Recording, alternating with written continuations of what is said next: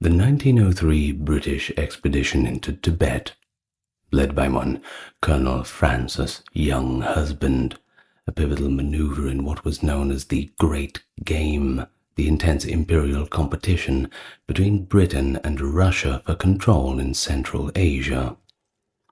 It was aimed at establishing diplomatic relations, securing trade routes, and of course, countering Russian influence.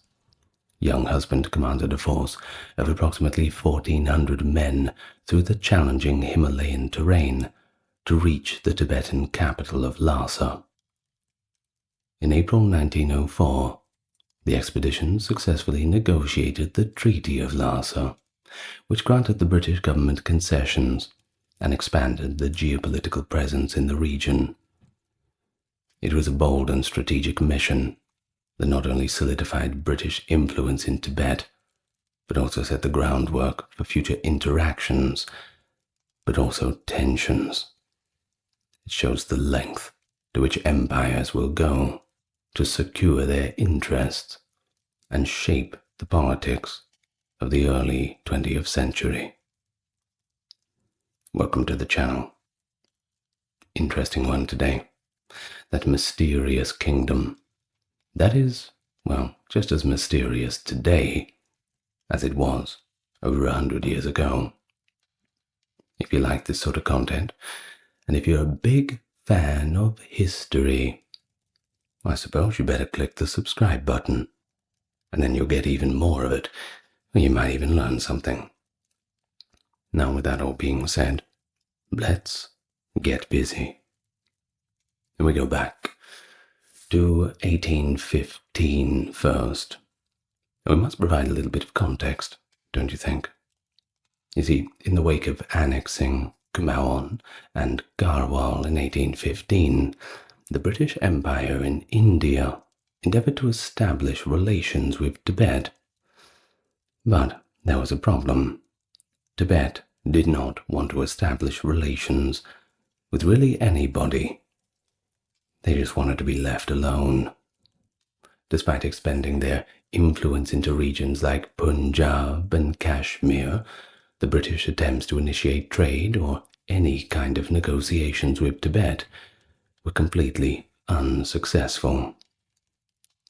The situation involved a little more in 1861 when Sikkim came under British protection, prompting the need to define its border with Tibet. Of course, recognizing Sikkim as a strategic trade route into Tibet, the British were more keen than ever to solidify this connection. Plans began to be drawn up. Now, believing that China's presence in Tibet, marked by Chinese armbands, indicated control over the region, the British initiated diplomatic discussions with China concerning affairs in Tibet. Although these talks resulted in a trade agreement and a border settlement, the Tibetans refused to accept the terms. Of course, the British were talking to the Chinese talking to the British. No one was really talking to the meat in the sandwich. Now, although they erected a stone fort on Sikkim territory, this obstructed the trade path and persistently dismantled boundary markers set by British and Chinese officials. When the British Trade Commissioner sought to address this issue, he was informed that Tibet did not acknowledge China's concessions. The contracts that had been made and signed in regard to them were not agreed by. No one actually asked them what they thought about it. Direct attempts to engage with Tibetan authorities were also declined, showing China's inability to enforce its authority in the region.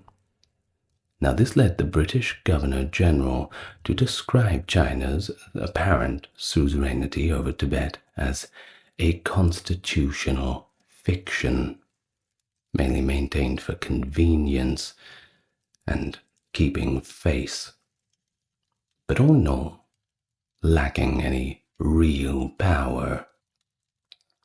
Meanwhile, suspicions began to grow within the British government that Russia was supplying Tibet with arms and troops, and they might have even forged their own secret agreement with China regarding Tibet, without the British even knowing about it. Such Russian influence, of course, threatened to disrupt the chain of semi-independent buffer states separating British India from the Russian Empire, potentially providing Russia with direct access to India.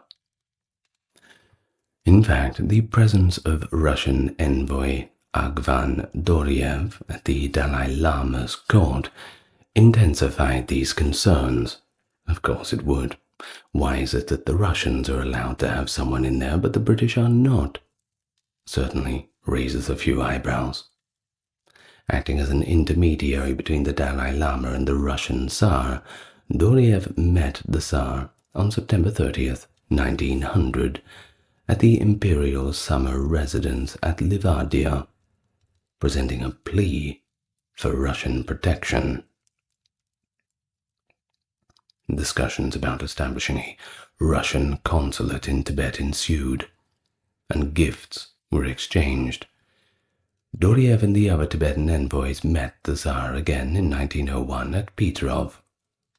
However, apprehensions about potential conflicts with the Qing, that would be the ruling dynasty in China at the time, and the British Empire prevented the finalization of a Russo-Tibetan treaty. But nevertheless, Russia did provide the Dalai Lama with a whole bunch of gifts, lovely little knickknacks from Moscow, along with arms and ammunition. That ought to help in a pinch. These incidents strengthened the Governor-General Lord Curzon's conviction that the Dalai Lama wanted to end Tibet's neutrality and firmly establish it within a Russian sphere of influence. In order to establish trade agreements, Curzon requested in 1903 that the governors of China and Tibet hold talks at Kampa Zong, a small Tibetan village north of Sikkim. The 13th Dalai Lama was ordered to attend by the Chinese, but the Dalai Lama declined. And he also declined to arrange transport so that Yotai, the Amban, could go. The meeting was ruined. Party's over, kid. London granted Governor-General Curzon permission to dispatch a Tibet Frontier Commission, which was headed by Colonel Francis Younghusband, and included John Claude White and E.C. Wilson to Kampa Zong as deputy commissioner. It is unknown, though, if the Balfour government fully understood the operation's difficulty, or even how the Tibetans thought about the concept. In order to get ready for his mission, Younghusband travelled to Gangtok, the capital of the Indian state of Sikkim, where John Claude White served as political officer. On July 19, 1903, White had done everything he could to have his appointment to the expeditionary force cancelled because he was not happy about it. He just would rather be somewhere else. Of course, Younghusband was not happy with this. You'll do as you're damn well told. He was unsuccessful, and Younghusband got even for White's disobedience by abandoning him in the leech-infested Sikkim jungles to organize transportation of supplies to the expedition using mules and coolies. That ought to teach him. So, on January 26, 1903, Younghusband received a letter from the Undersecretary to the Indian government that read as following: In the event of your meeting the Dalai Lama, the government of India authorizes you to give him assurance which you suggest in your letter. Beginning in August 1903, Younghusband attempted to incite conflict with the Tibetans at Kampa Zong with Lieutenant Colonel Herbert Brander, his escort commander. Following an act of what they called Tibetan hostility, that the British resident in Nepal later determined was the herding of some trespassing Nepalese yaks and their drovers back across the border, the British took a few months to prepare for the expedition that pressed into Tibetan territories in the early December 1903. In an event to bolster the British cabinet's backing for the invasion, Younghusband telegrammed the Viceroy to inform him that Russian weapons had infiltrated Tibet. However, Curzon, in private, managed to silence him. He had said to him, "Remember that in the eyes of Her Majesty's government, we are advancing not because of Tordiev or Russian rifles in Lhasa, but because of our convention that was shamelessly violated. Our frontier trespassed upon, our subjects arrested, our mission flouted, our representations ignored." The Tibetan troops were nearly all quickly impressed peasants who lacked motivation, organization, discipline, and training. Well, by impressed, I mean they were conscripts. That's the old word. When you impress somebody, it means you're forcing them to do something. Now, only a small number of the most loyal units, those monks, typically armed with swords and other hand weapons, were successful, and their numbers were really too insignificant to turn the tide of conflict, especially against British cannons and all the rest. Their generals, who appeared to be in awe of the British and refused to take any aggressive action against the small and frequently scattered column, only made the situation worse through their refusal to act. Additionally, they blatantly failed to adequately defend their own natural borders. You think they would have known how to do that, often engaging in combat on comparatively open terrain, where Maxim guns and rifle volleys resulted in a very high death toll. For the Tibetans, of course, not for the British. In contrast, their commanding officer and the British Indian troops were seasoned veterans of fighting in the northwest frontier's mountainous border. This was not their first time. And so, over 3,000 fighting men made up the British force, which was primarily composed of British Indian troops. There were also 7,000 Sherpas, porters, and camp followers, in addition to the 8th Gurkhas, 40th Pathans, 23rd and 32nd Sikh Pioneers, 19th Punjab Infantry, and Royal Fusiliers. This force also included engineers, mountain artillery, 4 regiments of Maxim machine gun detachments, and thousands of porters who were recruited from Sikkim and Nepal. 6 companies of the 23rd Sikh Pioneers, 4 companies of the 8th Gurkhas in reserve at Nartong in Sikkim, and 2 Gurkha companies guarding the British camp at Kampatong were among the numerous Gurkha and Pathan troops from the mountainous areas like Nepal that the British authorities included, because they anticipated the difficulties of this high-altitude conflict. Better bring some people who live in high altitudes anyway. They might have a better idea. Thus the Tibetans were aware of the expedition, and the Tibetan general at Yatung promised not to attack the British, as long as the British did not attack the Tibetans, to prevent any bloodshed. On the 6th of December, 1903, Colonel Younghusband responded, "We are not at war with Tibet, and that unless we are attacked ourselves, we shall not attack the Tibetans." Younghusband's advanced to Tuna, 50 miles beyond the border, with about 1,150 soldiers, porters, laborers, and thousands of pack animals after neither Tibetan nor Chinese officials met the British at Kampatong. The expedition was ordered to proceed towards Lhasa in 1904, after waiting there for several more months in the vain hope of encountering negotiations.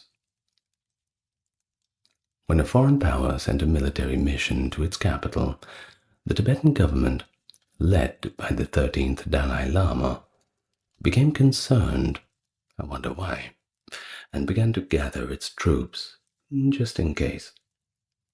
The extensive experience in Indian border conflicts, the British Army was well prepared for combat when it left Natong in Sikkim on December 11, 1903. Brigadier General Ronald Leslie MacDonald, its commander, spent the winter in the border country, training his troops, close to regular food and shelter supplies. In March 1904, however, he began a serious advance, covering more than 50 miles, before running into his first significant obstacle on the 31st of March at the pass of Guru, close to Lake Bam So, or Dochen So. And then things get dark pretty quickly. The massacre of Chumik-Shenko occurred on March 31st, 1904. A 3,000-strong Tibetan force positioned behind a 5-foot rock wall and armed with, antiquated matchlock muskets. We're talking 1904. Faced the front line of MacDonald's army and blocked the road. The Tibetans had set up 7 or 8 sangars on the slope above. When asked to halt, Younghusband, the commissioner, responded that the advance had to go on, and he could not permit any Tibetan troops to stay on the road. But the Tibetans refused to leave their positions or engage in combat. They were simply at a deadlock. MacDonald had responded that the only thing to do was to disarm them and then let them go. It does appear that a mock attack was staged, mainly to incite the Tibetans into firing, give them an excuse to take action in return. Therefore it appears that the Lhasa's general's action, firing a pistol and striking a Sikh in the jaw, was prompted by altercations between the Sikhs and Tibetan guards gathered around the Tibetan generals.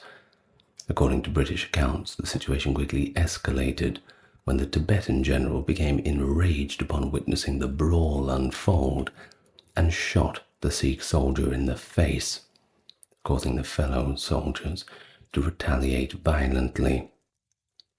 According to a Reuters report by Henry Newman, who identified himself as an eyewitness, after this shot, the Tibetan crowd rushed forward and attacked Edmund Candler, a Daily Mail correspondent.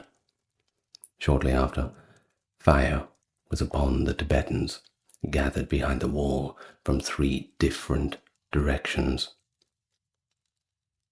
According to the doctor, Austin Waddell, they poured a withering fire into the enemy, which with the quick-firing Maxims mowed down the Tibetans in a few minutes with a terrific slaughter. Tibetan second-hand accounts have claimed that the British fired without warning and that they actually tricked the Tibetans into putting out the fuses for their matchlocks. Nevertheless, there is really no proof that such a deception did occur.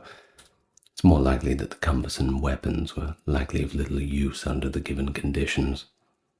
In addition to that, a high wall protected almost all of the Gurkha, Sikh, and British soldiers nearest the Tibetans, and none of them were killed. As the Tibetans retreated, the Maxim guns mowed them down. Lieutenant Arthur Haddo, commander of the Maxim Guns Detachment, wrote, "I stopped firing because I was so tired of the carnage, even though the general had told me to make as big a bag of it as possible. I hope I shall never again have to shoot down men walking away." Jeez, if that had happened a generation later, court-martial sort of stuff. Ugh. Horrible. Brigadier General MacDonald permitted the Tibetan forces to withdraw after they took refuge a half-mile from the battlefield. Between 600 and 700 people were killed, and 168 injured behind them. 148 of them survived as prisoners in British field hospitals. 12 Brits were injured. The Tibetans wore amulets that the lamas had given them, and were assured that they would be magically shielded from harm during the battle and others that followed. They realized the hard way that the amulets don't actually do that. It is a good way to boost morale, though. After one battle, the remaining Tibetans displayed a great deal of perplexity due to the amulet's inefficiency. They were reportedly extremely confused. How on earth are we being shot at? Are we being injured when we have the magical amulets? In the same way that the Boxer Rebellion soldiers were quite confused that their supernatural powers were not holding up to cannon and gunfire.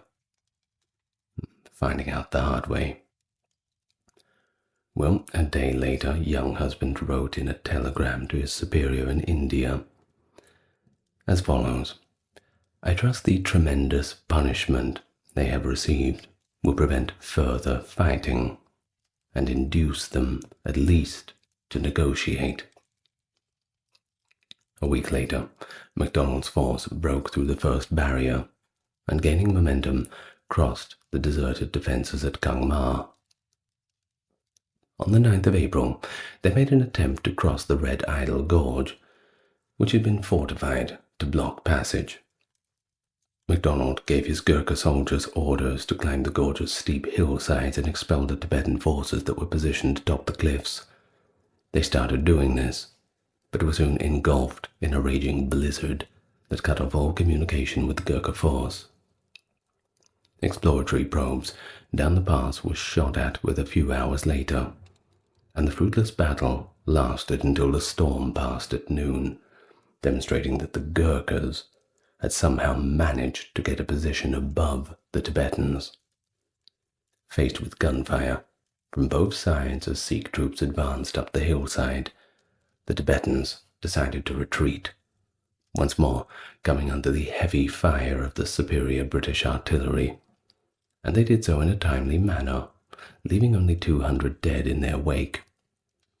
Once more, the British losses were hardly worth a mention. The British military pushed on to Gyantse after this battle at the Red Idol Gorge, as the British had later dubbed it, and they arrived there on April the 11th. The garrison had already left, and the gates of the town were opened before MacDonald's forces arrived. Francis Younghusband wrote to his father, As I have always said, the Tibetans are nothing but sheep. It's not very nice, isn't it? While the Westerners looked at the Palkor Chodeh monastic complex, the townspeople went about their daily lives. The focal point was the 9-story stupa, known as the Temple of 100,000 Deities, which was modelled after the Mahabodhi Temple in Bodh Gaya, where Gautama Buddha had reportedly first attained his enlightenment. Officers passed around the scrolls and statuettes. Changlo Manor became the mission headquarters, where Younghusband could host his durbars and meet with the Dalai Lama representatives. Younghusband's mission staff and escort were housed in the farmyard and country mansion of a Tibetan noble family named Changlo. They now entered a house-salon period, as Charles Allen puts it, and even establishing a vegetable garden at the manor, while the officers went shooting and fishing and exploring the town unaccompanied. A holiday, if you want to put it that way. The charitable Captain Herbert Walton, the Commission's medical officer, provided for the local population's needs, including an operation theatre to treat cleft palates, a condition that is especially prevalent in Tibet. In order to safeguard the supply line, MacDonald ordered the main force to start the march back to New Chumbi 5 days after arriving in Gyantse, and judging the defences of Changlo Manor to be secure. In an attempt to get London's opinion on moving the mission to Lhasa, Younghusband telegraphed the city, but he received no response. The events surrounding Chumikchenko had caused shock and growing disquiet in Britain. A spectacle that featured half-armed men being destroyed with the irresistible weapons of science had drawn criticism from publications like The Spectator and Punch. The cabinet kept its collective head down in Whitehall. Younghusband was informed that the Tibetan troops had assembled now at Carolo, which was 45 miles east of Gyantse. Without first consulting Brigadier General MacDonald, who was 2 days away on horseback, Lieutenant Colonel Herbert Brander, commander of the mission escort at Changlo Manor, made the decision to attack the Tibetan force gathering at Carolo. Instead, Brander spoke with Younghusband, who stated that he supported the move. When Brander's telegram outlining his plans reached MacDonald at New Chumbi on May the 3rd, he attempted to cancel the action. Unfortunately, it was all too late. Percival Landon, a Times correspondent who attended the talks, noted that attacking the Tibetans was injudicious and quite out of keeping with the studious way in which we had hitherto kept ourselves in the right. Gurkha riflemen of the 8th Gurkhas and sepoys of the 32nd Sikh pioneers, who had climbed and fought at an altitude of more than 5,700 meters, won the battle at Carolo on May 5th, which is arguably, a bit of trivia for you here, the highest altitude battle that has ever been fought in history. That's an interesting little fact, isn't it? Well, at the same time, the Changlo garrison was attacked by an estimated 800 Tibetans. 3 men from the mission garrison were killed, but the assailants lost 160 people as a result of the Tibetan War, which allowed the mission staff to organize and repel them. Lieutenant Leonard Bethel, who was far away at New Chumbi, wrote an exaggerated account of the attack that praised the bravery of Younghusband. However, according to Younghusband's own account, he had fled to the redoubt and stayed under cover there. Brander's Karola party had commandeered the Gurkhas' light mountain guns and Maxims, which would have been very helpful in defending the fort, which was now in Tibetan hands. Brander received a message from Younghusband instructing him to finish attacking Karo before going back to relieve the garrison. Even though it was shocking, Younghusband's goal was achieved by the unprovoked attack on the mission and the Tibetans' reoccupation of the Gyantse Dong. He wrote in a private correspondence to Lord Curzon, "The Tibetans have, as usual, played into our hands."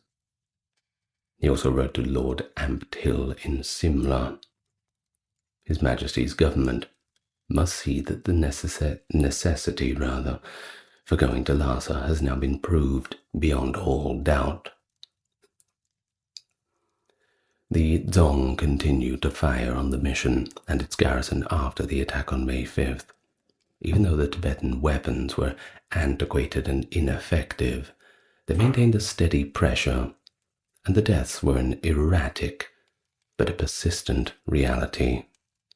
11 more people died in the 7 weeks following the surprise attack on Changlo Manor after the first one on May 6th.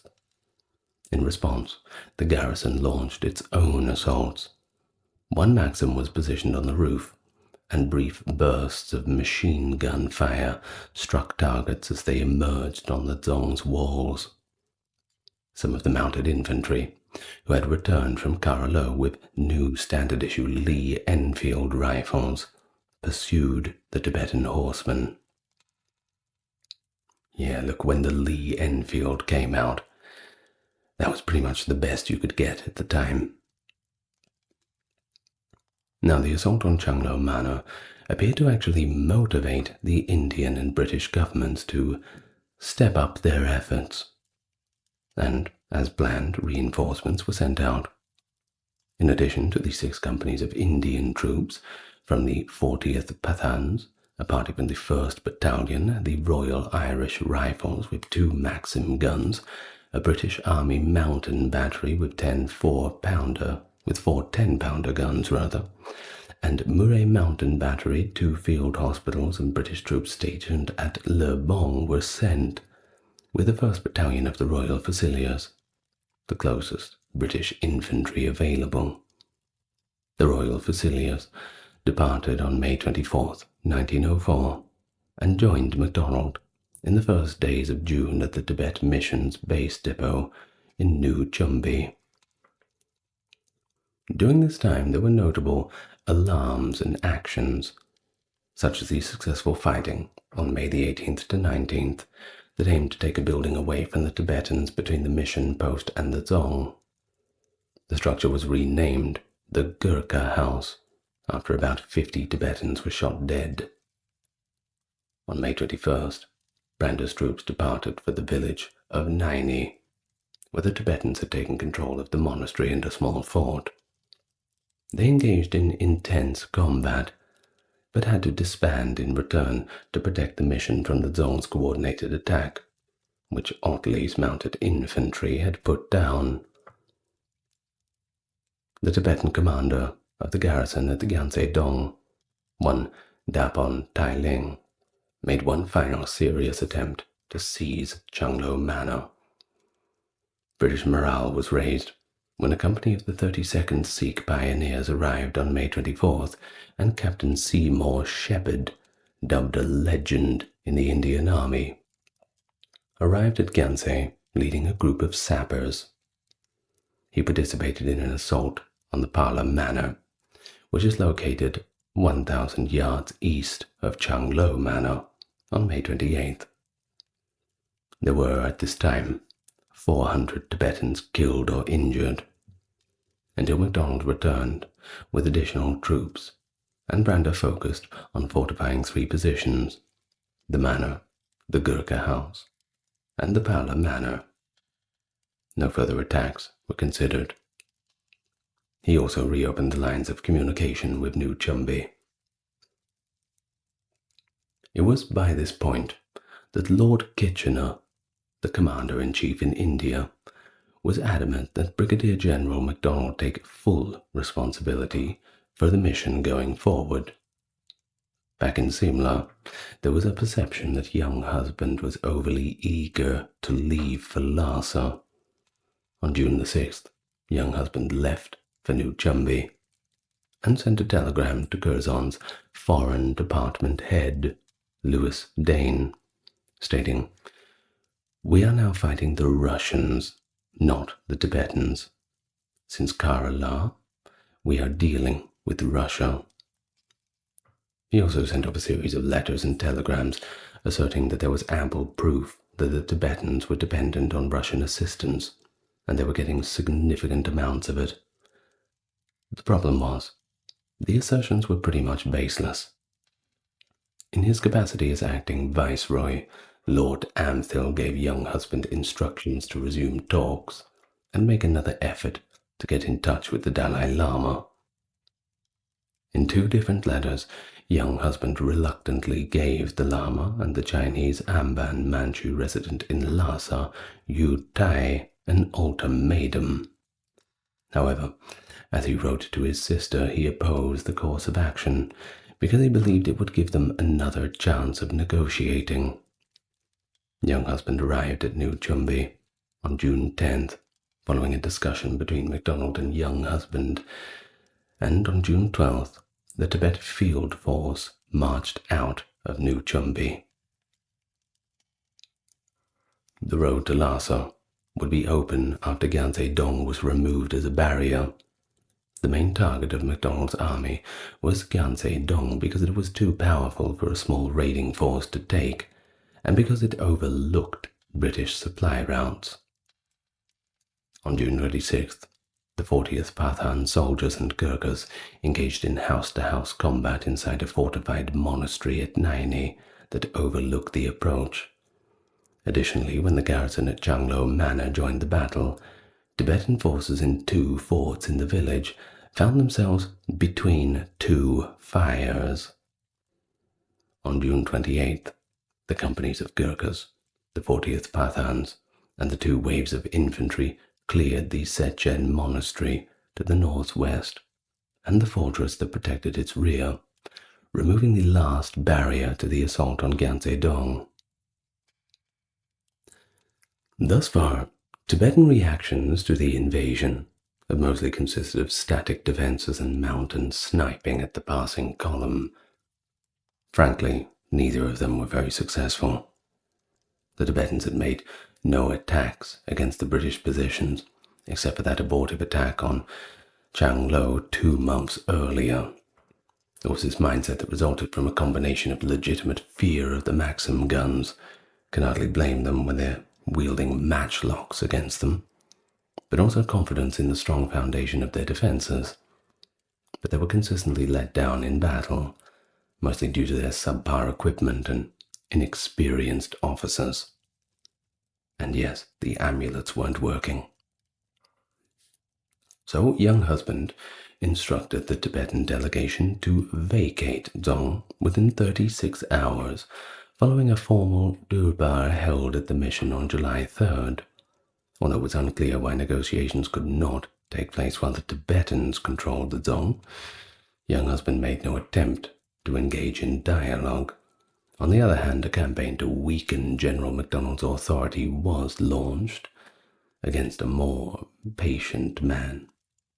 On July 3rd, Captain O'Connor, wrote to Helen Younghusband that he should be removed and another and better man, a fighting general, substituted.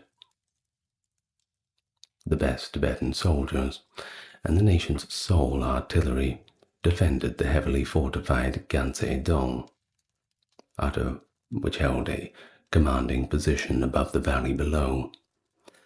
In order to divert Tibetan troops from the southern side of Dzong, which was to be the primary target of the impending attack, MacDonald launched a demonstration, a feint primarily aimed at the western edges of Gyanse Dong. His main force would then immediately storm the breach created by an artillery bombardment with mountain guns to stop the Tibetans from reoccupying the 14th century monastic complex at Sechen.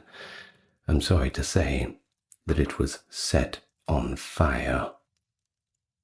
Hard to find excuses for that one, isn't it? The things that we've lost along the way. The final attack on July 6th did not proceed as planned, because the Tibetan walls proved to be a lot more formidable than the British had anticipated.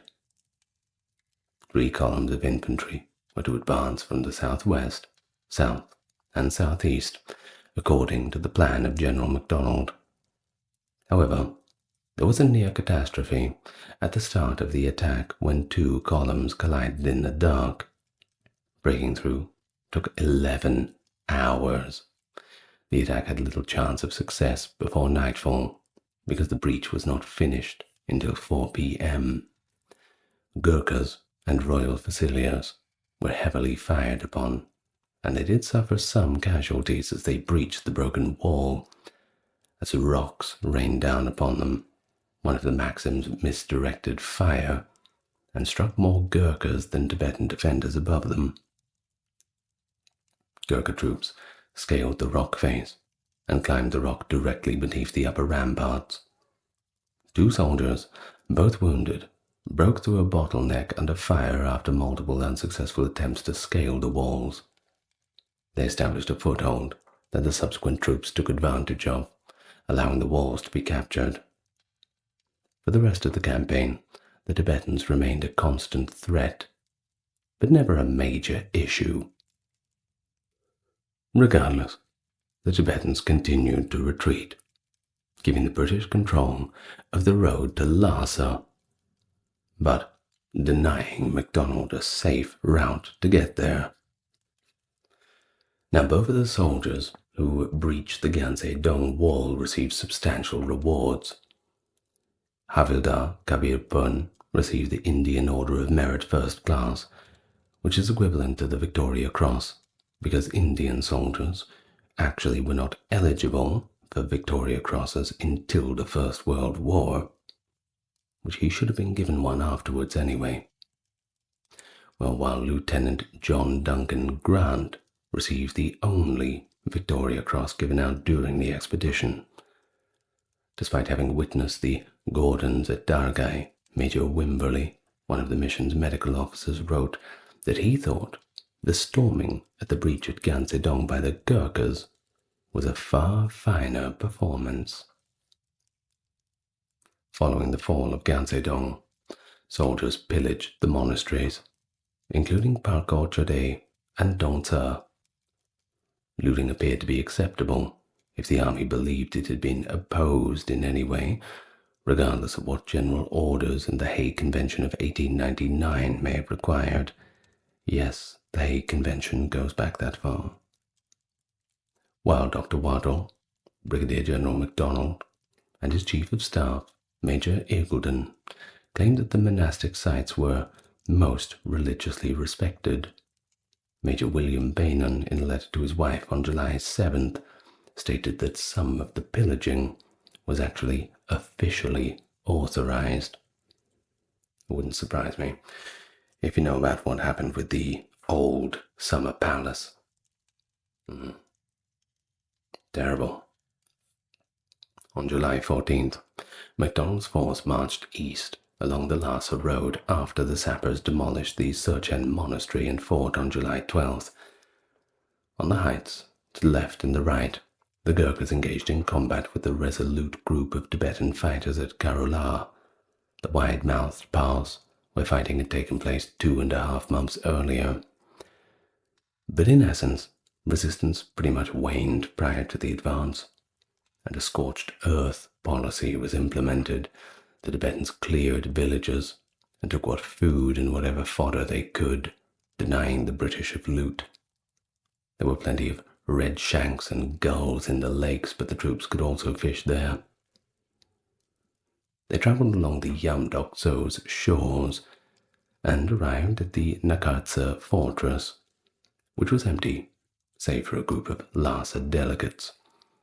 Younghusband refused to negotiate until Lhasa, despite MacDonald's insistence that they settle the business.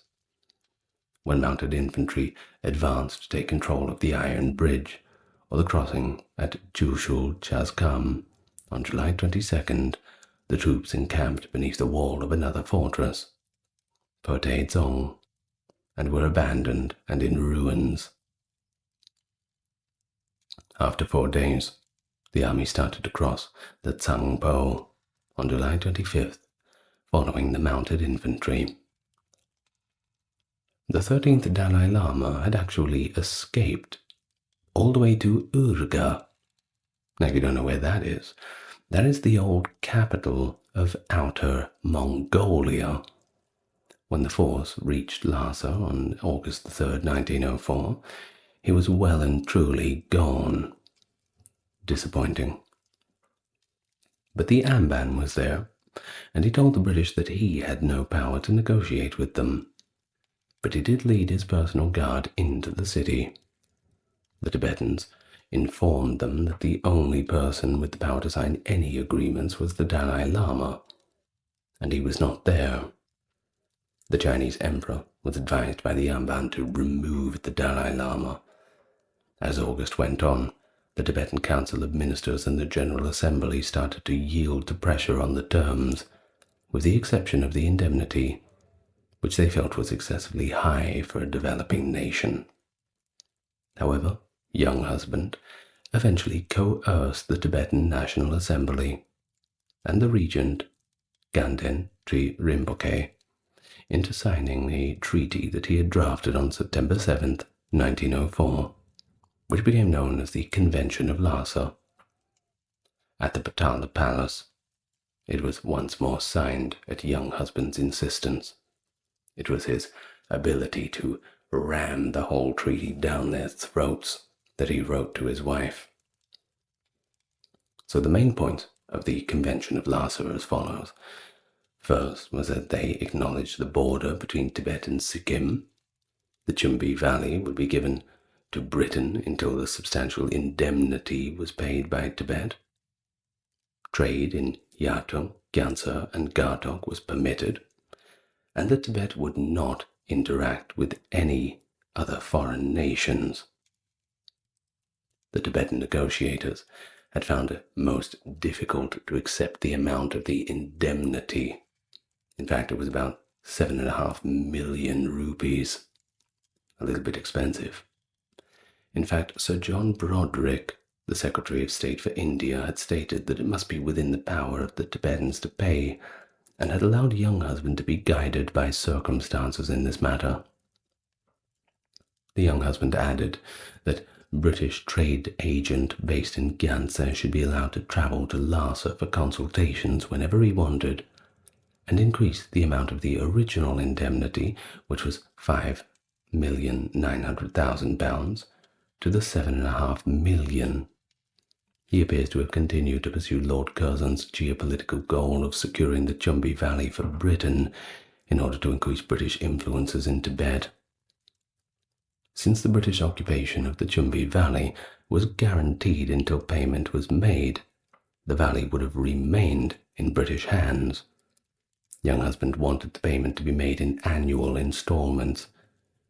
When you work it all out, I'm not a mathematician, but it would have taken the Tibetans about 75 to 80 years to pay off the debt. Immediately following the signing, Younghusband wrote to his wife, "I have Russia out forever. I have Chumbi for 75 years. When one has known the scorpion, meaning China, the frog, meaning Britain, is divine," the regent also remarked in his correspondence. Now, Britain declared that it still recognized Chinese claims of sovereignty over Tibet, while the Amban subsequently publicly renounced the treaty. Acting Lord Viceroy Amtil significantly loosened the terms in other areas to cut the indemnity by 2/3. The 1906 Anglo-Chinese Convention updated the terms of this 1904 treaty. China committed not to permit any other foreign state to interfere with the territory or internal administration of Tibet, while the British agreed not to annex Tibetan territory or to interfere in the administration of Tibet in exchange for a little bit of payment from the Qing court. Always down to the money. Well, following the formal gift presentation, the British mission left in late September of 1904. Although Britain had won, if we can put it that way, and secured the agreements it wanted, nothing had really changed. Despite losing the war, the Tibetans believed that China had been humbled by its inability to protect its client state from foreign invasions, and had placated the British by signing a treaty that was essentially meaningless and unenforceable.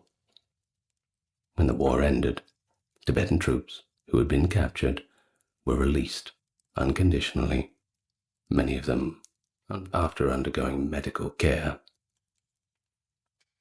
But in actuality, the strongest opposition to the war was expressed back in London.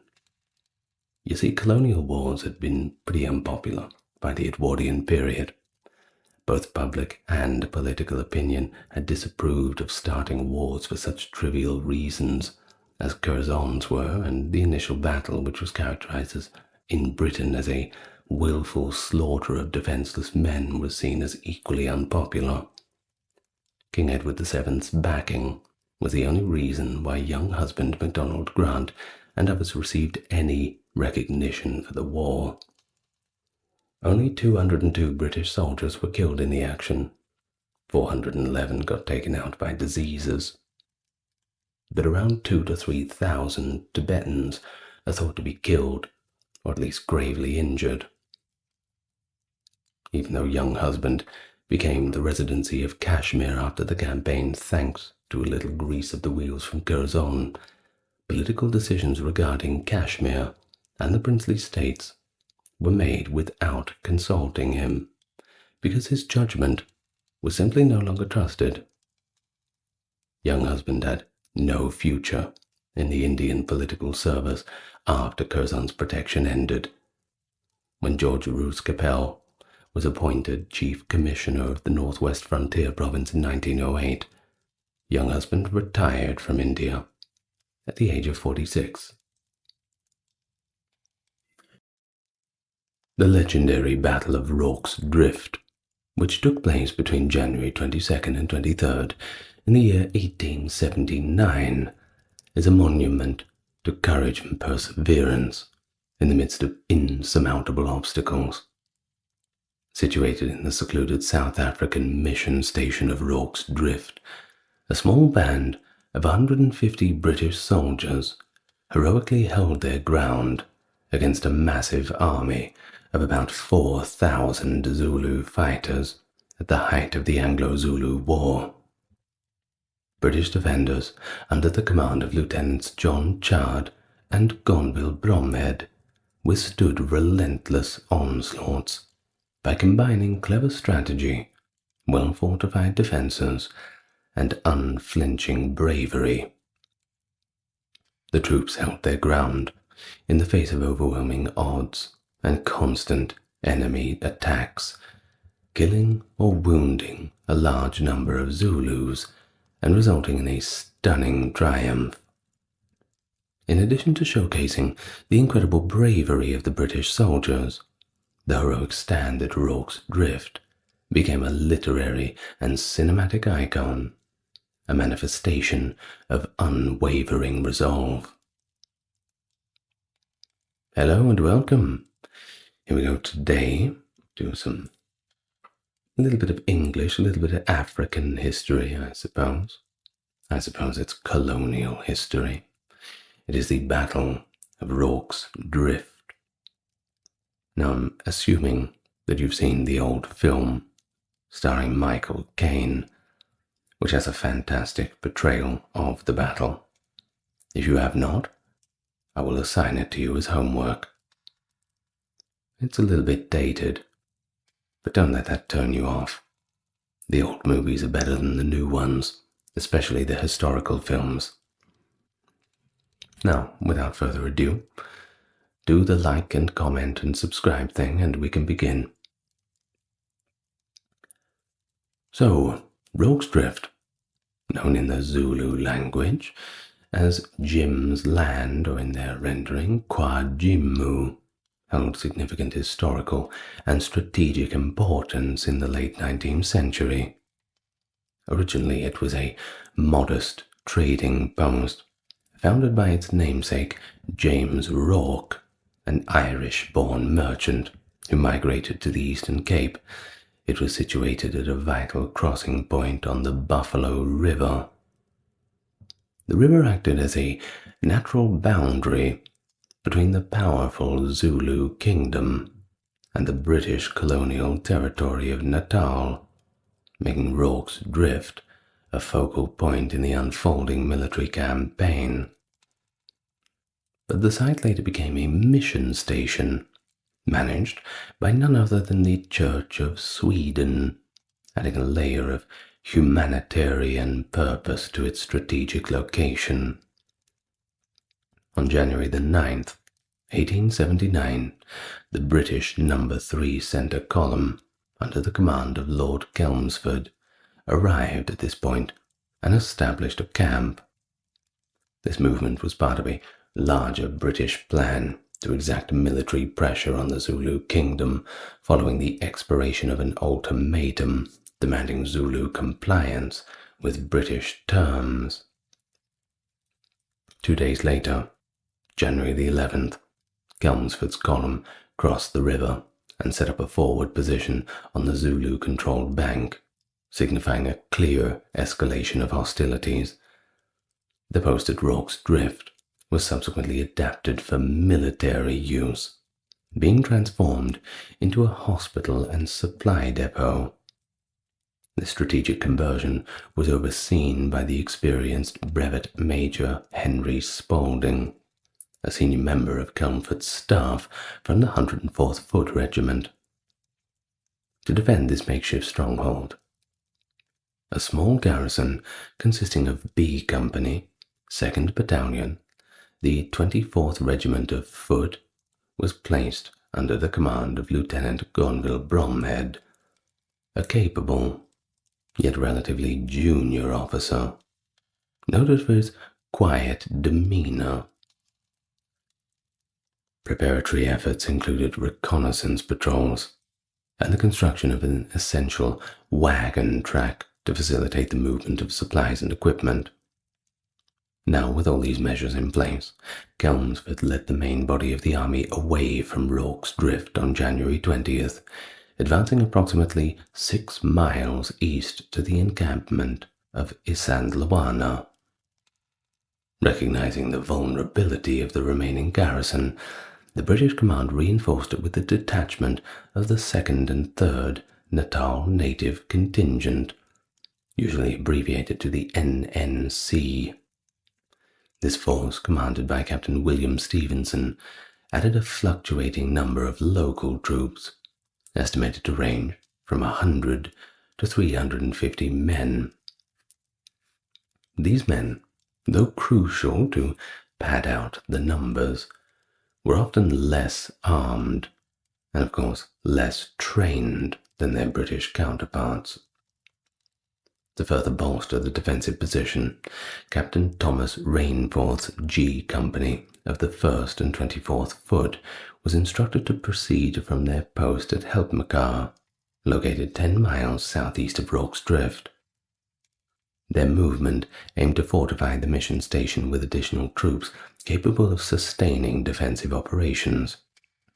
On the night of January 21st, Brevet Colonel Anthony Durnford led a detachment from the Royal Engineers No. 2 Column to Rorke's Drift. This unit established a temporary encampment on the Zulu side of the riverbank, emphasizing the forward military posture of the British forces in the region. Late on the evening of January 21st, Durnford and a small detachment of the No. 5 Field Company Royal Engineers, led by Lieutenant John Chard, were given the order to go to Isandlwana. They had arrived on the 19th to repair the pontoons that were used to bridge the Buffalo River. Chard travelled to Isandlwana in advance of his detachment on the morning of January 22nd in order to obtain clarification on the orders he had obtained. On the other hand, he was given the directive to return to Rorke's Drift with only his wagon and its driver in order to establish defensive positions for the anticipated reinforcement company. On the way back, he was to pass Durnford's column. At approximately noon on the 22nd of January, Major Spaulding departed the station in order to travel to Helpmacar, in order to discover the location of Rainforth's G Company, which had already missed its deadline. He appointed Chard to the position of temporary command leader. Chard rode down to make his way to the engineers' camp, which was located on the drift itself. Lieutenant Gert Adenorf of the 1st and 3rd National Corps, and a trooper from the Natal Carbineers, 2 survivors from Isandlwana, arrived shortly with the news of the defeat and the approach of a Zulu contingent to the station. Both of these individuals were arriving with bad news. And so a brief meeting was held between Chard, Bromhead, and another station officer, acting assistant commissary James Dalton, who was affiliated with the Commissariat and Transport Department. The purpose of the meeting was to discuss the situation and determine whether they should attempt to defend their current position or retreat to help Makar. When Dalton pointed out that a small column traveling through the open country while carrying carts full of hospital patients would be easily overtaken and defeated by a Zulu force that was numerically superior, it was quickly decided that staying put and fighting was the only viable option. It didn't take them long to come to this decision. And so, following the British officers' decision to remain, Chard and Bromhead gave orders to their men to get ready to defend the station. With the help of approximately 400 men who were stationed at the garrison, a defensive perimeter was constructed in a short amount of time by utilizing mealie bags, crates of canned meat, and biscuit boxes. This perimeter contained a kraal made of stone that was sturdy, as well as the hospital and the repository. In order to fortify the structures, certain pieces of furniture were placed in front of the exterior doors, and loopholes, also known as firing holes, were punched through the exterior walls. Approximately 100 Natal native horse were part of the mixed troop that arrived at the station at approximately 3:30 in the afternoon. Lieutenant Alfred Henderson was in charge of the troop. Following the completion of a well-coordinated withdrawal from Isandlwana, this event took place here. The Oscarberg, Shiane, was a large hill that provided a view of the station, and was anticipated to be approached by the Zulus from behind. They proposed setting up a picket line on the opposite side of the Oscarberg, where the Zulus were expected to approach from behind. At a time when the defenses were coming to an end, and the battle was getting closer, Chard had several hundred men available to him. Henderson's troop, Stevenson's sizable NNC company, Bromhead's B company, and the other men, mostly hospital patients, the walking wounded, from a variety of British and colonial units, were among the individuals who were included in this group. In spite of the fact that the soldier who had accompanied Adenoff on his journey continued to gallop forward in order to inform the garrison at Helpmakar, Adendorf remained behind as well. It was Chard's belief that the force would indeed be sufficient to drive the Zulus away, or at least frighten them off with the gunfire. Chard then added some more of the capable patients who could wield weapons along with civilians and casuals, members of the NNC who were armed to the barricade. He then positioned the British soldiers around the perimeter. The remaining members of the NNC, who were only armed with spears unfortunately, were positioned outside the barricade that consisted of mealie bags and biscuit boxes, located in the stone-walled cattle kraal. Now, next thing you're going to have to excuse some of the Zulu pronunciation. The Indlu Yengwe Ibutho, which was comprised of young men who were not married, and the Udluko, the Uthulwana, and the Indlono Amabutho, regiments of married men in the 30s and 40s, mustered between 3,000 and 4,000 fighters, none of which took part in the battle that took place at Isandlwana. The Zulu force that was coming in was significantly larger. Isandlwana was the location where this Zulu force, known as the Undi Corps, served as the loins or reserve of the army. It was given the order to swing wide of the British left flank, or pass west and south of Isandlwana Hills itself, in order to position itself across the line of communication and retreat that the British and their colonial allies were using. In order to prevent them from escaping back into Natal through the Buffalo River Ford, which is the path that leads to Rorke's Drift, this had to be done. Approximately 20 miles in the blazing sun had been fast marched by the Undi Corps from the morning encampment that they left at approximately 8 in the morning. By the time they arrived at Rorke's Drift at 4:30 in the afternoon, they had spent approximately 11.5 hours continuously marching. A cowhide Ungi shield and an assegai, also known as a short spear, were the majority of the equipment that the Zulu warriors carried. Both in terms of strategy and in terms of personal technique, the Zulu army practiced using this weapon. Some Zulus were in possession of old muskets, obsolete rifles, and some captured Martini Henrys that were utilized by the defenders. This was despite the fact that their marksmanship training was inadequate, and the supply of powder and shot was limited. What they did have supplied was of poor quality. May as well just stick to what they know. The spears. Old Faithful. Even though their fire was inaccurate, it was responsible for 5 of the 17 deaths that occurred in the British territory at Rorke's Drift. The Zulu believed that it was important that the generality of Zulu warriors, however, would not have firearms, the arms of a coward, as they said, for they enabled the poltroon to kill the brave without awaiting his attack. The Undi Corps was led by Inkosi Kamapitha during the Islawanda battle.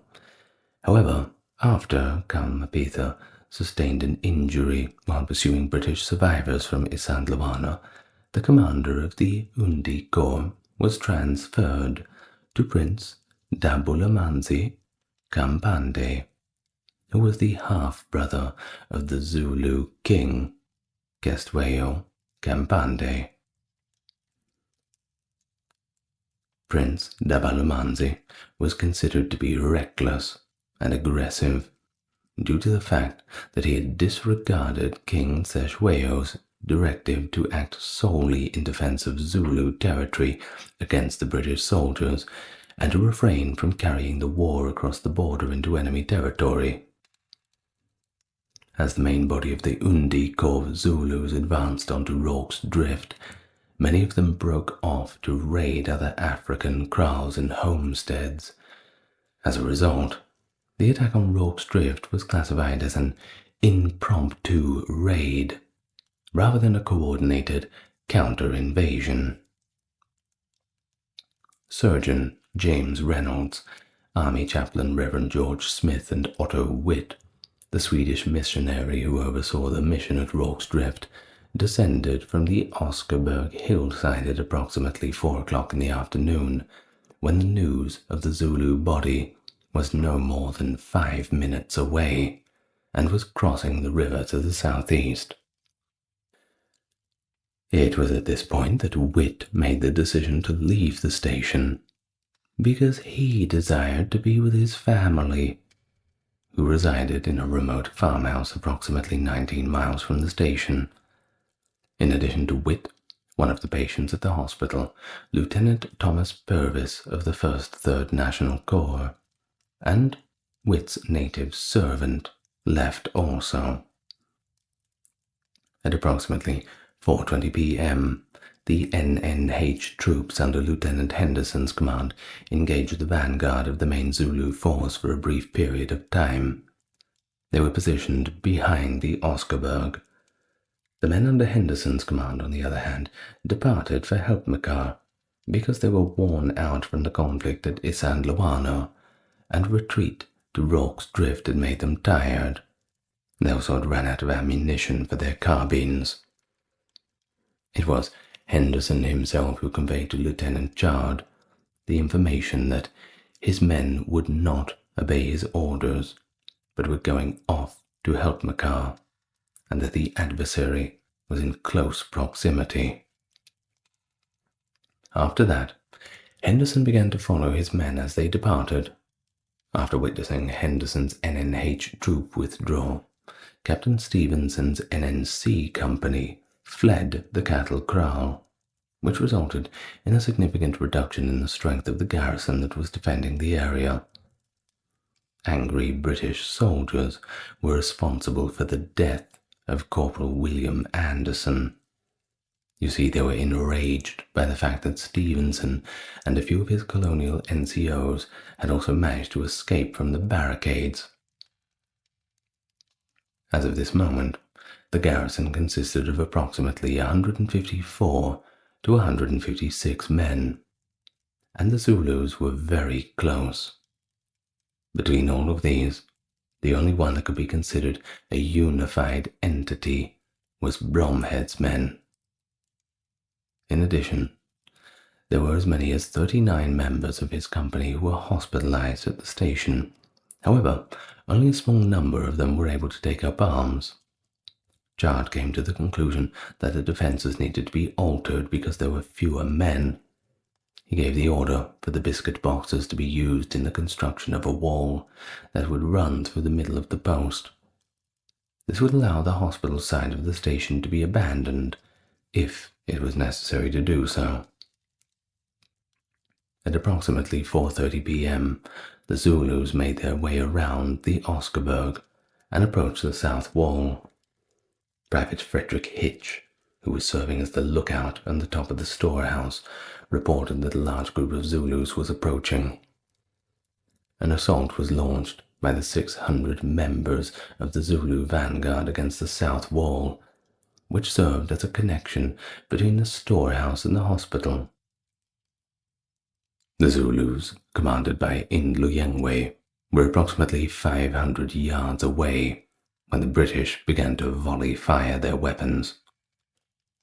Some of the Zulu force that was attacking sought cover, but they were either pinned down by the ongoing British fire, or they withdrew to the Oscarberg terraces. Meanwhile, the majority of the Zulu force moved to attack the north wall. At that location, they started firing their own weapons.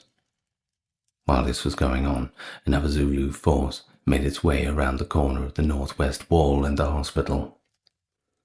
There was soon intense hand-to-hand combat between the British on the barricades, including Dalton and Bromhead. The Zulus had to crouch beneath the British wall in order to try to seize the defenders' Martini Henry rifles, slash at the British soldiers with assegais, or fire their weapons through the wall, because the wall was too high for them to climb. In order to push the Brits off the walls, they occasionally clambered over each other's bodies, but they were pushed back. 5 of the 17 defenders who were killed or mortally wounded in the action were hit while at the north wall, and there were few casualties from the Zulu fire from both those under the wall around the Oscarberg.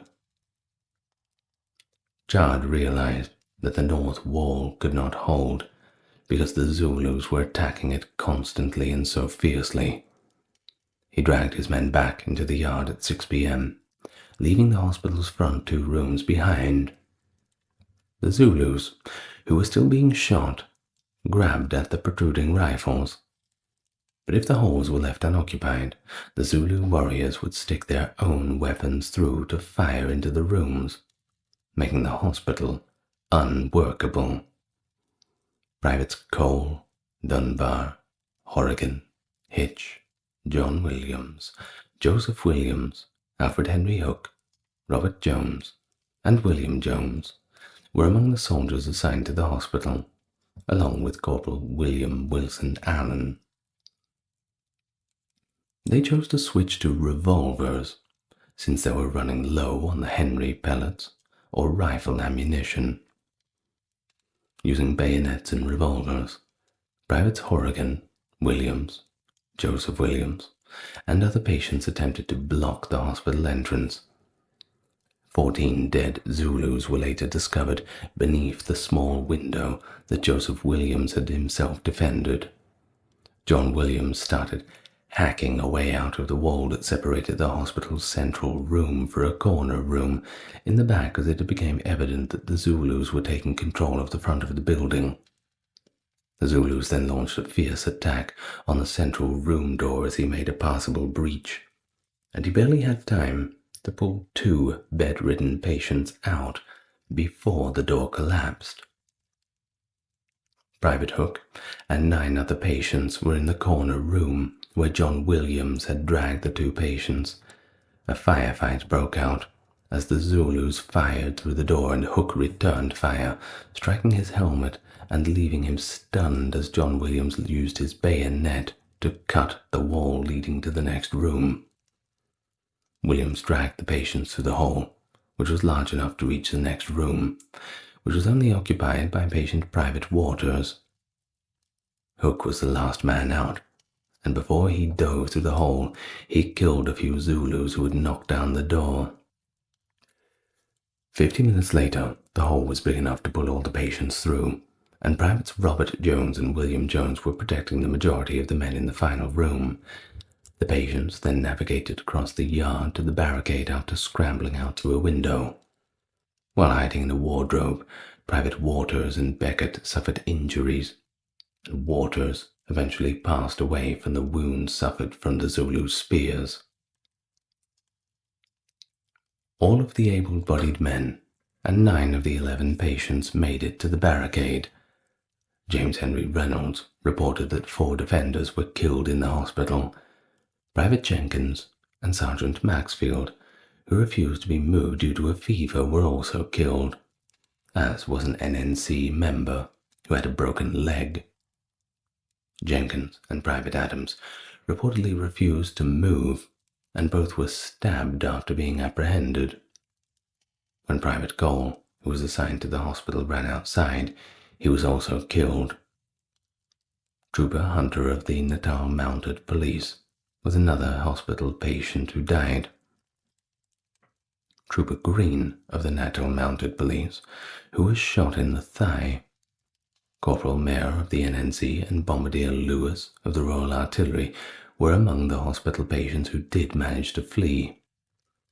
Hook pulled Private Conley, who had a broken leg, to safety, but in the process, Conley had broke his leg even worse than it was before. The perimeter was shortened after the burning hospital was evacuated. The Zulu attacks intensified as night fell.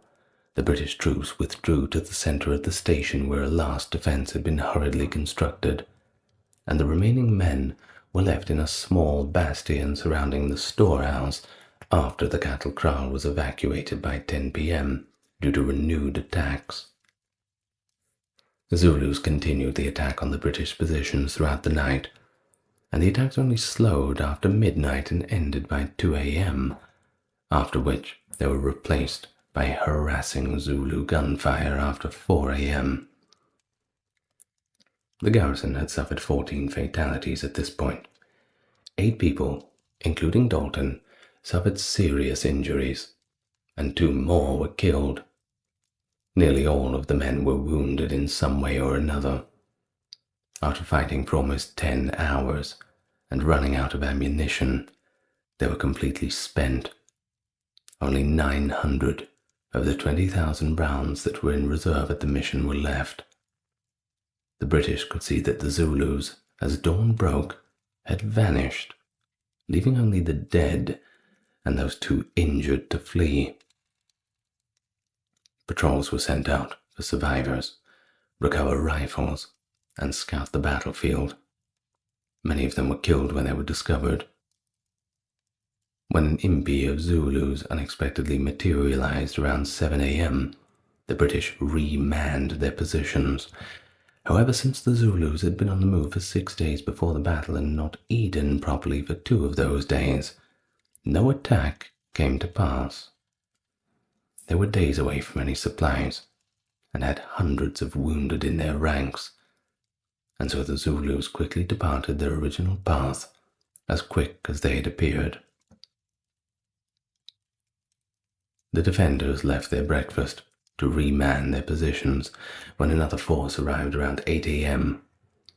But fortunately for them, it was not Zulus. It was Lord Chelmsford's relief column's vanguard. Either way, after the count was done, 351 Zulus lay dead on the battlefield. Nearly every man in the garrison had been wounded, although only 17 British were killed. Estimates of the number of Zulus, of course, vary greatly. Some say at least 500 are thought to have died, including wounded ones who were killed after being captured. The members of Chelmsford Relief Force, along with the station's defenders, had killed and captured wounded Zulus they encountered while witnessing their own deaths at Isandlwana. A report mentioned, "We buried 375 Zulus, and some wounded were thrown into the grave.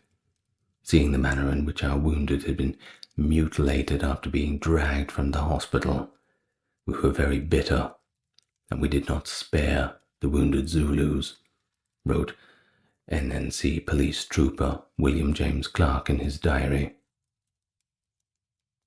In his book, The Zulu Response to the British Invasion of 1879, Laband agrees with Shepston's estimate of 600 Zulu casualties. Of course, the official enemy death toll was too low, according to Samuel Pitt, a private in B Company during the battle, who told the Western Mail in 1914, "We reckon we had accounted for 875, but the books will tell you 400 or 500. The day following the battle, an improvised gallows was used for hanging Zulus who supposedly have behaved treacherously, according to a letter written by Lieutenant Horace Smith Dorian, who was a member of the staff of Chelmsford.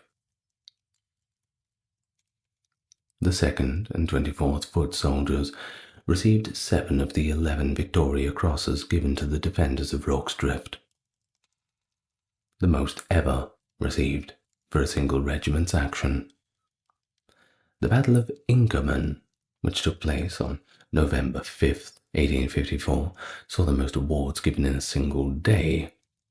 The 2nd Relief Force of Lucknow, which took place from November 14th to the 22nd of 1857, resulted in 28 awards in a single action. Additionally, 4 Distinguished Conduct Medals were also given out. The extolling of the victory at Rorke's Drift diverted public attention from the great defeat at Isandlwana, and the fact that Lord Chelmsford and Henry Bart Frere had started the war without Her Majesty's government's consent. This high number of bravery awards had been interpreted as a response to the earlier defeat at Isandlwana. The awards given to the defenders at Rorke's Drift reportedly did not impress Sir Garnet Wolseley, who succeeded Lord Chelmsford as Commander-in-Chief later that year. He had said, "It is monstrous, making heroes of those who, shut up in buildings in Rorke's Drift, could not bolt out and fought like rats for their lives, which they could not otherwise save." This claim has been contested by a number of historians, who have emphasized the victory as independent of other considerations. Modern critics suggest such lavishness in commendation was designed to assuage the disaster at Isandlwana and to reassure a skeptical Victorian public that the fighting ability of the British soldier remained unquestioned. Well, shortly after the relief force came, a memorial was built on the location. Additionally, a cemetery was created where the deceased were finally interned. All the memorials still stand, and these days, like so many sites of famous battles, it's a tourist attraction. Well, before we go, let's hear it from Private Henry Hook of the 24th Regiment. Now, he was there at the time, and in 1905, he gave us a pretty good account at the scene after the battle. So this is about the aftermath. Okay? So I'll read it directly from him. "The long night passed, and the day broke. Then we looked around to see what had happened. There was not a living soul who was not thankful to find the Zulus had had enough of it and were disappearing over the hill.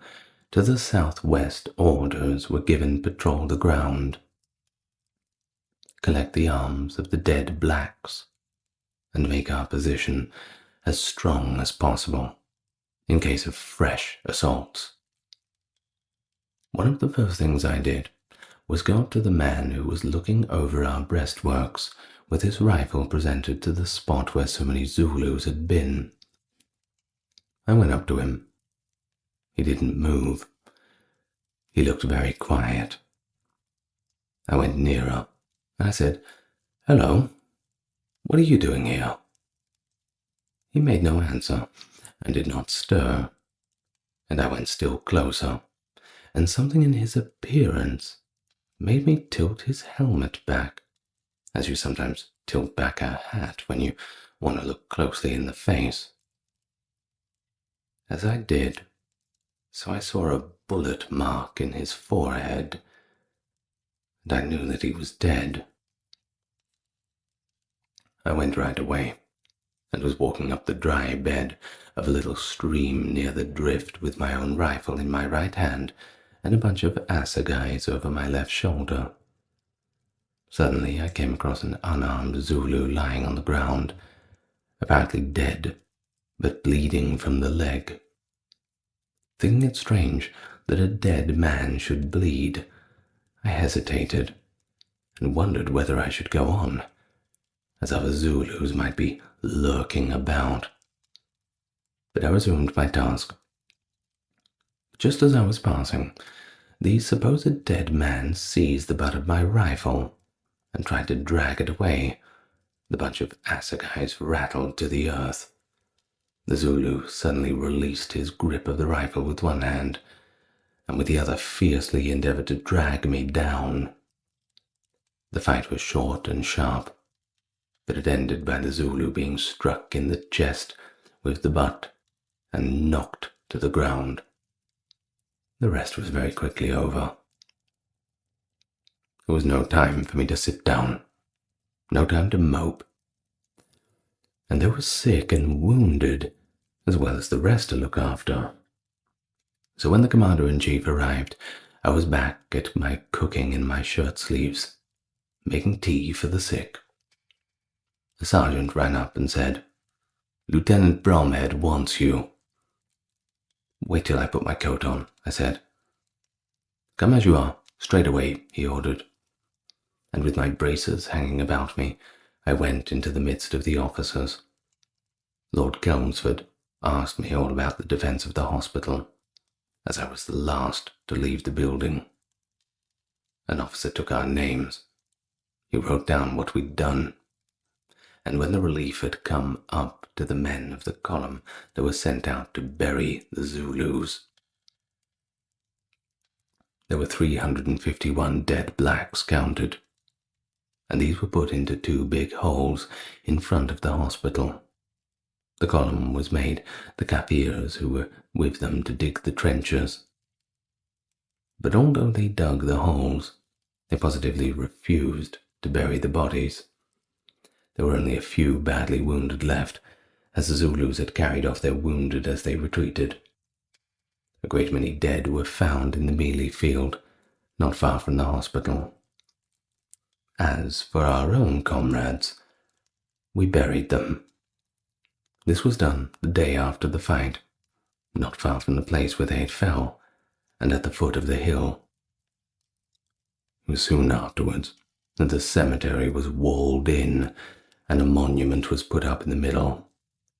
The lettering was cut on it by a bandsman named Nonstop, who used bits as broken bayonets as chisels. He drew a capital picture of the fight. Those who had been killed in action were buried on the one side of the cemetery, and those who had died of disease on the other. A curious thing was that a civilian named Byrne, who had taken part in the defense and was killed, was buried outside the cemetery wall. I don't know why, except that he was not a regular soldier. Okay, and now we reach the end of the Battle of Rorke's Drift. Now, I will admit, the first time that I heard about this was from the movie Zulu, which I have mentioned, and the second time when my memory was piqued was when Sabaton came out. I think it was the album The Last Stand. I think it was The Last Stand. They had the song about Rorke's Drift on there, which of course made it seem as heroic as ever. I don't know, I haven't listened to that band in a long time. It seems they've kind of fell off. Their songs all kind of sound the same now. But I did like that album, The Last Stand. Anyway, that's got nothing to do with the video at hand. I'm just commenting on the tail end. Now let me thank the top tier patrons.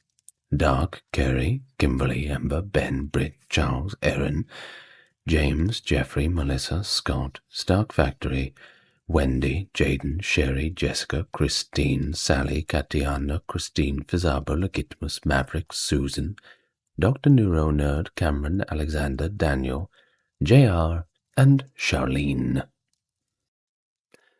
The Boxer Rebellion, erupting at the turn of the 20th century, a fervent and tumultuous uprising that shook the very foundations of imperial China. At its heart were the Boxers, as they were called, members of the secretive society, the Righteous and Harmonious Fists, who ignited a wildfire of resistance against the surge of foreign influence and Christian missionaries who they saw as encroaching upon their homeland. Fueled by a potent mix of nationalism, spiritualism, and a belief in their own invincibility, some even were convinced that they could deflect bullets through spiritual rituals.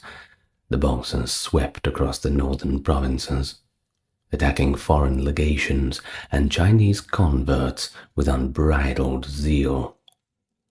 The rebellion reached a dramatic climax when Beijing was engulfed in chaos, prompting an unprecedented alliance of 8 foreign powers to intervene with military force.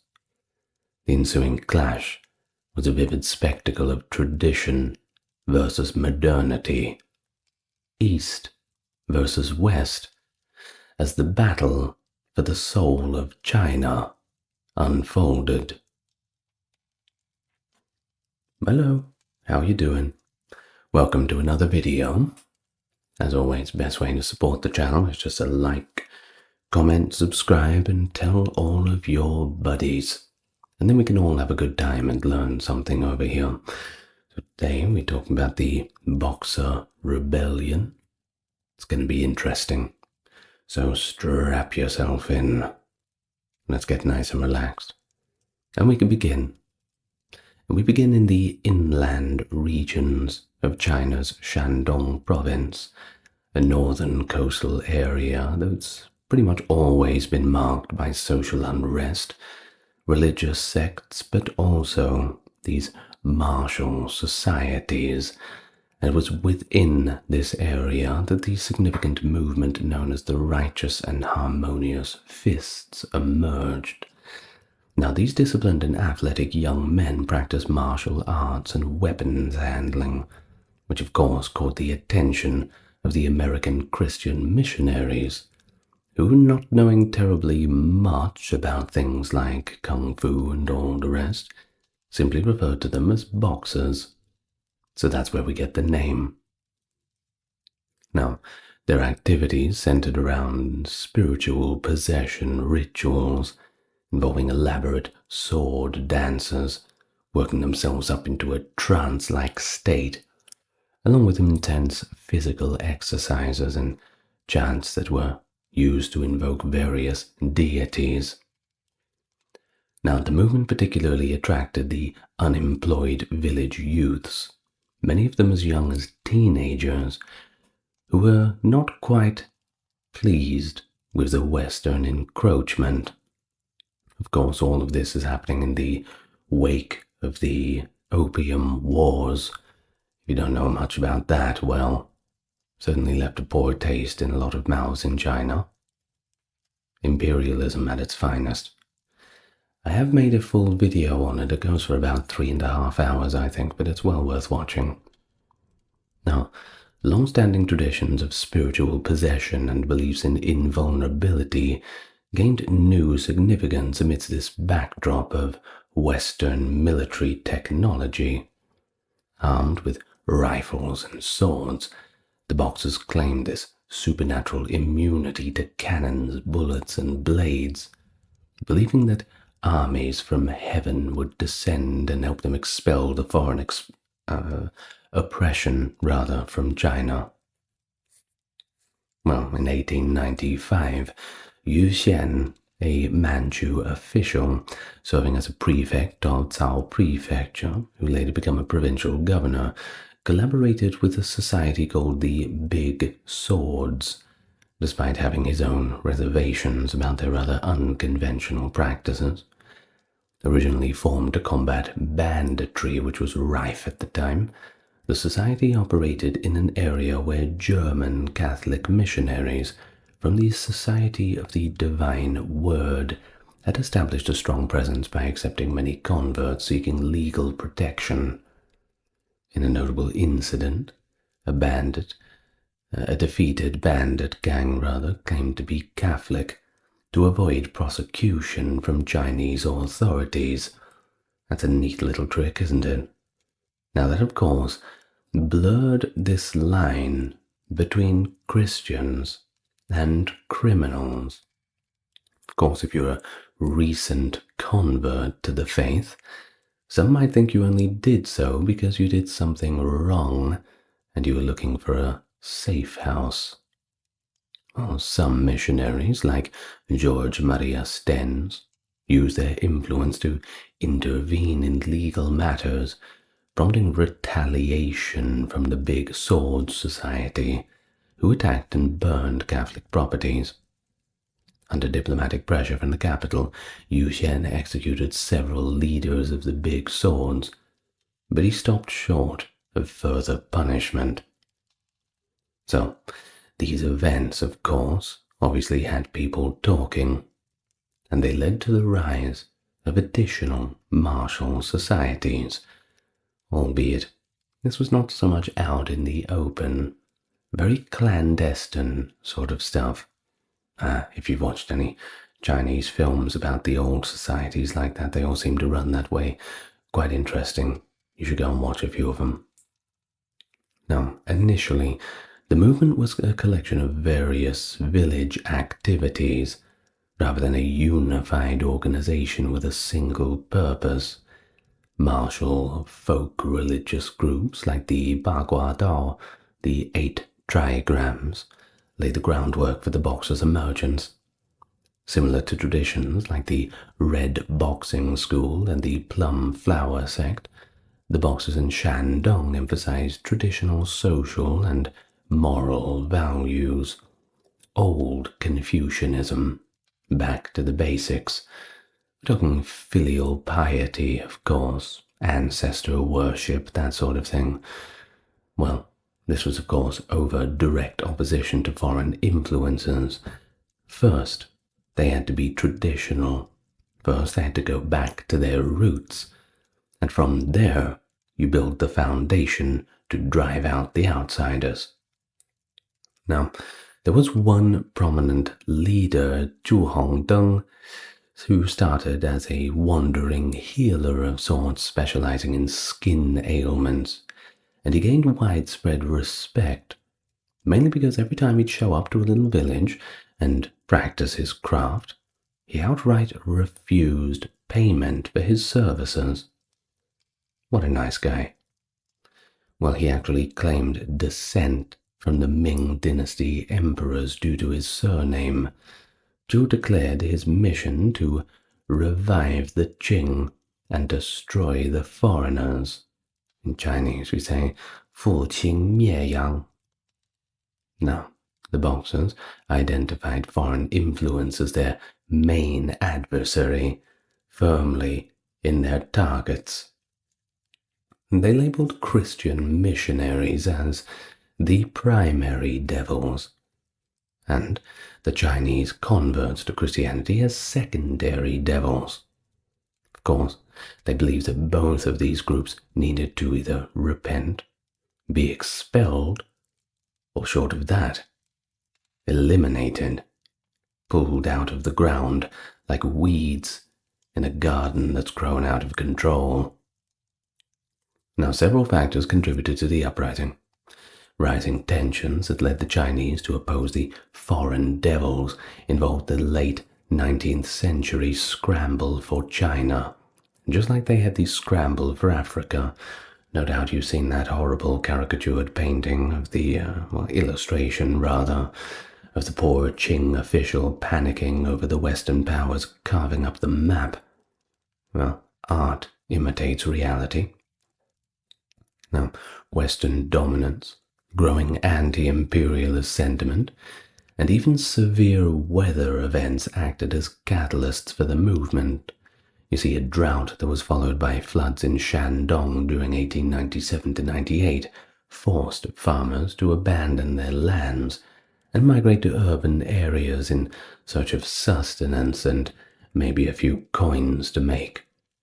Now, one prevailing trend in Chinese history is things generally tend to hit the fan after natural disasters.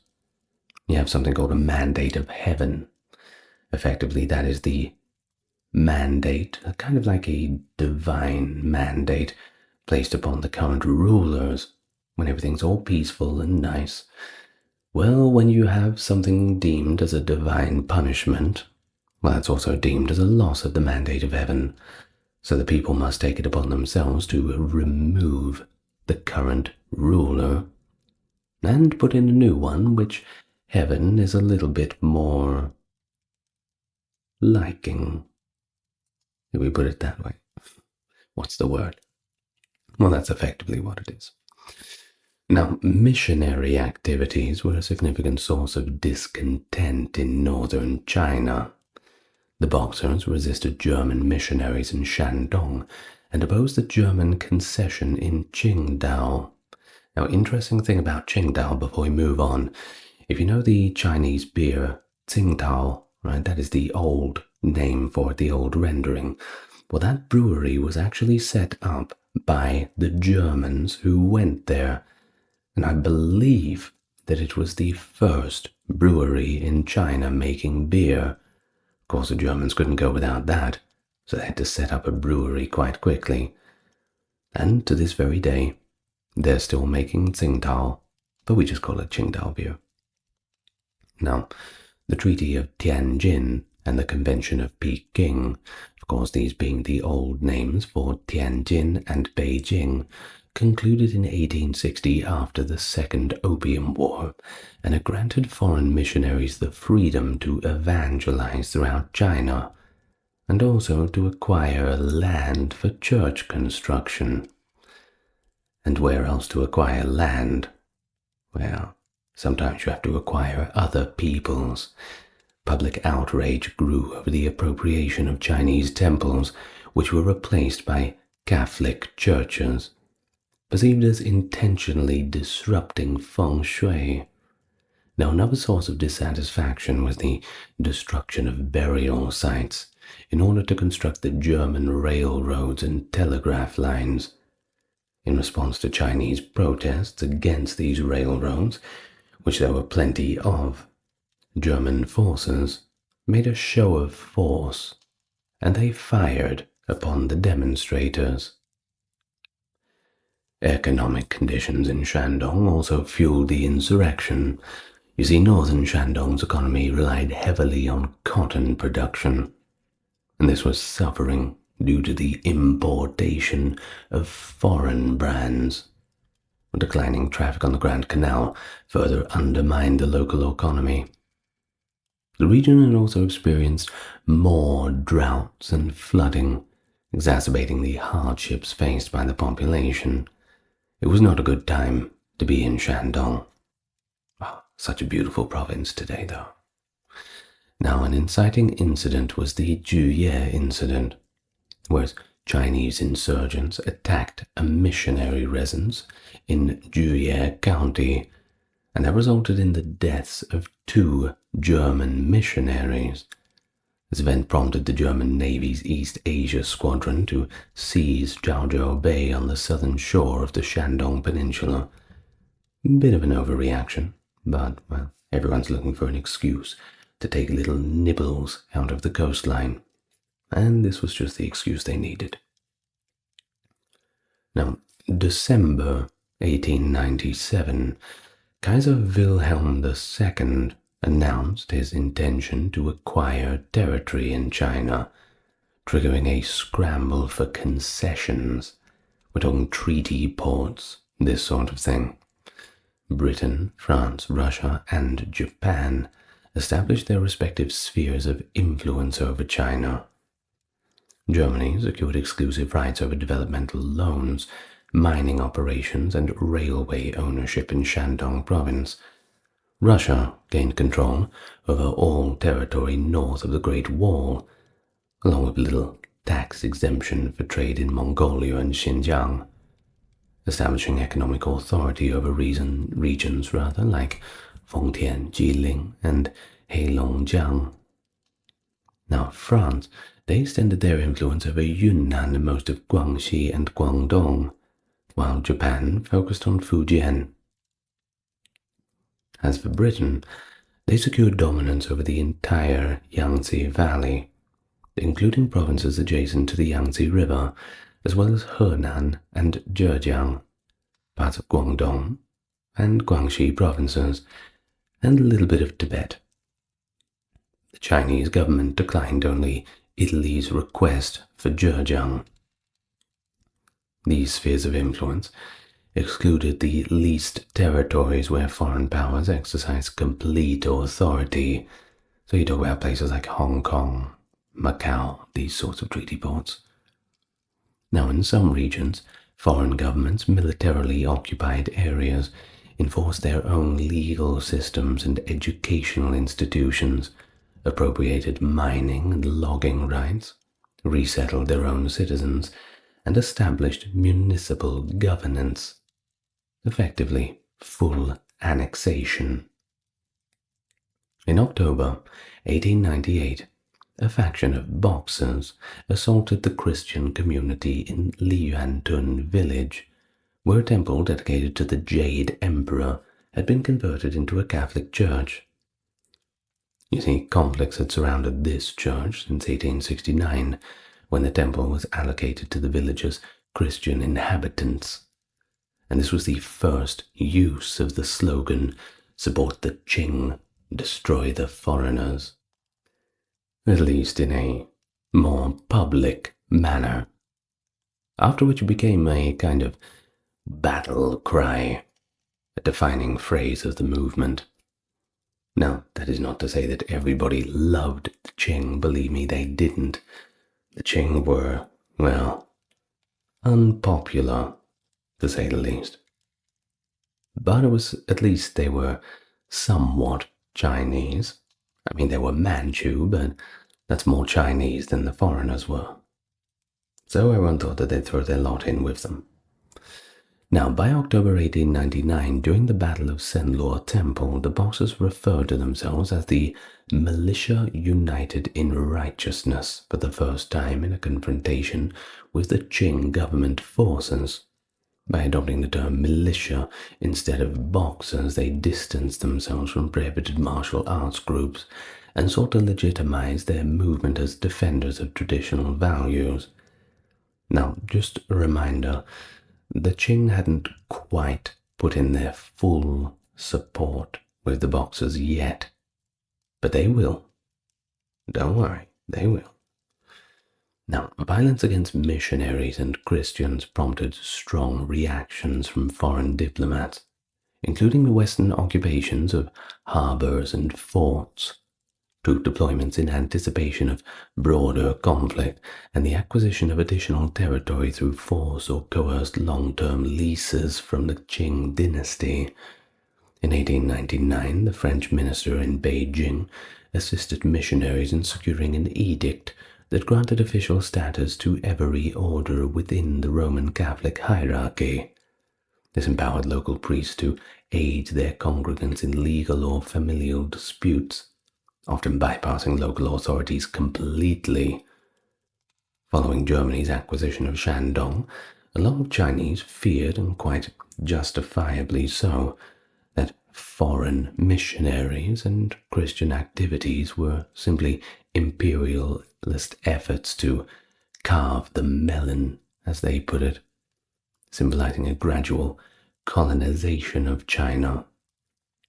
A Chinese official succinctly expressed the hostility toward the foreigners by stating, "Remove your missionaries and your opium, and you will be welcomed."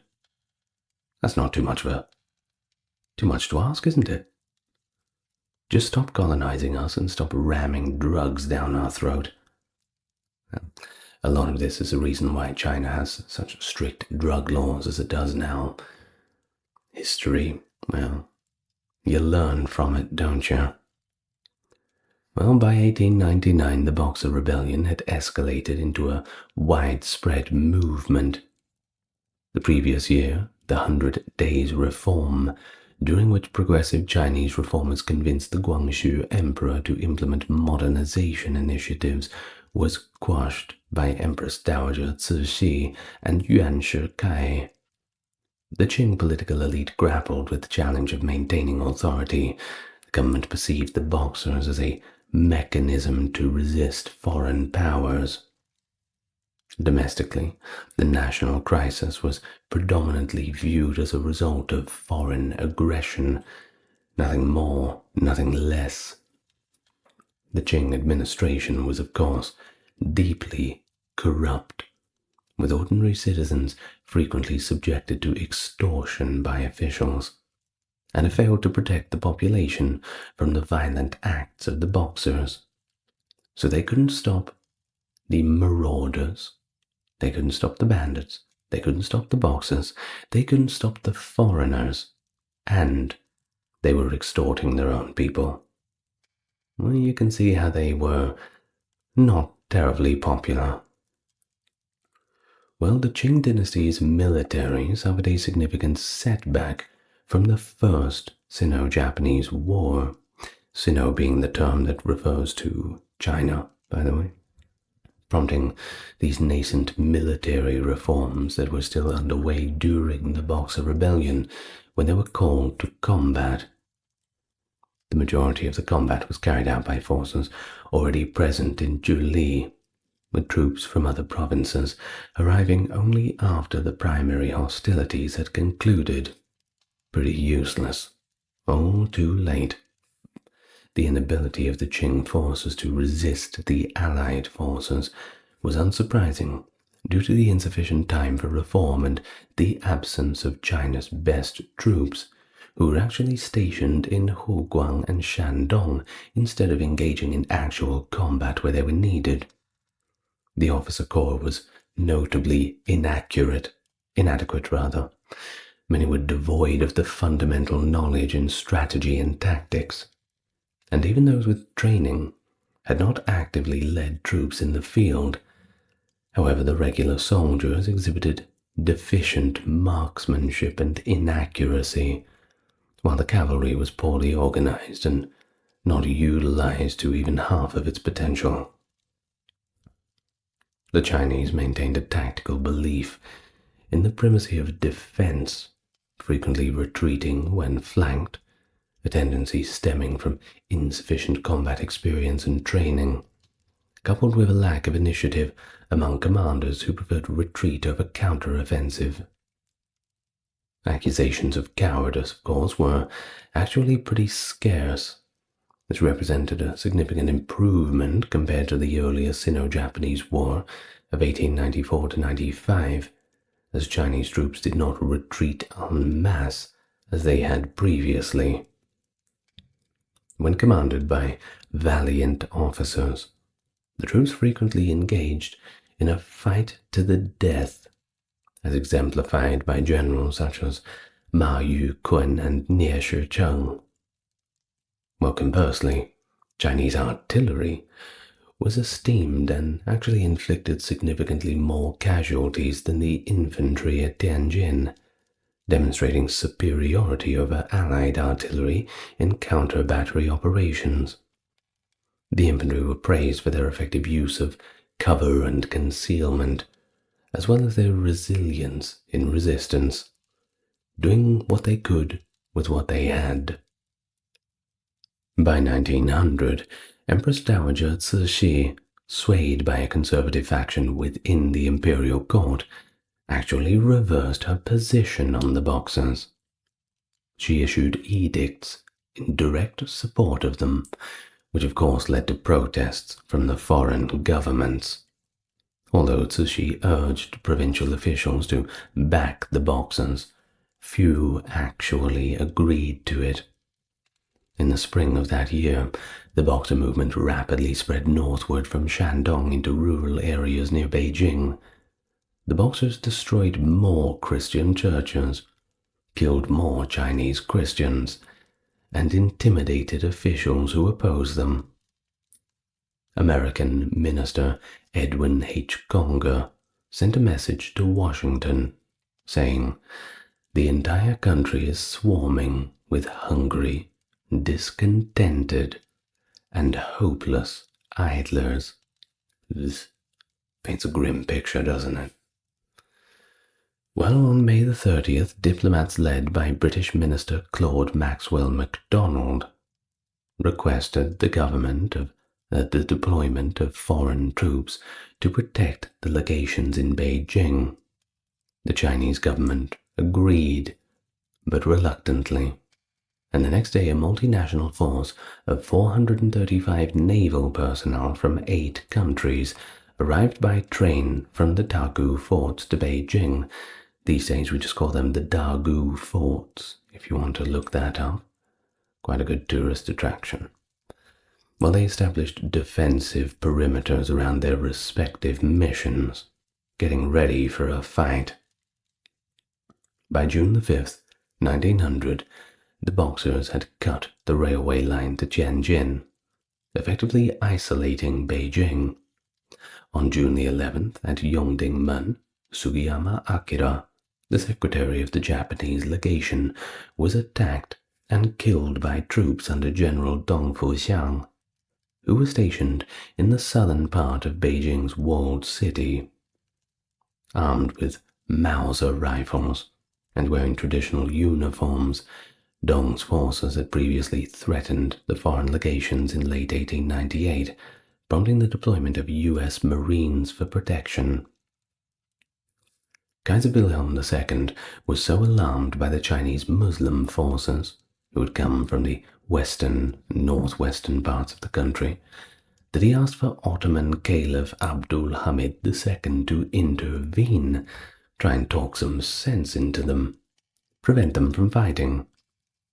Well, he actually agreed to this, and Abdul Hamid sent Enver Pasha, not the later Young Turk leader, by the way, don't get confused, sent him to China in 1901.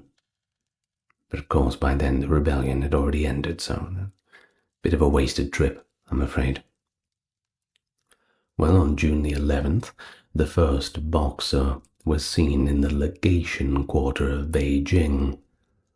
German Minister Clemens von Kettler and German soldiers captured a young Boxer and executed him. Why? Because they could. There was really no cause for it. Now, how do you think the other Boxers reacted to this? Well, they all got very scared and they ran home. No, I'm just joking. Thousands of them, very angry, thirsting for revenge, foaming at the mouth with rage, entered Beijing's walled city that very afternoon, hours after the execution. Of course, when they got there, they set fire to many Christian churches and cathedrals. Some of them even had people inside, to which the doors were locked, and they could not get out. While American and British missionaries sought refuge in the Methodist mission, where an attack was repelled by U.S. Marines. Soldiers at the British Embassy and German legations shot and killed several more Boxers in the afternoon. In response to foreign actions, the Gansu Braves, these Muslim troops, and Boxers, along with the other Chinese groups, attacked and killed more Chinese Christians near the legations. It was blood for blood. One revenge attack was to avenge another, and the cycle just kept continuing, snowballing out of control. As the violence escalated, the authorities of the 8 powers at Dagu dispatched a second multinational force to Beijing on June the 10th, 1900, led by Vice Admiral Edward Hobart Seymour, and consisting mainly of British sailors and Marines. The contingent of 2,000 men traveled by train from Dagu to Tianjin with the Chinese government's consent. However, of course, when they got there, they realized that they couldn't go from Tianjin to Beijing. Couldn't really get that connecting train, I'm afraid, because the Boxers had already cut the lines. Well, not to be discouraged, Seymour decided to advance by rail as fast as possible, repairing the line or, if necessary, proceeding on foot. As Beijing was only 120 kilometers away, I suppose you could walk it. Takes a while, though. Meanwhile, the imperial court replaced Prince Qing at the Zhongli Yamen with Manchu Prince Duan, a member of the imperial Aisin Goryeo clan known for his anti-foreigner and pro-Boxer stance. Well, you can guess what he did. He immediately ordered the imperial army to attack the foreign forces. But confused by conflicting orders from Beijing, General Nie Shicheng allowed Seymour's forces to proceed. After departing Tianjin, Seymour's contingent quickly reached Langfang, but found the railway destroyed. Engineers, they attempted the repairs, but the force became surrounded, as the railway behind them was also destroyed to prevent their escape. There was no way back, no way out. They were stuck. Better start loading the guns, I think. Well, they were attacked from all sides by Chinese irregulars and imperial troops. June the 18th, at the Battle of Langfang, 5,000 of Dong Fuxiang's Gansu Braves and numerous Boxers inflicted significant casualties on the forces of Seymour.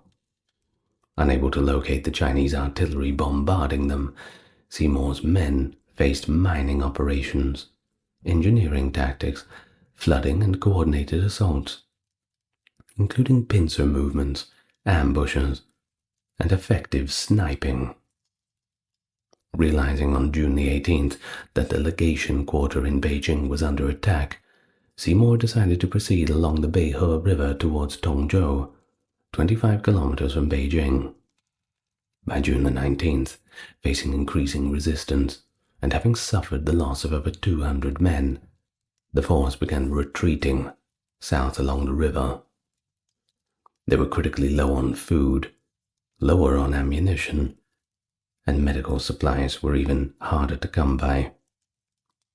But they got a little bit lucky.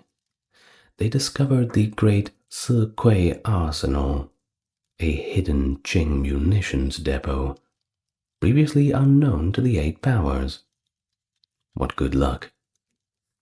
They fortified their position and awaited rescue. But a Chinese servant managed to slip through Boxer and Imperial lines to Tianjin, and he informed the 8 powers of the predicament that Seymour and his men were in. Thus his contingent was still surrounded under constant attack, and they were close to being overwhelmed, until a relief force of 1,800 men, including 900 Russian soldiers from Port Arthur, 500 British sailors and others, were dispatched from Tianjin. On June 25th, the relief column reached Seymour. The Seymour force destroyed the arsenal, disabling captured artillery and burning any munitions that they couldn't carry. All up, it was about £3 million worth of quality merch. It's a shame to lose that. Why was it not guarded? My goodness. Well, on June 26, the combined forces returned to Tianjin without opposition. Seymour's expedition had suffered 62 killed and 228 wounded. Alright, so, at the same time, June 16th, over in Beijing, the Empress Dowager Cixi called a meeting of the imperial court to address the issue of whether to use boxers to remove the foreigners from the city, or to perhaps seek a more diplomatic solution. Cixi told a high official who questioned the boxers' effectiveness that the imperial court debated sides had to admit that the populace in the countryside was almost unanimous in their support for the boxers, and that repressing them would be very difficult and even more unpopular, particularly with the foreign armies approaching. To stop the Eight-Nation Alliance from sending ships to assault, the Qing imperial forces planted mines in the Beihe River on June 15th.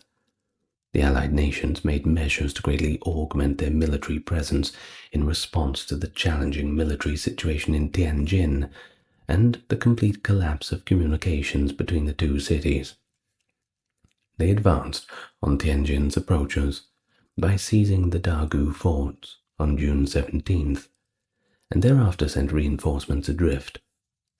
Cixi boldly declared before the entire Grand Council, and this is such a cool quote from her. Now, they, the foreign powers, have started the aggression, and the extinction of our nation is imminent. If we just fold our arms and yield to them, I would have no face to see our ancestors after death. If we must perish, why don't we fight to the death? Pretty cool, huh? I love those little quotes that you get from these kinds of things throughout history, it's good fun. Well, of course, when Cixi and the Peking Field Force started to blockade the legations with their forces, the siege was well and truly on.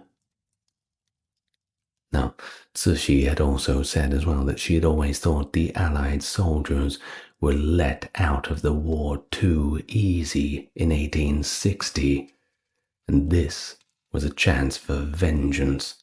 At that point, China could have won with a concerted effort, in her opinion.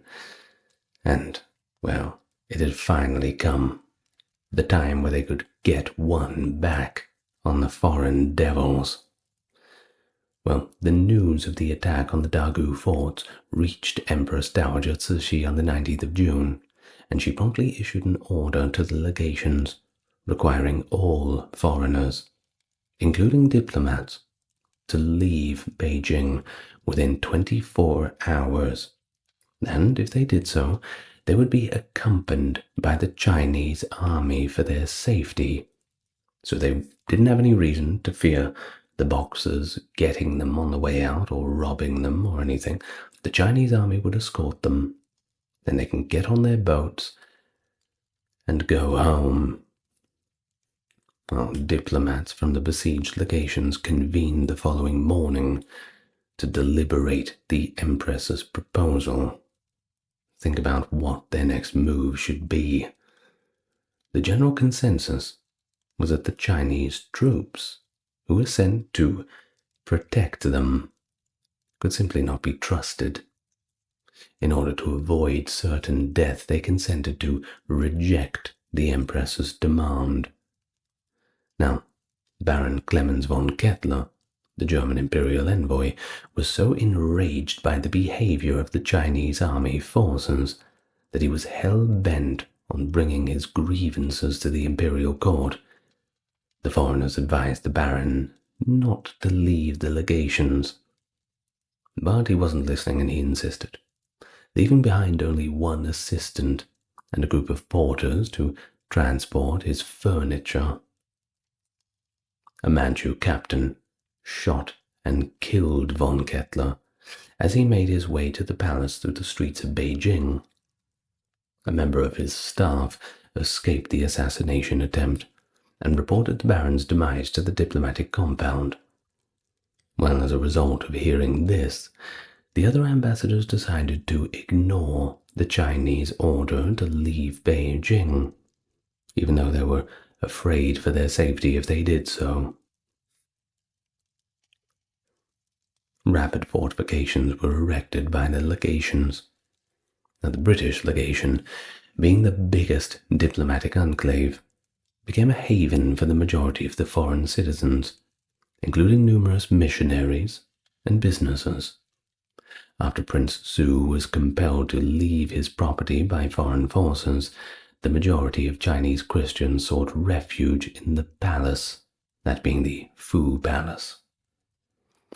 Now, Cixi declared war to have broken out and ordered the regular Chinese army to join the Boxers in attacking the invading forces in an imperial decree dated June the 21st. She stated that even if the Allies don't formally declare war, this was a declaration of war in effect. The Mutual Defense Pact of the southeastern provinces was founded by southern regional governors who had commanded large modernized armies, like Guangzhou's Li Hongzhang, Shandong's Yuan Shikai, and Wuhan's Zhang Zhidong, along with Nanjing's Liu Kunyi. They kept the southern populace in the dark about the imperial court's declaration of war because they refused to acknowledge it, and called it a illegitimate command. Zhang engaged in talks with the foreigners in Shanghai to avoid sending his army into battle, while Yuan Shikai suppressed Boxers in Shandong using his own forces. Most Chinese armed personnel stayed out of the war because these provincial and regional governors chose to remain neutral. Even though it never materialized, Republican revolutionary Sun Yat-sen, or Sun Zhongshan as he is called in other vernacular, used this chance to propose to Li Hongzhang the declaration of an independent democratic republic. That will not come until later. We gotta wait at least another 12 years for that. But we'll get there. That's another video, Well, in the Beijing legation quarter, to the south of the Forbidden City, were situated the legations of the following countries: Japan, the UK, France, Italy, Germany, Spain, Netherlands, Belgium, Russia, United States, and Austria-Hungary. All besieged by the Chinese army and the Boxer irregulars from the 20th of June to the 14th of August 1900. Now within its walls sought sanctuary 409 troops, sailors, and marines from 8 other nations, as well as about 3,000 Christians from China. The legation staff and military guards were ordered by the British Minister to China, Claude Maxwell MacDonald, to defend the compound with small arms, 3 machine guns, and an old muzzle-loaded cannon, nicknamed the International Gun, due to its British barrel, Russian shells, Italian carriage, and American crew. How cosmopolitan. Well, the foreigners were brought to the cannon by the Chinese Christians in the legations, and have played a crucial role in the defense. The Catholic Northern Cathedral in Beijing was also besieged. Of the approximately 3,200 Catholics from China, 43 were foreign priests and nuns, 33 were French and Italian soldiers, and the cathedral itself was protected by it. Due to a shortage of supplies and mines, Planted by the Chinese in tunnels under the compound, the defenders took terrible casualties. Now, the Chinese forces were using arson as a way to frighten the British legation on the 22nd and 23rd of June, but unfortunately, a nearby blaze destroyed the Han Lin Academy, which was one of the oldest and richest libraries in the world. What a shame. A very complex building with lots and lots of different rooms, filled with the wealth of Chinese scholarship. Well, of course, the irreplaceable books it held were all destroyed, and each side pointed the finger at the other for the loss. Hearing about things like that is really heartbreaking. Well, the Chinese army shifted to a more anaconda-like tactic, as they call it, when their initial attempt to burn out the foreigners failed. Brick by brick, the Chinese advanced on the foreign lines, encircling the legation quarter and driving out the foreign legation guards back a few feet at a time.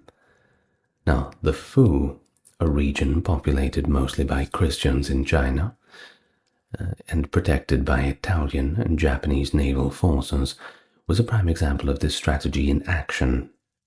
Nearly every night the legations were bombarded with volleys of gunfire, artillery shells and explosives. Although these attacks were mostly ineffective, but they kept on coming. Casualties were reported among the foreign defenders due to sniper fire. One of the besieged spoke of how it would have been an easy by a strong, swift movement on part of the numerous Chinese troops to have annihilated the whole body of foreigners in an hour if the Chinese tried to launch a direct attack on the legation quarter, disregarding their numerical advantage.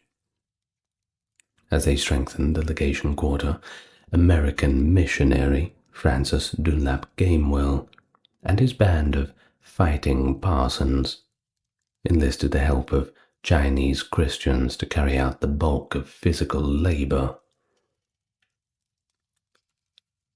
Now, the Tartar Wall, held by both Germans and Americans, was among the most important of the defensive fortifications. Crucial was the support of the 45-foot-tall, 12-meter-wide wall. On top of the wall, the German barricades faced east, while the American positions faced west. Through the construction of progressively closer barricades, the Chinese began to advance towards both locations. Captain John Twiggs Myers, the U.S. commander, stated that the men simply awaited the hour of their execution, and they all felt trapped, hopeless. After the Germans were driven from the wall by the Chinese on the 30th of June, the American Marines were left to defend it completely alone. We have an account from an eyewitness there, an American lad, recounted in June 1900, the event of 20,000 Boxers charging at the fortifications. Their yells were deafening, while the roar of gongs, drums, and horns sounded like thunder. They waved their swords and stamped on the ground with their feet. They wore red turbans, sashes, and garters over blue cloth. They were now only 20 yards from our gate. 3 or 4 volleys from the level rifles of our Marines left more than 50 dead on the ground. Meanwhile, a Chinese barrier had closed in on the American positions within a few feet, so either the Americans had to pull back from the wall, or the Chinese would have to retreat. Myers led an assault against the Chinese wall barricade at 2 a.m. on July 3rd, which involved 56 Marines and sailors from the United Kingdom, Russia, and the United States. As the Chinese slept, the onslaught woke them. They killed 20 and drove the others from the barriers. Throughout the rest of the siege, the Chinese made no moves to fortify their positions on the Tartar walls. Now, the worst day of the siege, according to Sir Claude MacDonald, was July 13th. After being driven back to their last defensive line, the Japanese and the Italians in the Fu were defeated.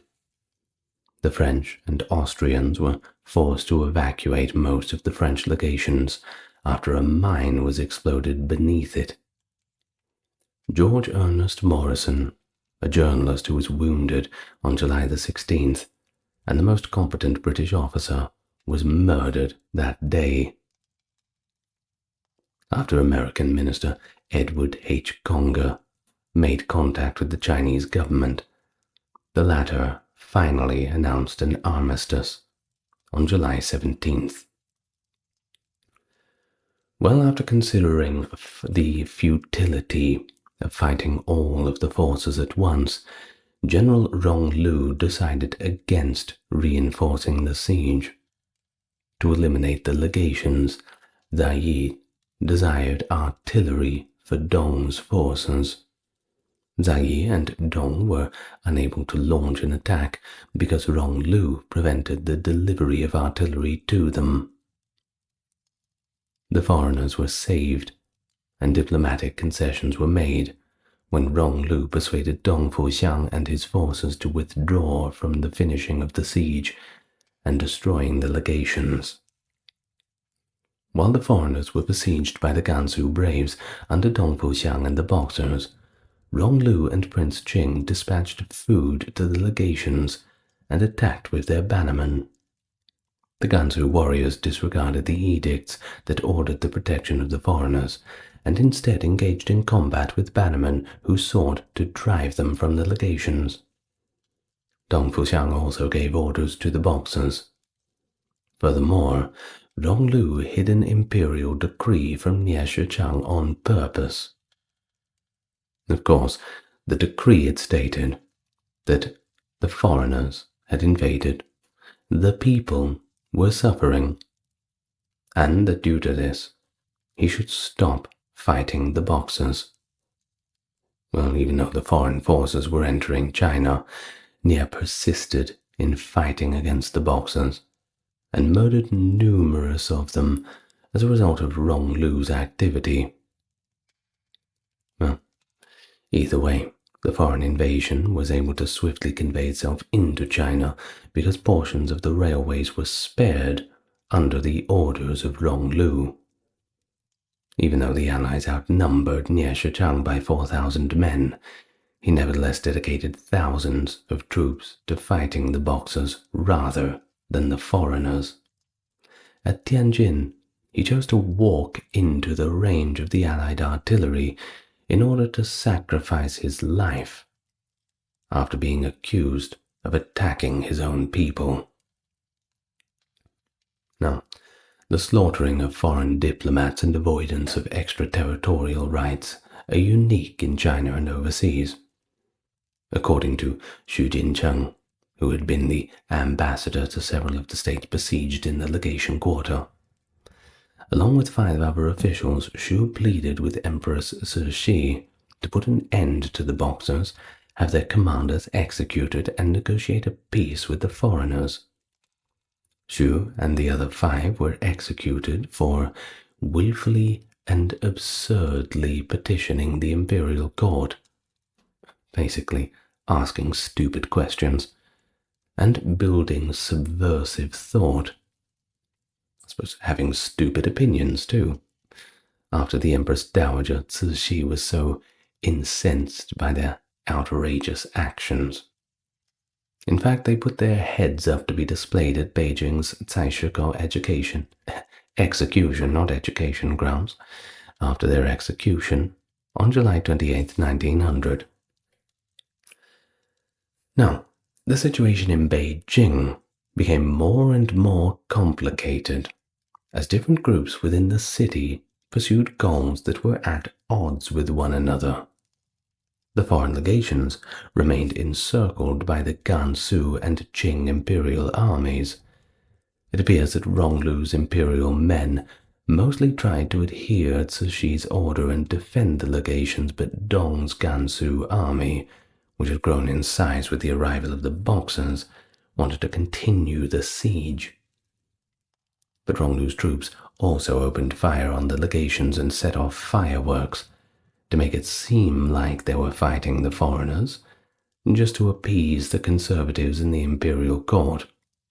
I wonder if it fooled them. Foreigners isolated in their legations and cut off from outside news opened fire on everybody they could see. And that included imperial court messengers, civilians, and besiegers of all stripes. When Dong Fuxiang complained to Empress Cixi on the 23rd of June, she dismissively stated, "Your tail is becoming too heavy to wag." Ronglu then denied weaponry to Dong Fuxiang, which prevented him from leveling the legations. After the siege was broken, the alliance found a lot of spare Chinese Krupp ammunition and weapons. Now, the northern coast of China was the site of increased naval activity beginning at the tail end of April 1900, after multiple multinational armies arrived in the capital with mixed results. The alliance was still able to crush the Chinese army. In July, the Dutch sent 3 cruisers to Shanghai on their own to defend the residents. The Eight-Nation Alliance, which grew to 55,000 members, was led by the British Lieutenant General Alfred Gassely. The bulk of the expeditionary force consisted of Japanese forces, with Fukushima Yasumasa and Yamaguchi Motomi at the helm, totaling more than 20,800 men. The majority of the French troops participating in the war, under the command of General Henri Nicolas Frey, were untrained conscripts from French Indochina, who were Vietnamese and Cambodian. That's what they used to call those areas in colonial terms, Indochina. Now, proudly known as the 1st Chinese Regiment, the British military unit was comprised of Chinese collaborators. The capture of 4 Chinese destroyers by British commander Roger Keyes and the seizure of the Dagu forts, which commanded the approaches to Tianjin, were notable occurrences. Herbert Hoover, a youthful American mining engineer who would later become the 31st president, was one of the foreigners who was besieged in Tianjin. That's a fun little fact for you. Now, Tianjin was taken by the international force on July 14th.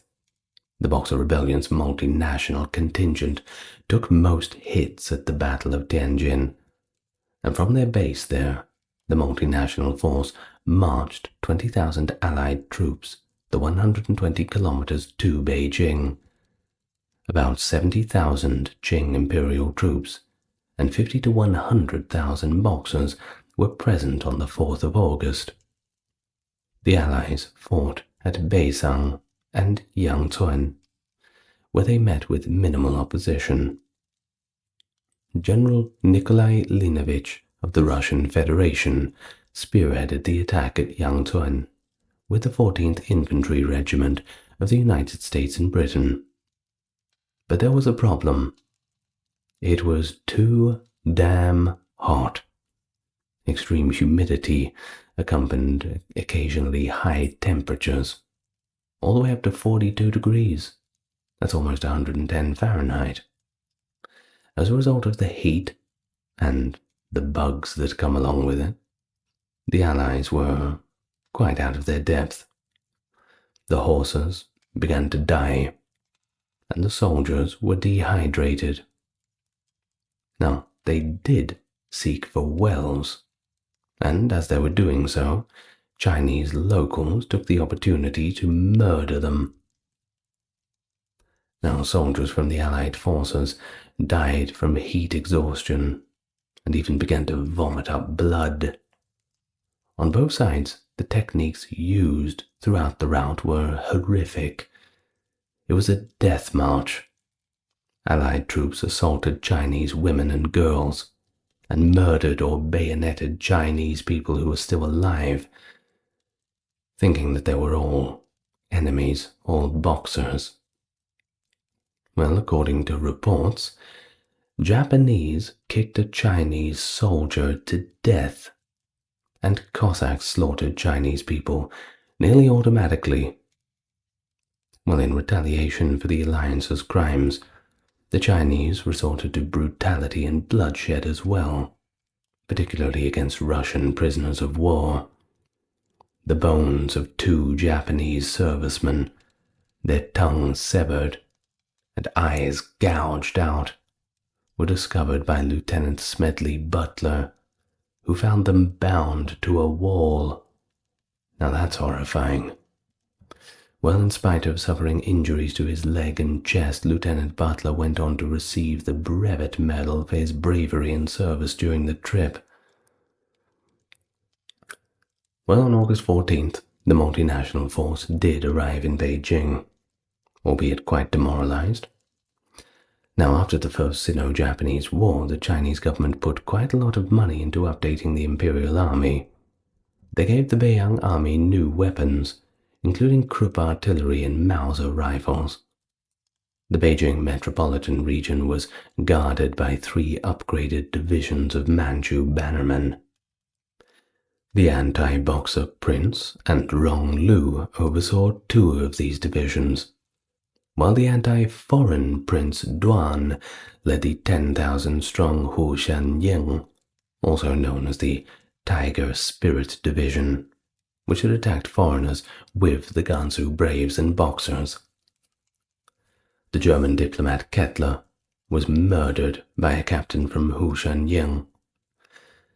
Not only did the tenacious army, as they were called under Nie Shicheng, acquire modernized weaponry and clothing, but they also received Western-style training from German and Russian officers. While besieging the Tianjin concessions, they stunned the Alliance with pinpoint accuracy from their artillery. The rounds failed to detonate upon impact due to faulty fabrication, unfortunately, and they successfully fought off the Alliance at the Battle of Tianjin before withdrawing. Even though they wore traditional Chinese clothing and had access to contemporary weaponry, the Gansu Braves under Dong Fuxiang were ostentatiously ill-disciplined, according to some accounts. While they spearheaded the Seymour expedition's loss of the alliance at Langfang and were the fiercest in besieging the legations in Beijing. Out of all the foreign armies that attempted to enter the beleaguered legation quarter first, the British emerged victorious. After the United States conquered the Philippines in the Spanish-American War and the Philippine-American War that followed, UD ships and troops were stationed in Manila, allowing the US to play a role, and quite a good one in naval terms. The joint operation is known as the China Relief Expedition in the military jargon, and one memorable image of the Boxer Rebellion is the United States Marines scaling the walls of Beijing. On the afternoon of August 14th, the British Army freed the legation quarter after reaching there. On August 16th, the Beitang was officially freed by the French after an initial relief by Japanese forces. Cixi, posing as a Buddhist nun, helped the Qing court escape to Xi'an as the foreign troops advanced. The lack of preparation made the voyage much more onerous, but the Empress Dowager argued that it was a tour of inspection and not a retreat. The party reached Xi'an after weeks of traveling, deep into Muslim territory in China and protected by Gansu braves, beyond the protecting mountain passages that the outsiders could not approach. The foreigners opted to remain put, since they were not given any orders to pursue Cixi. Well, of course, it wasn't over yet. Now, Cixi had gone out of the way, so she was all nice and safe and sound, which was good for her. But the fight rages on. Now, to understand a bit, talk about the Treaty of Nerchinsk all the way back in 1689, which began a pretty long period of peace between Russia and the Qing. However, when the Chinese were defeated, Russian forces took advantage of the situation and imposed the Aigun Treaty of 1858 and the Treaty of Beijing in 1860 after the Opium Wars. Now, these treaties ceded formerly Chinese territory in Manchuria, which is modern-day Dongbei, to Russia, and Russia still holds a lot of this territory today. Now, on the Liaodong Peninsula, the Russians sought to establish dominion over the all-weather ports of Dalian and Port Arthur, as well as the navigable Amur River. Concerns in Russia were heightened by Japan's emergence as a major Asian power, particularly in the view of growing Japanese influence in Korea, and after Japan emerged victorious in the First Sino-Japanese War in 1895, the country was compelled to relinquish territory that it had captured in Liaodong due to the triple intervention by Russia, Germany, and France, which ultimately resulted in a de facto alliance between Russia and China. I know, it's pretty complicated. Well, Russian forces under Pavel Mishchenko were protecting the Chinese Eastern Railway when the Chinese in Manchuria became enraged by Russian advances and started to taunt Russians and Russian institutions. Now, the Russian town of Blagoveshchensk, I believe that's how it's pronounced, was shelled by the Chinese in June of 1900. On the advice of Army Minister Alexei Kuropatkin, the Russian government dispatched some 200,000 men under the command of Paul von Rennenkampf to the region in order to wipe out the Boxers. On July 27th, the Chinese set fire to a bridge that connected a railway and barracks, destroying both structures. The Chinese Eastern Railway was then attacked by the Boxers, who also set fire to the Yantai mines. Now, according to estimates, the number of casualties during this revolt was 136 Protestant ministries, 47 Catholic priests and nuns, 30,000 Chinese Catholics, 2,000 Chinese Protestants, and 200 to 400 out of 700 Russian Orthodox Christians in Beijing, all of the Protestants who died in China in 1900 are collectively called the Martyrs of 1900. Now, in many parts of northern China, missionaries of all faiths and Chinese people who attended their services were brutally slaughtered, with some victims falling victim to the Boxers and others to the government forces and authorities. Yu Xian, who had been appointed the governor of Shanxi in March 1900, brutally enforced a policy against foreigners and Christians after the country declared war on Western powers in June of that same year. Supposedly, on July the 9th, he carried out the execution of 44 foreigners, which included women and children from missionary families whom he had promised protection when he invited them to Taiyuan, the capital of the province. The so-called Taiyuan massacre became a notorious emblem of Chinese fury, even if the veracity of the supposed eyewitness testimonies has been cast into a little bit of doubt. Well, Shanxi, on the other hand, was the site of a Baptist mission established all the way back in 1877 by the Baptist Missionary Society of England. There were 120 converts, and all of the missionaries were killed in 1900. More foreigners and up to 2,000 Chinese Christians were executed in the province by the end of the summer. Well, what happened after that? Of course, agreements get drawn up. New treaties this kind of thing.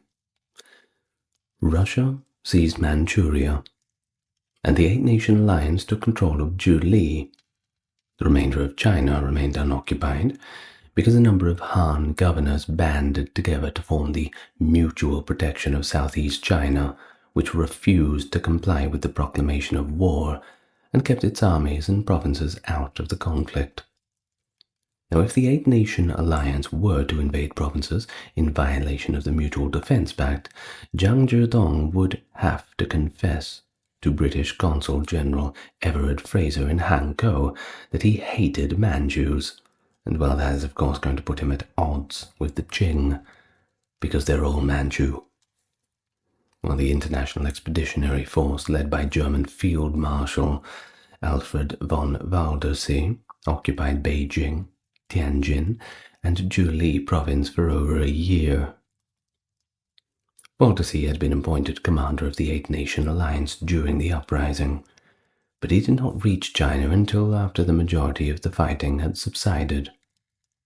To aid the Eight-Nation Alliance in the suppression of the Boxers, the United States and Britain funded General Yuan Shikai and his troops. European and American forces publicly beheaded Chinese who were thought to have had sympathies for the Boxers.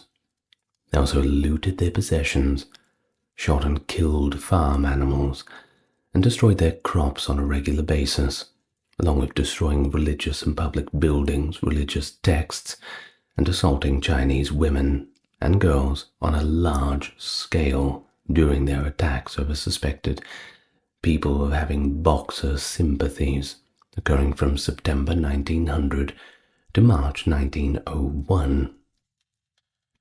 And the brutality and readiness of the German, Russian, and Japanese forces to slaughter Chinese people of all ages and origins, occasionally destroying entire towns and murdering their entire populations, was the most harsh criticism leveled at these countries by contemporary British and American observers.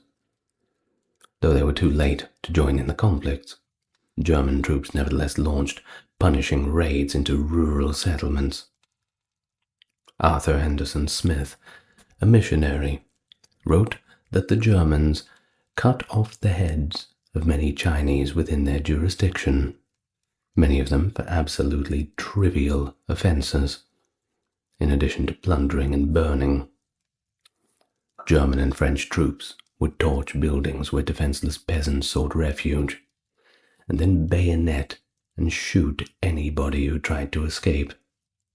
According to U.S. Army Lieutenant C.D. Rhodes, in order to prevent the Germans from setting fire to the homes and villages, the Australian soldiers were informed that the Germans demanded ransom payments.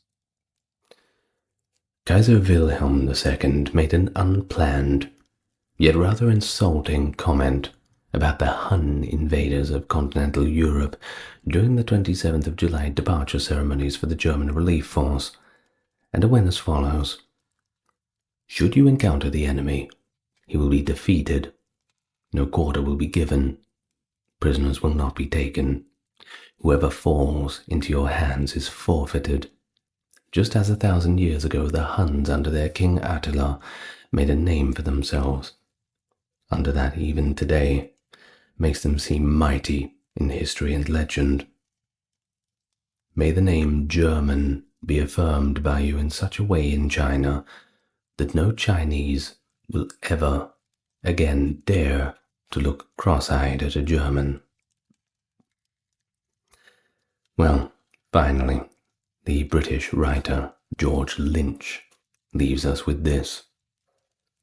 He said about the aftermath, all the violence, the killing, the assaults upon the women, there are things that I must not write, and that may not be printed in England, which would seem to show that this Western civilization of ours is merely a veneer over savagery.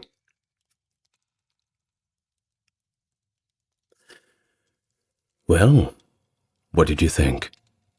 Pretty interesting, right? Albeit a little bit sad.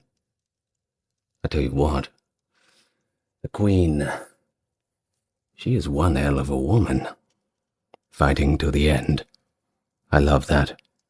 We may as well fight to the death.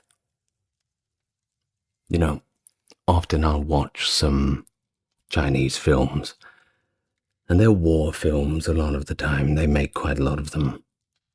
But there seems to be this enduring honor in that heroic last stand. The English title of one of my favorite movies is called Defenders. The Chinese title is 守护者. And it's just brilliant. I think it was set at the one of the northern bastions of Shanghai during the Sino-Japanese War, leading up to the Second World War. We're talking 1937, that sort of thing. And then we also have the one about the Sihang warehouse, called 800, Babai in Chinese. You should definitely watch that one as well.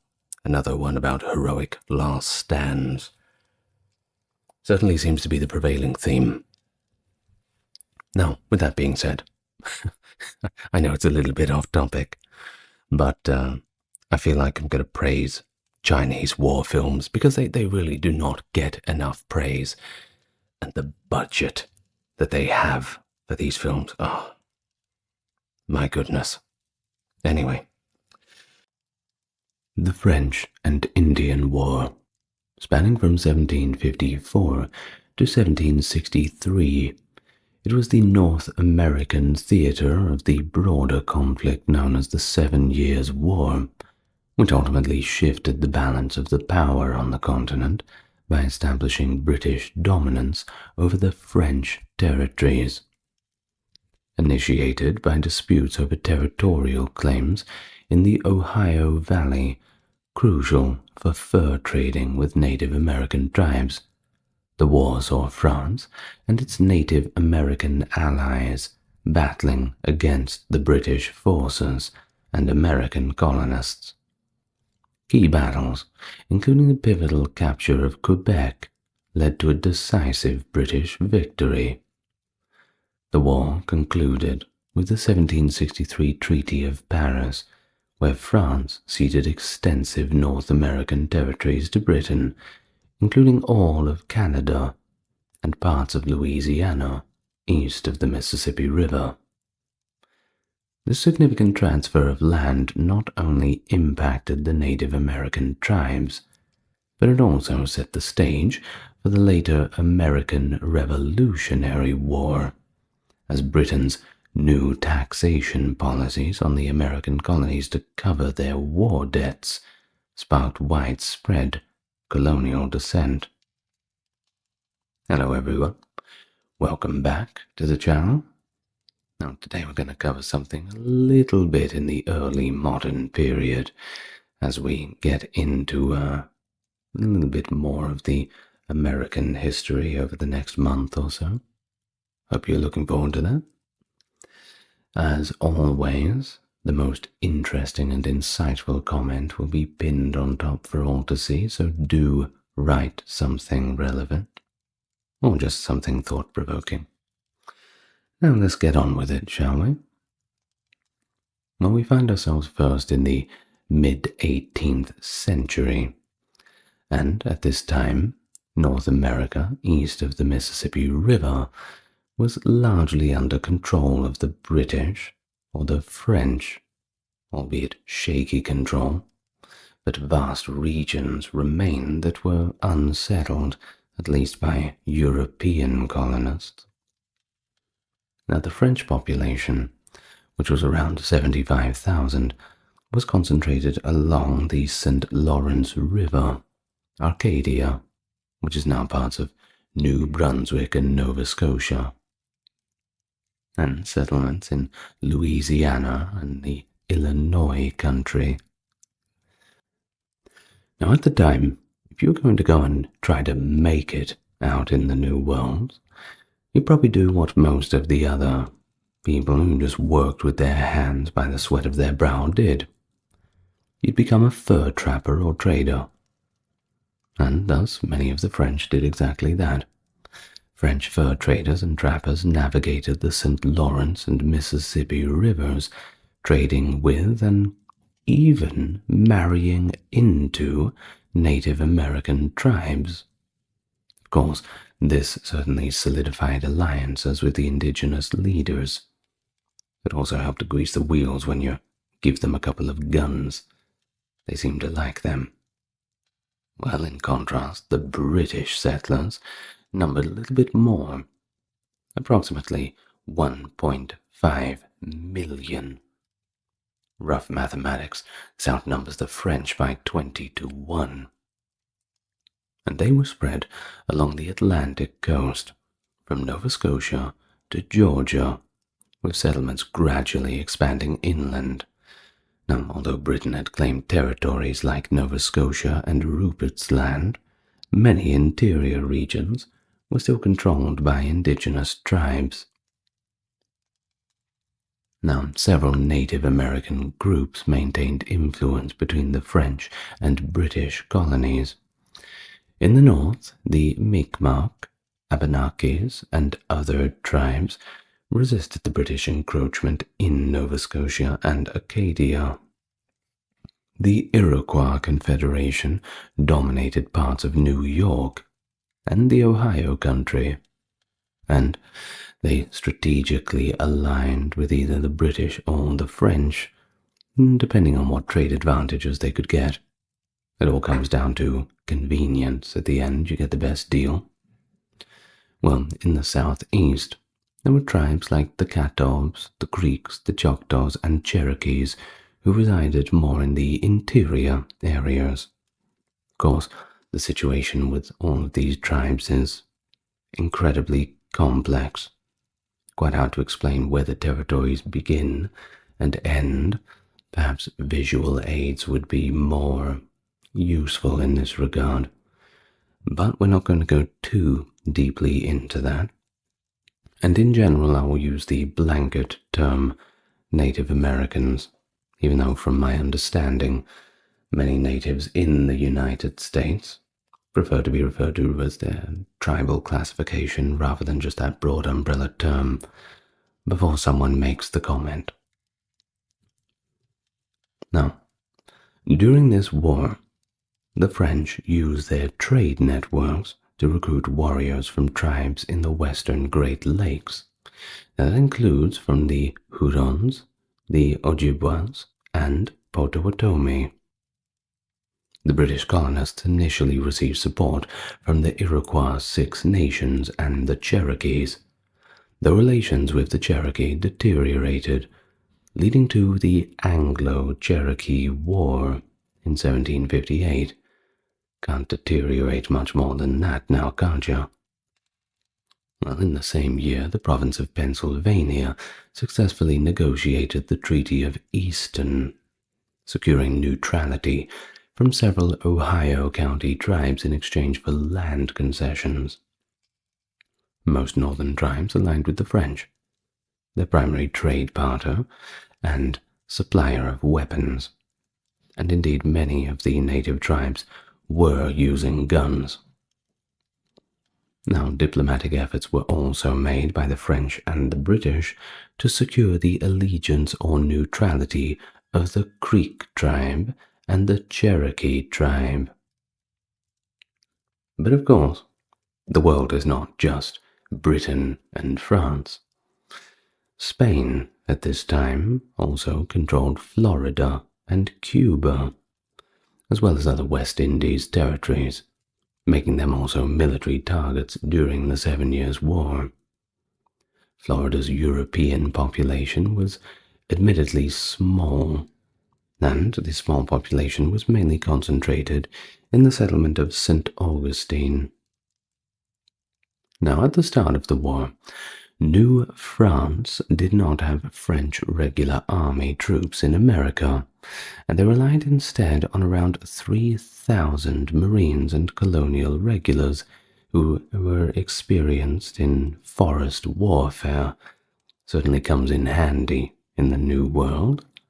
And the French colonial administration also recruited militia when needed. The British had a few regular troops, with most colonies relying on local militias as well, but these were poorly trained, and they could only really rely on them for short periods. Virginia, however, was a different story. You see, they had numerous companies of trained and geared up British regulars due to its large frontier. Now, the British colonial governments operated independently from each other, and the central British government in London, which complicated negotiations with Indian tribes whose lands overlapped with multiple colonial claims. As the conflict progressed, British army leaders imposed greater restrictions and demands on the colonies. Governor-General Roland Michel Barin de la Galissonière of New France grew concerned about the increasing presence of the British traders like George Croghan in the Ohio country. In June 1747, he ordered Pierre-Joseph Céloron to lead a military expedition into the region with specific objectives: to reaffirm New France's indigenous allies that their trading agreements with colonists were exclusive to those sanctioned by New France, to validate indigenous support in asserting and upholding the French claim to the territories claimed by the French explorers, to deter any alliances between Britain and the local indigenous tribes, to impress the indigenous people with a display of French military strength against the British, colonial settler encroachment, unauthorized trading ventures, and general violation of the French claims. Now, Céloron's expedition comprised nearly 200 troops, Marines mainly, along with 30 indigenous individuals for backup, and they traversed nearly 3,000 miles from June to November of 1749.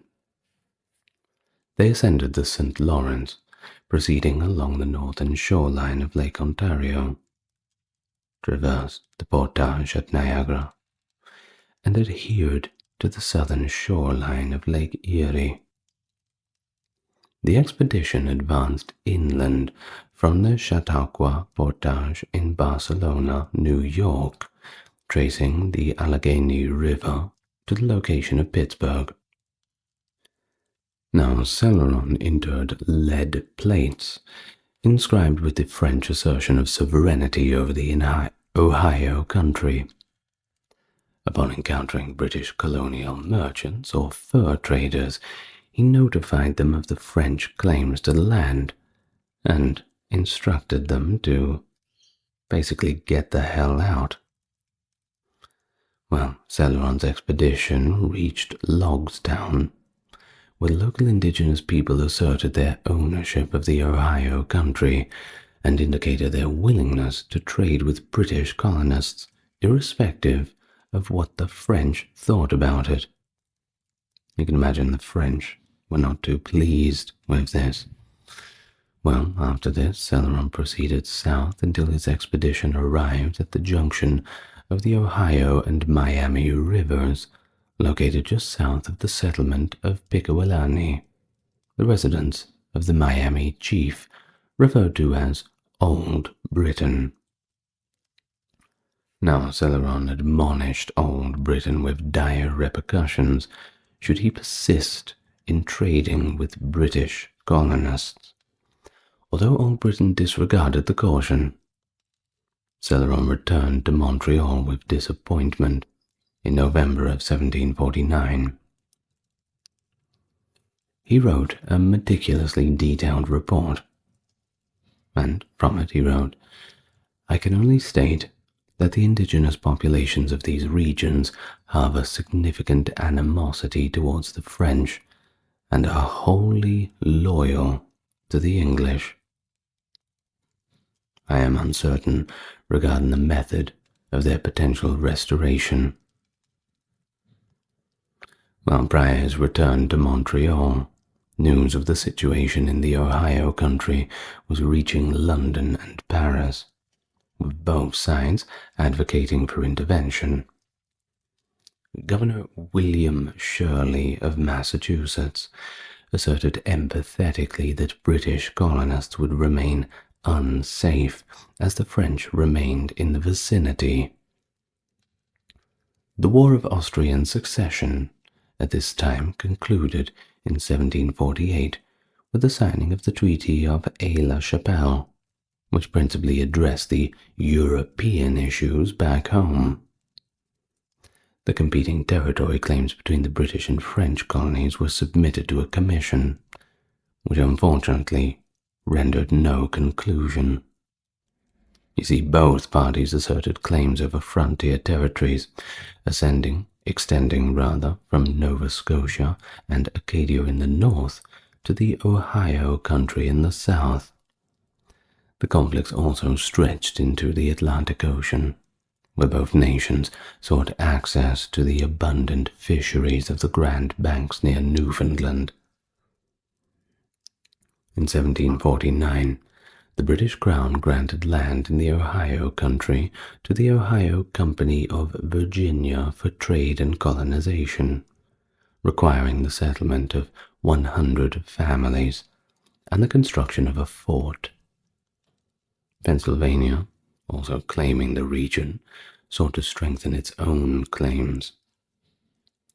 In 1750, the following year, Christopher Gist explored the area on behalf of Virginia and the Ohio Company, negotiating with indigenous leaders at Logstown.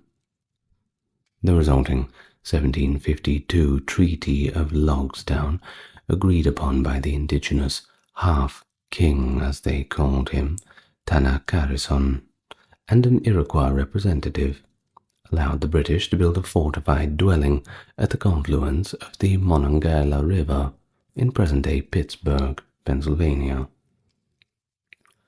Following the death of Governor-General of New France, Marquis de la Jonquière, in 1752, Charles Le Moyen de Longueuil took over temporarily, while Marquis Duquesne arrived later that year as the new governor.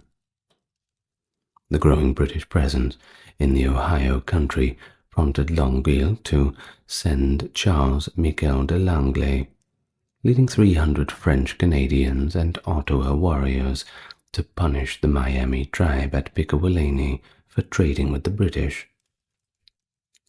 The June 1752 attack resulted in 14 deaths on the Miami side and the capture of 3 British traders.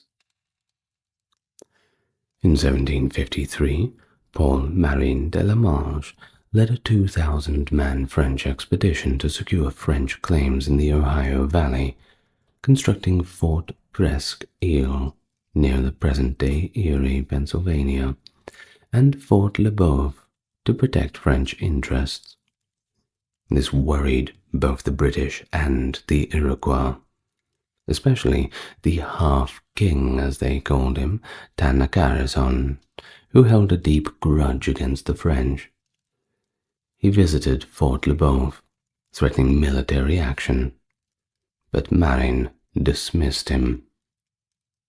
In response to growing tensions, the Iroquois sent messengers to William Johnson, the British superintendent for Indian affairs, known to the Iroquois as Waragigi.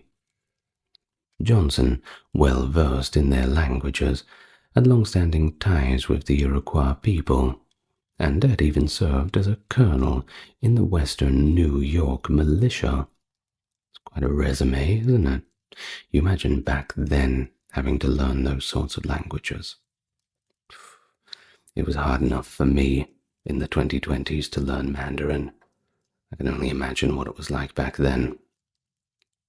Well, the Indian delegates and Johnson convened with Governor George Clinton and authorities from several other American colonies in Albany, New York. Now, the Mohawk chief Hendrik served as the spokesperson for the tribal council, insisting that the British fulfill their commitments and impede the French expansion.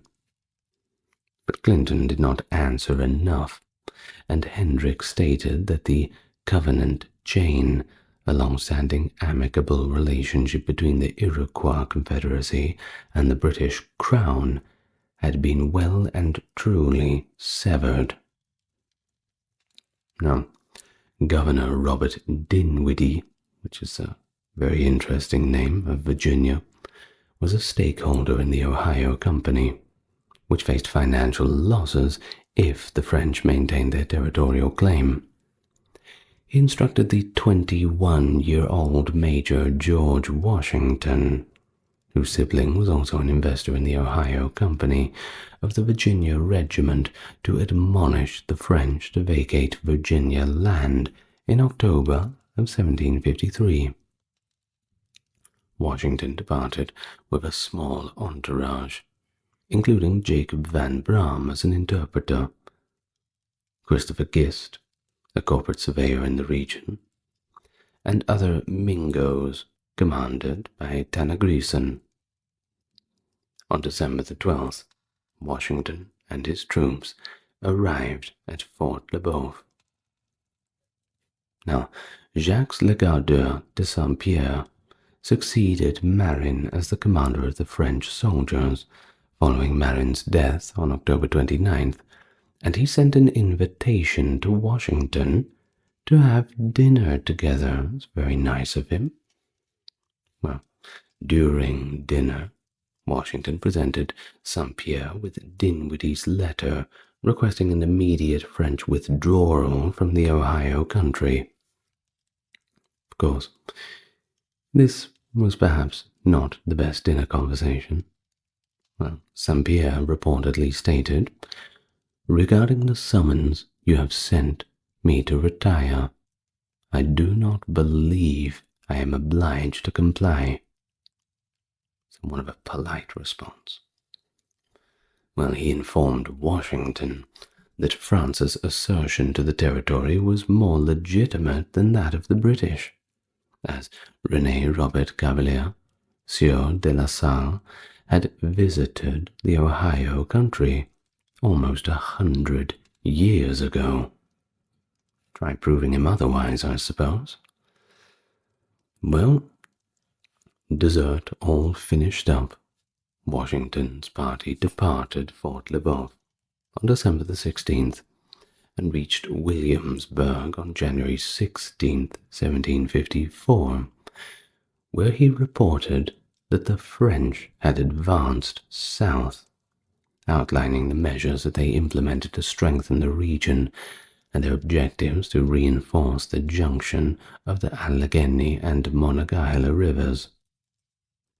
Prior to Washington's return, Dinwiddie dispatched a contingent of 40 soldiers, led by William Trent, to the location where they commenced the construction of a modest stockaded fort in the early months of 1754.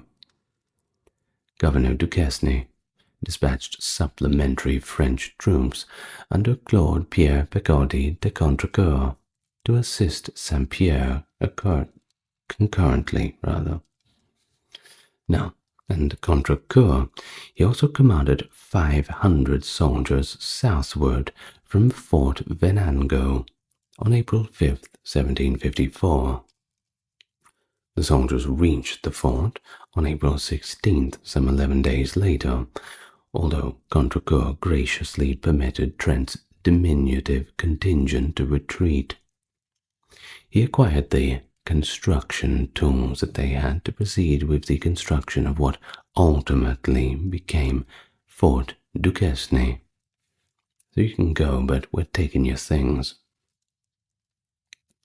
Well, Dinwiddie had instructed Washington to command a greater contingent to support Trent in his endeavors, and Washington became aware of Trent's withdrawal while he was en route.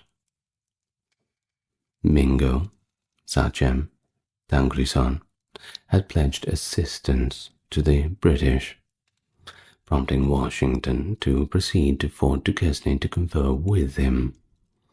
Subsequently, he was informed by a warrior dispatched by Tanagrisan about a French scouting group in the vicinity, prompting him to include Tanagrisan's 12 Mingo warriors into his contingent.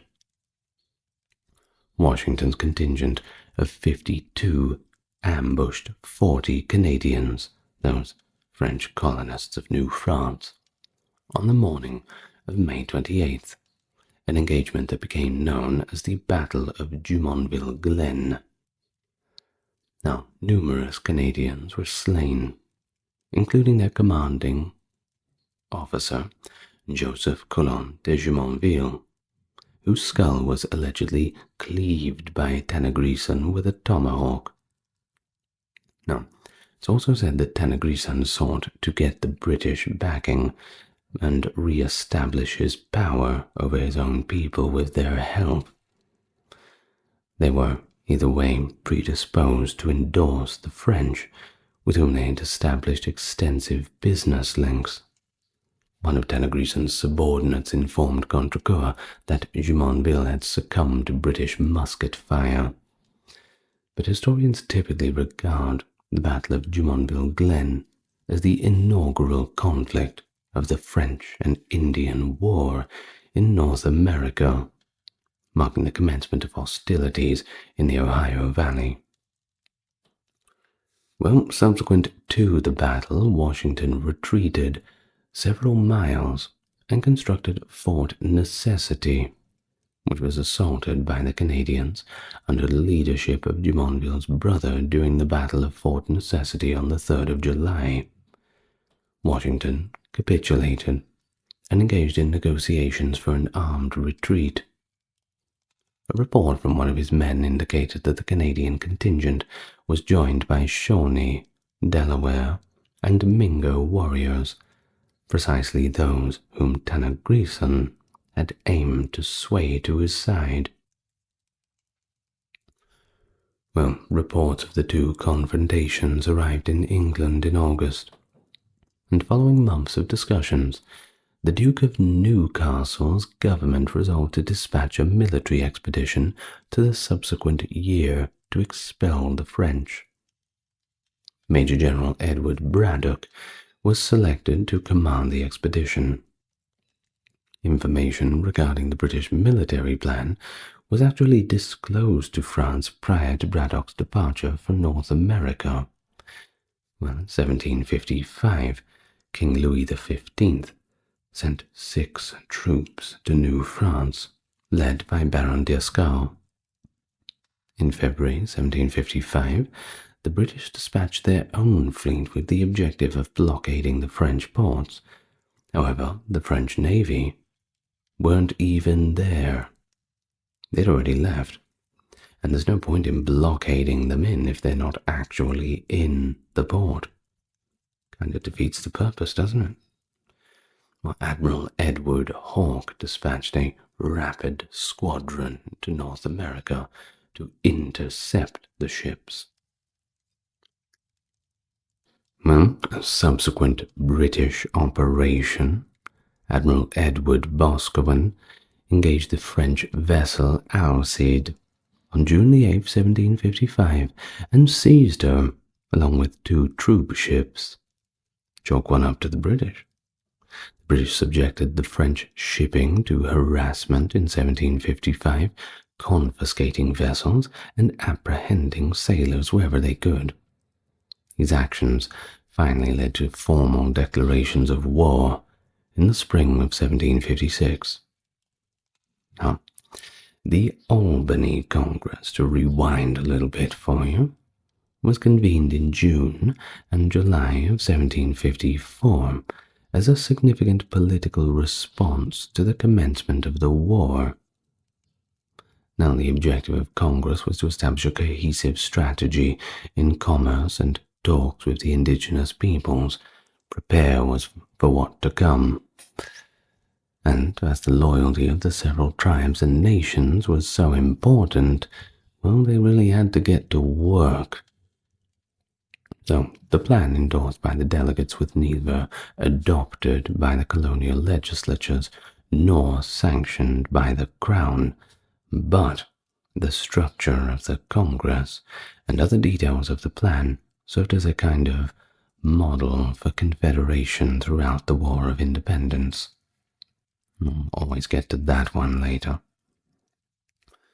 Now, back to 1755. The British had devised a belligerent operational strategy in this year.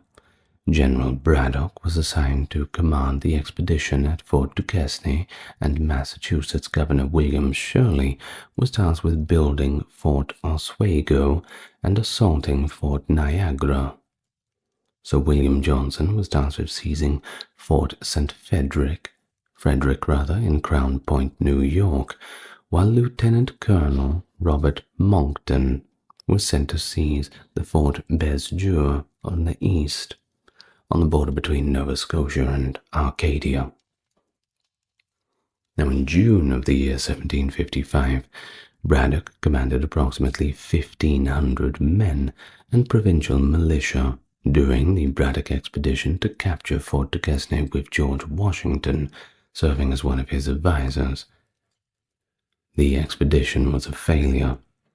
French regulars, Canadian militia, and indigenous fighters ambushed them from concealed positions under trees and behind logs, prompting Braddock to order a general retreat.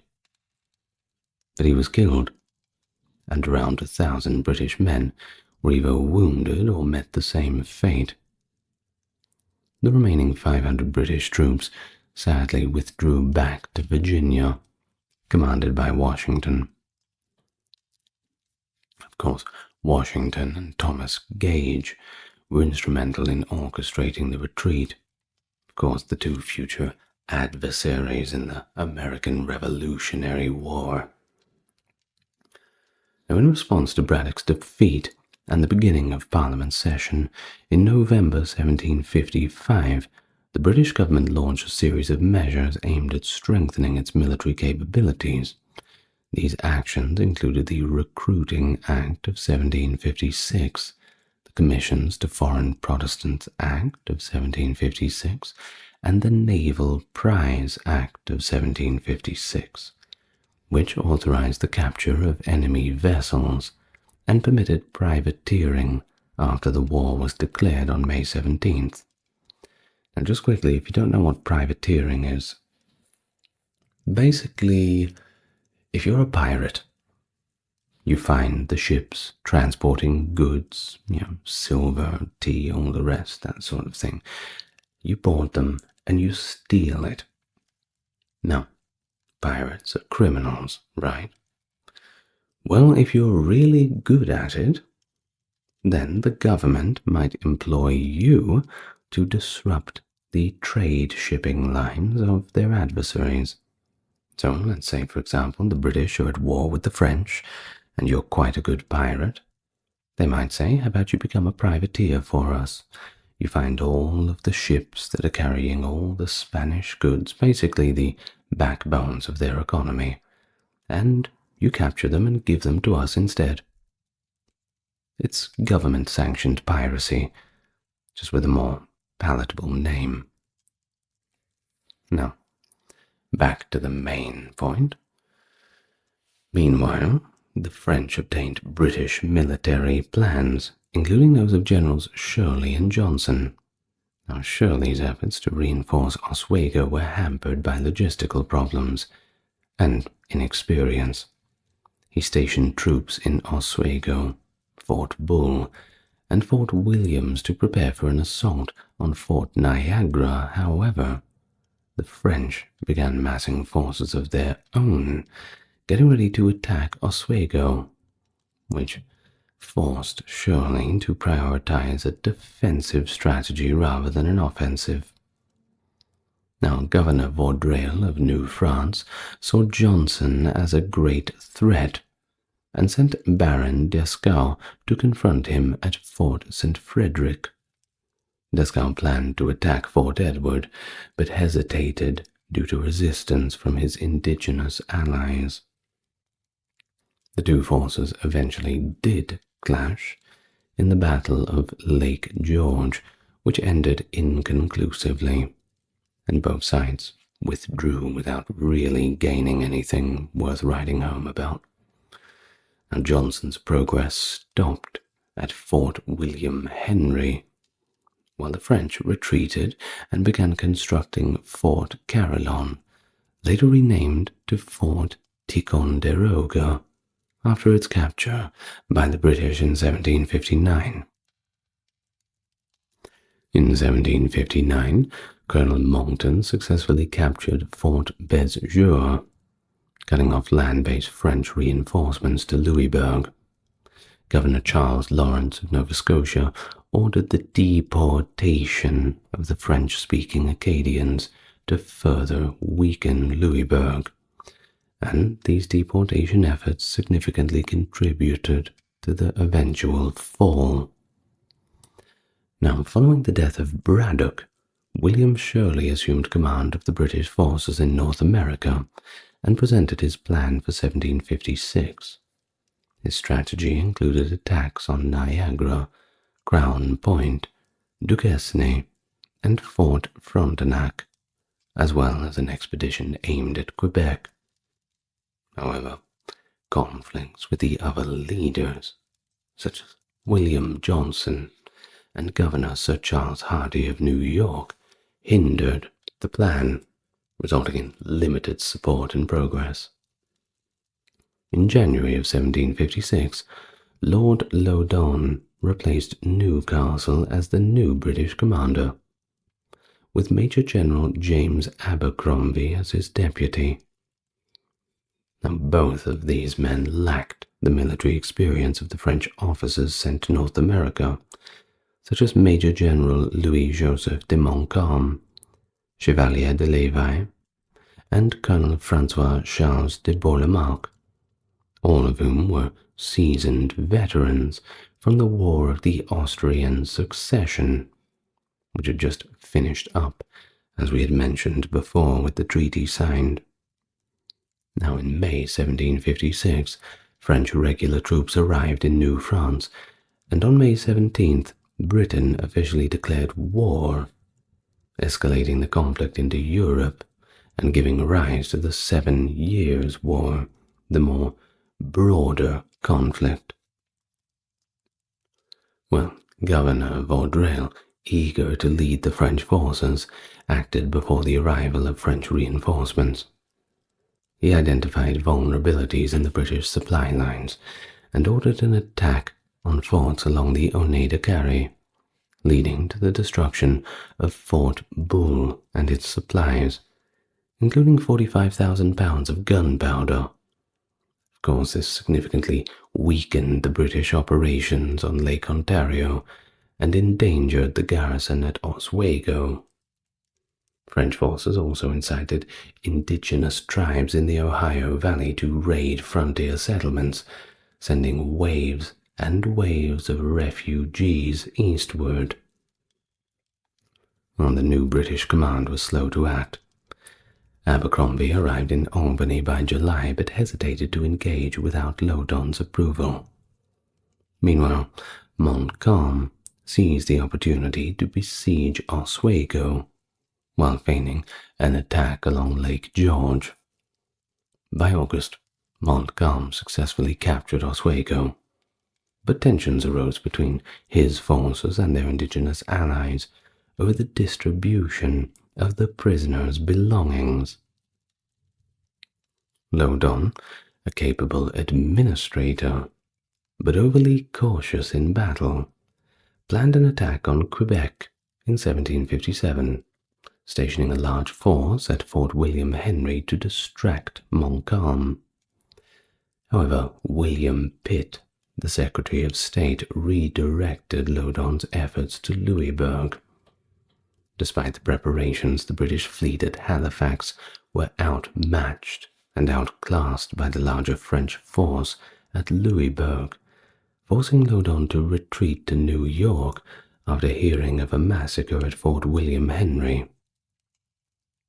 French irregulars, including Canadian scouts and indigenous warriors, began besieging Fort William Henry in early 1757.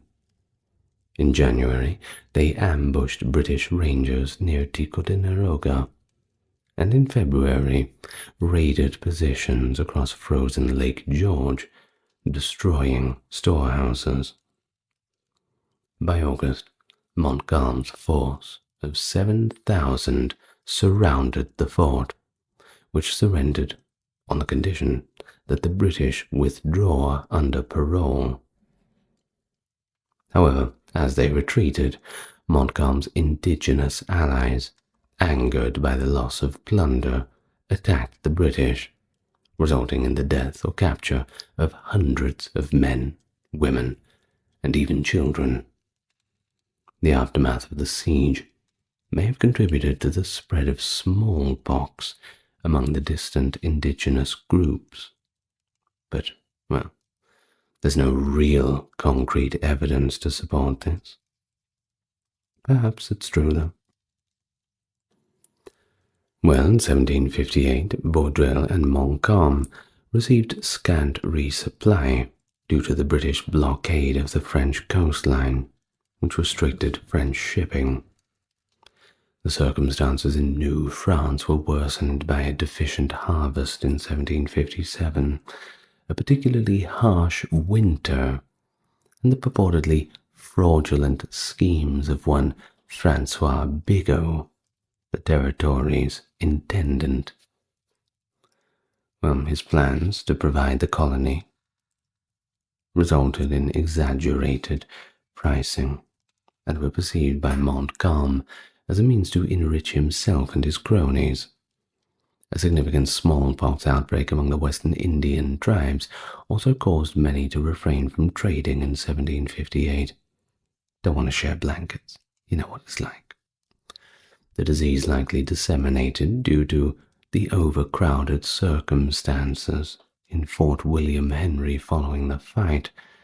However, the indigenous people attributed the affliction to the French, outright accusing them of introducing what they said was bad medicine and depriving them of the spoils at Fort William Henry. Montcalm concentrated his limited resources on the defense of St. Lawrence, establishing key fortifications at Carillon, Quebec, and Louisbourg. But Vaudreuil advocated ineffectively for the persistence of raiding strategies that had been proven successful in prior years. The British setbacks in North America, coupled with more defeats in the European theatre, resulted in the downfall of Newcastle and the Duke of Cumberland, his chief military advisor. Newcastle and Pitt had formed a tenuous coalition, with Pitt exerting control over military strategy. He initiated a strategy for the 1758 campaign that was predominantly formulated by Laudon. He was supplanted by Abercrombie as commander-in-chief following the setbacks of 1757. You see, Pitt's strategy proposed 3 significant offensive operations with substantial regular soldier contingents, bolstered by provincial militias, with the objective of seizing the core territories of New France. 2 expeditions succeeded, resulting in the capture of Fort Duquesne and Louisbourg by substantial British forces. Now, onto the Forbes expedition, a British military expedition conducted from September to October of 1758, with 6,000 troops under the command of General John Forbes, aimed at expelling the French from the disputed Ohio country. The French retreated from Fort Duquesne, ceding control of the Ohio River Valley, to the British. The formidable French stronghold at Louisbourg in Nova Scotia was also seized following a protracted siege. The third invasion was halted by the unexpected French triumph at the Battle of Carillon, where 3,600 French soldiers overcame Abercrombie's contingent of 18,000. That's embarrassing, isn't it? Mainly made up of regular troops, militia, and Native American allies, near the fort known as Carillon by the French. Well, in 1758, the French saw predominantly unfavorable outcomes in pretty much all of the areas of the war. It just wasn't going well for them. Now, the new foreign minister, Duc de Choiseul, resolved to concentrate on the invasion of Britain and divert British resources from North America and the European mainland. Of course, the invasion was unsuccessful, not just militarily but politically, since Pitt devised substantial campaigns against New France and allocated resources to Britain's continental ally, Prussia, while the French Navy faltered in the 1759 naval engagements at Lagos and Quiberon Bay. Well, in a fortunate turn of events for them, many French shipping supply lines successfully departed from France and evaded the British blockade. Lucky for them. Well, within the same year, 1759, that the British launched a campaign in the northwest frontier of Canada to sever the French frontier forts to the west and the south. They seized Ticonderoga and Fort Niagara, and they vanquished the French at the Thousand Islands during the summer of 1759. In September 1759, James Wolfe triumphed against Montcalm in the Battle of the Plains of Abraham, resulting in the fatalities of both commanders. Following the battle, the French surrendered the city to the British. In April of 1760, François Gaston de Levis commanded the French troops in an assault to reclaim Quebec. Despite his victory at the Battle of Sainte-Foy, Levis' next siege of Quebec culminated in failure upon the arrival of the British ships to reinforce the garrison. Following his retreat, he suffered an additional setback when the British naval triumph at Restigouche resulted in the loss of French vessels intended to replenish his forces. Just keeps getting worse for him, doesn't it? Well, in July, Geoffrey Amherst commanded British forces of approximately 18,000 troops in a three-pronged assault on Montreal. Following the eradication of the French fortifications along route, all three troops converged and encircled Montreal in September. A considerable number of Canadians abandoned or relinquished their weapons to British soldiers, while the indigenous allies of the French pursued peace and neutrality. De Levis and the Marquis de Vandrel begrudgingly endorsed the Articles of Capitulation of Montreal on September the 8th, therefore finalizing the British occupation of New France. Well, the majority of hostilities in America concluded in 1760. However, the conflict persisted in Europe between France and Britain. A significant exception was the French capture of St. John's in Newfoundland. General Amherst learned of this unexpected maneuver and promptly sent forces led by his nephew William Amherst, who re-established control over Newfoundland following the Battle of Signal Hill, September 1762. A significant number of British troops stationed in America were actually redeployed to engage in subsequent British operations in the West Indies, including the seizure of Spanish Havana, following Spain's delayed entry into the conflict alongside France, and also a British expedition against French Martinique in 1762 commanded by Major General Robert Monckton. In September of 1760, Governor Vaudreuil in Montreal negotiated a surrender with General Amherst. Amherst approved his wishes that any French residents opting to remain in the colony would be permitted to practice their Roman Catholic faith, possess property, and reside undisturbed. The British administered medical care to ill and injured French soldiers, and French regular troops were repatriated to France on British vessels under the condition that they would not re-engage in the ongoing conflict. That all sounds pretty fair, don't you think? It's a pretty good deal, surprisingly humane, especially for the time period. Well, General Amherst supervised the handover of French fortifications to the British authority on the western frontier. The policies he implemented in those territories unsettled numerous natives and precipitated the onset of the Pontiac's War in 1763, characterized by a series of native assaults on frontier forts, including an attack on Fort Miami.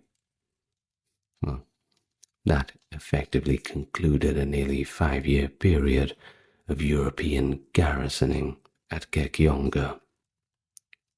The boundary settlements necessitated the ongoing stationing of British troops, and the conflict was not really resolved entirely until as late as 1766.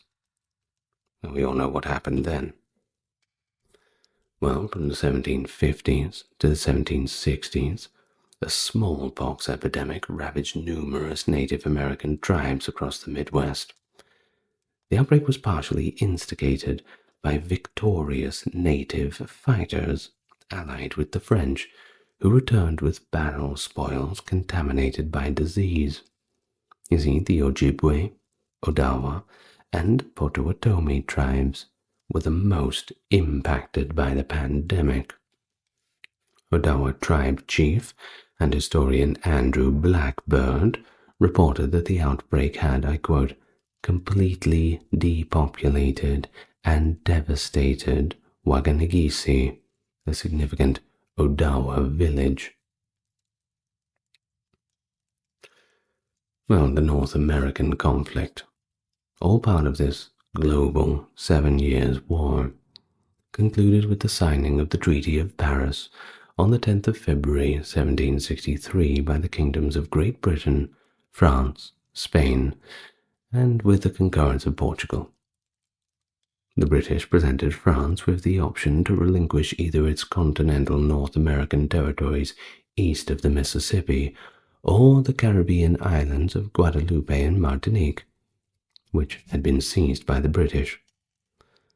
France opted to relinquish the former territory, but successfully negotiated the retention of Saint-Pierre and Miquelon, two diminutive islands, and the Gulf of St. Lawrence, as well as fishing rights in the vicinity. While the economic value of the Caribbean islands' sugar cane was perceived as superior and more defensible than that of the continent's furs. The French philosopher Voltaire derogatorily described Canada as merely a few acres of snow. It's not very nice of him, isn't it? Well, either way, the British were pleased to acquire New France, as the defense of their North American colonies would pretty much no longer be a concern. Well, at least not from the other Europeans. Plenty of frontier wars. Well, however, the elimination of the threat led many colonists to believe that they no longer required British protection, which no doubt led many of them to ask the question, well, what are we paying taxes for? Of course, you know what happens over the next couple of years. We're going to get to it. Well, pretty much Britain's debt nearly doubled from the war, and it prompted efforts to tax the colonies, which led to resistance and eventually a revolution. But in contrast, France valued its sugar-producing colonies more than its North American territories, with figures like Voltaire, of course, downplaying the significance. Who cares about the few acres of snow? Still, the war weakened France too, financially and politically. It wasn't long after that they had their French Revolution in 1789. Well, it's not a good few decades for the ruling classes, isn't it? Well, the removal of French influence in America affected the indigenous tribes, who lost a key ally. The British gained control over Spanish Florida, leading to indigenous migrations and increased tensions, especially between the Choctaw and Creek. Spain's acquisition of Louisiana had pretty much minimal effects, but many Spanish Catholics left Florida for Cuba. In 1778, France returned to America as an ally of the American Revolution, seeking revenge for its earlier losses. Isn't it funny how that works? We don't think of the French being on the colonist side during the Revolution, but they were. Anything to get back at the British, I suppose. Hello and welcome. Today we're going to do a reading from the work of Daniel Defoe, A General History of the Pirates. It was first published in 1724. The section we are doing is about Edward Teach, better known as Blackbeard. A link to this public domain source will be provided in the description of the video if you want to read it for yourself. Now, that being said, best way to support the channel is to like, subscribe, comment, all that good stuff. And let's begin, nice and relaxed. From the work of Daniel Defoe, A General History of the Pirates. Edward Teach was a Bristol man born, but had sailed some time out of Jamaica in privateers in the late French War. Yet though he had often distinguished himself for his uncommon boldness and personal courage, he was never raised to any command till he went to pirating, which I think was at the latter end of the year 1716, when Captain Benjamin Hornigold put him into a sloop that he had made a prize of, and with whom he continued in consortship till a little while before Hornigold surrendered. In the spring of the year 1717, Teach and Hornigold sailed from Providence for the Main of America, and took in their way a billup from Havana with 120 barrels of flour, and also a sloop from Bermuda, Thurber master, from whom they took only some gallons of wine and then let him go, and a ship from Madeira to South Carolina, out of which they got a plunder to a considerable value. After cleaning the coast of Virginia, they returned to the West Indies, and in the latitude of 24 made a prize of a large French Guineaman, bound to Martinico, which by Hornigold's consent Teach went aboard as of captain, and took a cruise in her. Hornigold returned with his sloop to Providence, where at the arrival of Captain Rogers, the governor, he surrendered to mercy, pursuant to the king's proclamation. Aboard of this Guineaman, Teach mounted no guns, and named her the Queen Anne's Revenge, and cruising near the island of St. Vincent, took a large ship called the Great Allen. Christopher Taylor, commander, the pirates plundered her of what they thought fit, put all the men ashore upon the island above mentioned, and then set fire to the ship. A few days after, Teach fell in with the Scarborough man-of-war of 30 guns, who engaged him for some hours, but she finding the pirate well manned, and having tried her strength, gave over the engagement, and returned to Barbados, the place of her station. And Teach sailed towards the Spanish America. In this way, he met with a pirate sloop of 10 guns, commanded by one Major Bonnet, lately a gentleman of good reputation and estate in the island of Barbados, whom he joined, but in a few days after, Teach, finding that Bonnet knew nothing of maritime life, with the consent of his own men, put in another captain, one Richards, to command Bonnet's sloop, and took the Major on board his own ship, telling him that as he had been used to the fatigues and care of such a post, it would be better for him to decline it, and live easy, at his pleasure, in such a ship as his, where he should not be obliged to perform duty, but follow his own inclinations.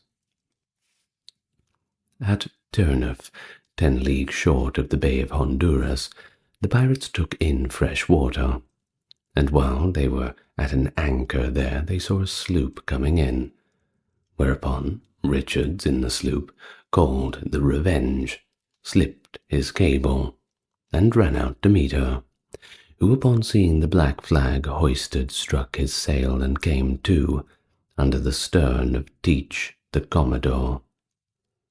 She was called Adventure.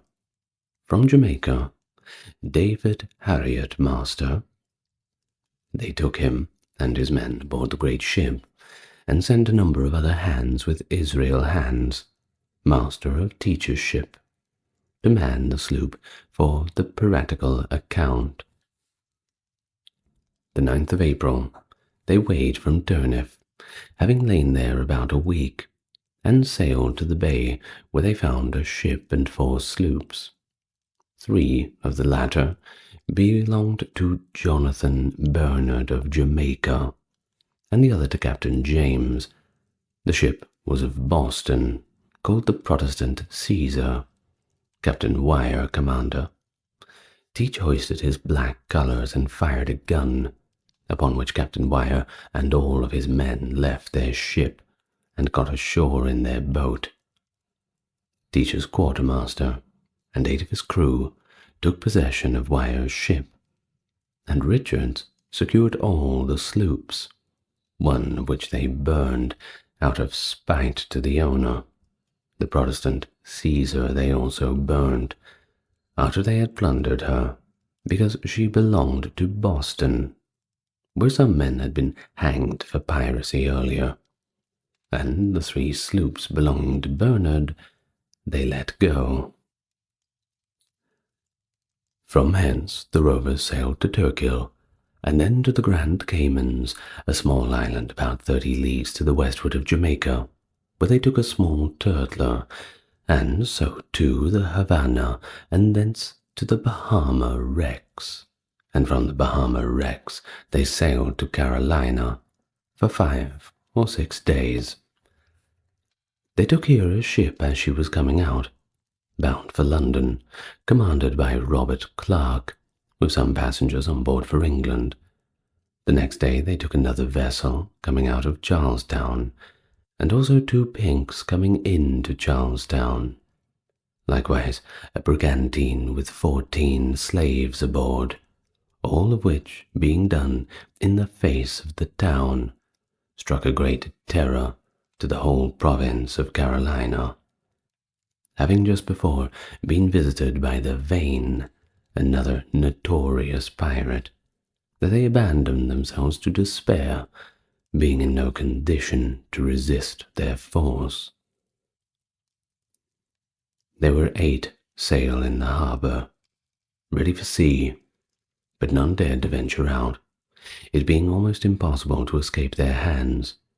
The inward-bound vessels were under the same unhappy dilemma, so that the trade of this place was totally interrupted. What made these misfortunes heavier to them was a long, expensive war.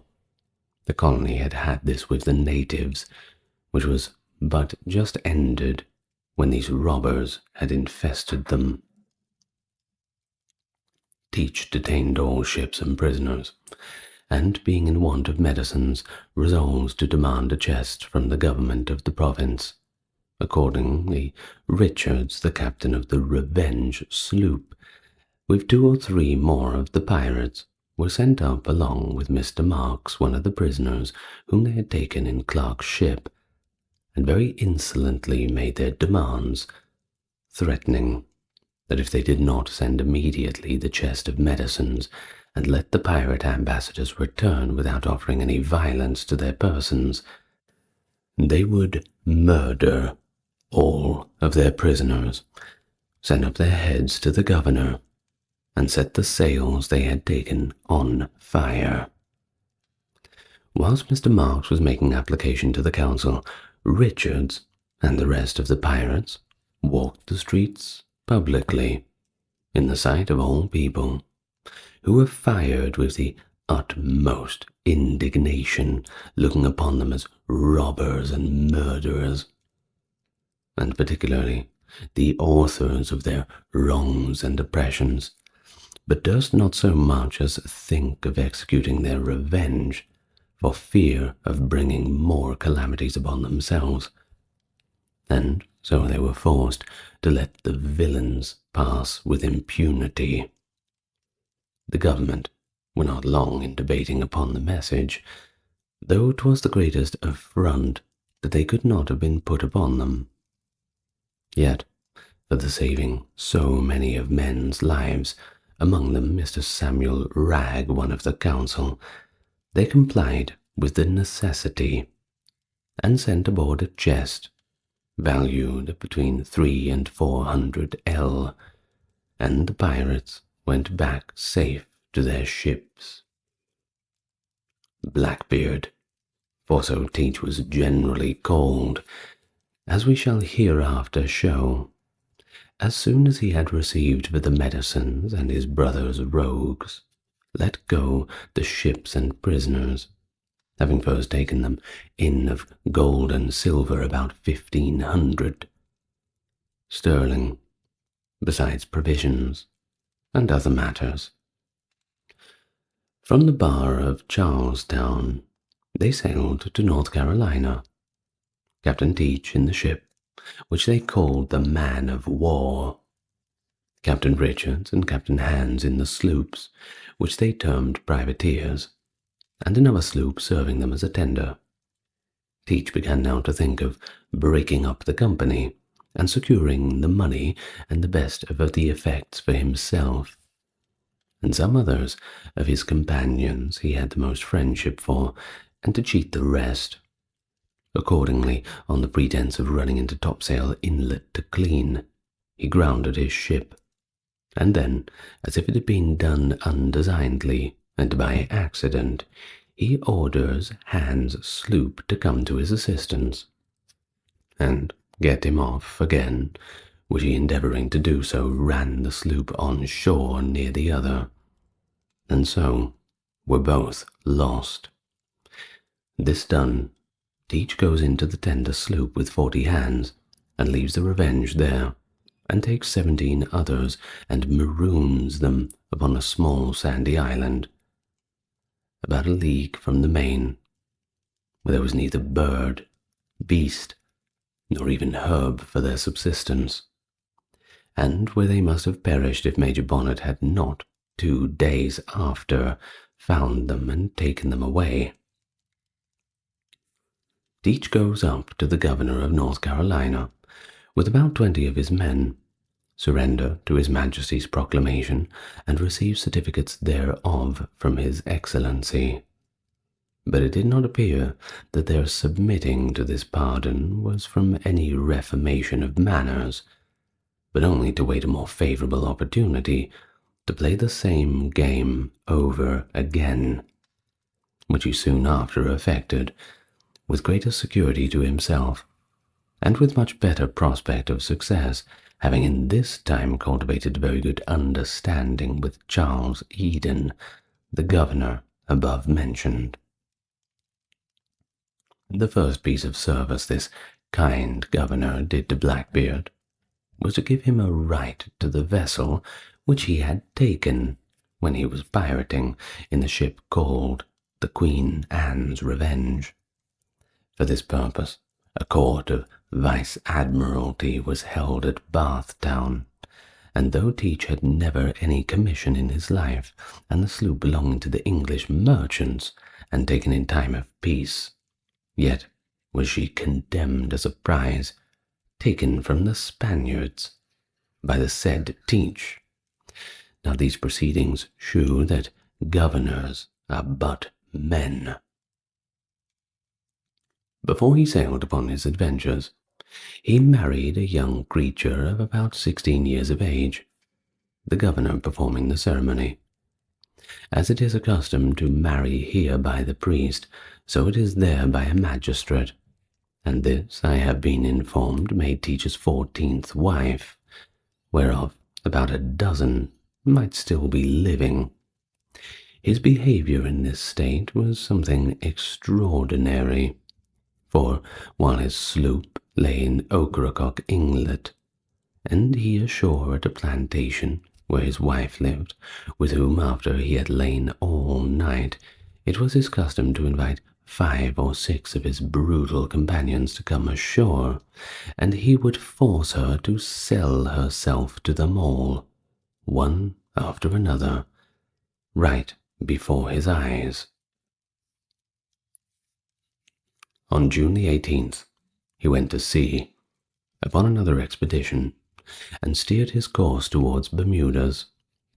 He met with 2 or 3 English vessels in this way, but robbed them only of provisions, stores, and other necessities, for his present expense. But near the island aforementioned, he fell in with 2 French ships. One of them was laden with sugar and cocoa, and the other light, both bound for Martinico. The ship that had no lading he let go, and putting all the men of the loaded ship aboard her, he brought home the other with her cargo to North Carolina, where the governor and the pirates shared the plunder. When Teach and his prize arrived, he and 4 of his crew went to his excellency, and made affidavit that they found the French ship at sea, without a soul on board, and then a court was called, and the ship condemned. The governor had 60 hogsheads of sugar for his dividend, and one, Mr. Knight, who was his secretary and collector for the province, 20, and the rest was shared among the other pirates. But the business was not done yet. The ship remained. It was possible for one or the other might have come into the river, that might be acquainted with her, and so discover the roguery, but Teach thought of a contrivance to prevent this, for upon a pretence that she was leaky, and that she might sink, and so stop up the mouth of the inlet or cove where she lay, he obtained an order from the governor to bring her out into the river and set fire to her, which was accordingly executed, and she was burned down to the water's edge, her bottom sunk, and with it their fears of her ever rising in judgment against them. Captain Teach, alias Blackbeard, passed 3 or 4 months in the river, sometimes lying at anchor in the coves, at other times sailing from one inlet to another, trading with such sloops as he met, for the plunder he had taken, and would often give them presents for stores and provisions he took from them, that is, when he happened to be in a giving humour. At other times he made bold with them, and took what he liked, without saying, by your leave, knowing well they dared not send him a bill for the payment. He often diverted himself with going ashore among the planters, where he revelled night and day. By these he was well received, but whether out of love or fear I cannot say. Sometimes he used them courteously enough, and made them presents of rum and sugar, in recompense from what he took from them. But as for the liberties which, it is said, he and his companions often took with the wives and daughters of the planters, I cannot take it upon me to say whether he paid them ad valorem or no. At other times he carried it in a lordly manner towards them, and would lay some under the contribution. Nay, he often proceeded to bully the governor, not that I can discover the least cause of quarrel betwixt them, but it seemed only to be done to show he dared to do it. The sloops trading up and down this river, being so frequently pillaged by Blackbeard, consulted with the traders, and some of the best of the planters, what course to take. They saw plainly it would be in vain to make any application to the governor of North Carolina, to whom it properly belonged to find some redress, so that if they could not be relieved from some other quarter, Blackbeard would be like to reign with impunity. Therefore, with as much secrecy as possible, they sent a deputation to Virginia to lay the affair before the governor of that colony, and to solicit an armed force from the men of war lying there to take or destroy this pirate. This governor consulted with the captains of 2 men of war, viz., the Pearl and the Lime, who had lain in St. James's River about 10 months. It was agreed that the governor should hire a couple of small sloops, and the men of war should man them. This was accordingly done, and the command of them given to Mr. Robert Maynard, first lieutenant of the Pearl, an experienced officer, and a gentleman of great bravery and resolution, as will appear by his gallant behaviour in this expedition. The sloops were well manned and furnished with ammunition and small arms, but no guns had been mounted. About the time of their going out, the governor called an assembly, in which it was resolved to publish a proclamation, offering certain rewards to any person or persons who, within a year after that time, should take or destroy any pirate. The original proclamation, being in our hands, is as follows. By His Majesty's Lieutenant Governor and Commander-in-Chief of the Colony and Dominion of Virginia, a proclamation publishing the rewards given for apprehending or killing pirates. Whereas by an act of assembly made at the session of assembly begun at the Capitol in Williamsburg, the 11th day of November, in the 5th year of His Majesty's reign, entitled An Act to Encourage the Apprehending and Destroying of Pirates. It is, among other things, enacted that all and every person or persons who from hereafter the 14th day of November in the year of our Lord 1718, and before the 14th day of November, which shall be in the year of our Lord 1719, shall take any pirate or pirates on the sea or land, or in case of resistance, shall kill any such pirate or pirates between the degrees of 34 and 39 of northern latitude, and within 100 leagues of the continent of Virginia, or within the provinces of Virginia, North Carolina, upon the conviction or making due proof of the killing of all and every such pirate and pirates before the governor and council, shall be entitled to have and receive out of the public money, in the hands of the treasurer of this colony, the several rewards following. That is to say, for Edward Teach, commonly called Captain Teach or Blackbeard, £100. For every other commander of a pirate ship, sloop, vessel, £40. For every lieutenant, master, or quartermaster, boatswain, carpenter, £20. For every other inferior officer, £16. And for every private man taken on board such a ship, sloop, vessel, £10. That for every pirate which shall be taken by any ship, sloop, or vessel belonging to this colony or North Carolina within the time aforesaid, in any place whatsoever, the like rewards shall be paid according to the quality and condition of such pirates.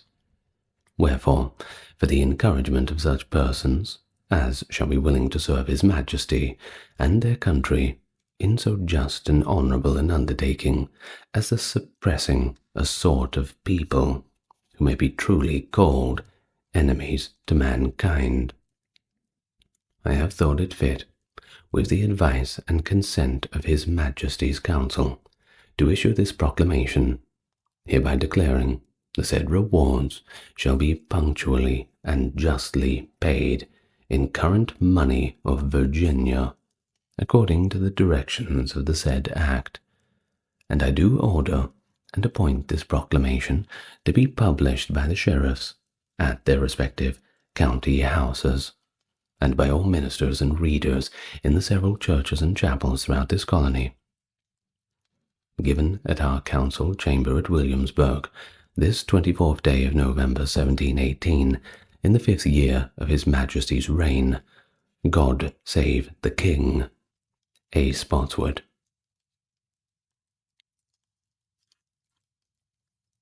The 17th of November, 1718, the lieutenant sailed from Kekutan in James River in Virginia, and the 21st in the evening came to the mouth of Ocracoke Inlet, where he got sight of the pirate.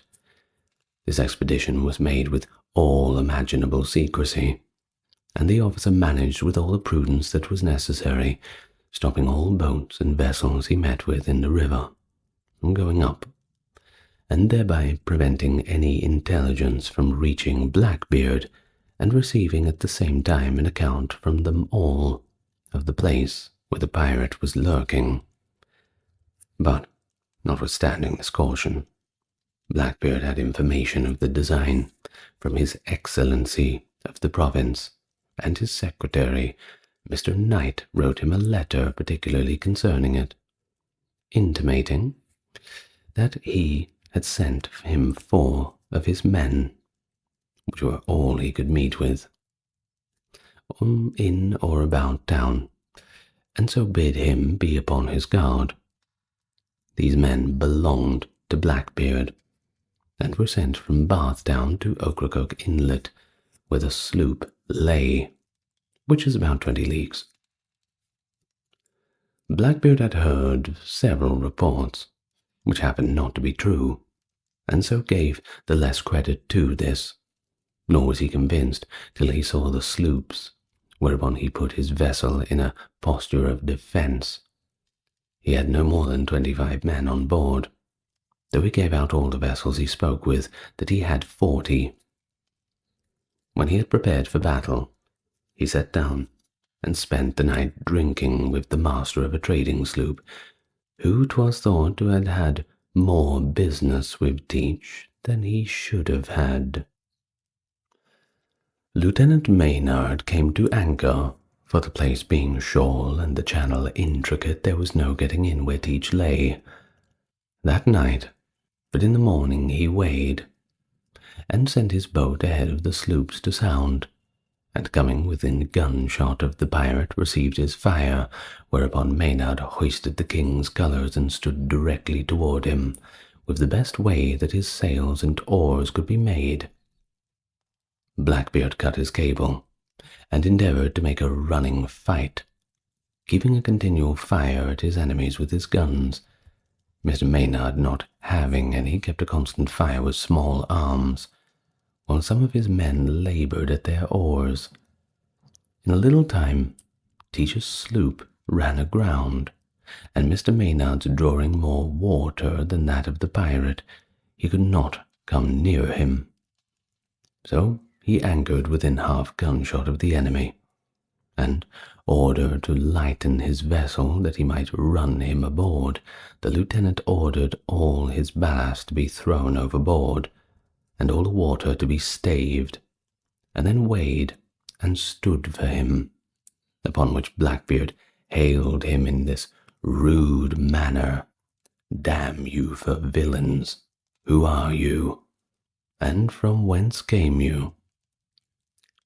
The lieutenant made him answer, "You may see by our colours that we are no pirates."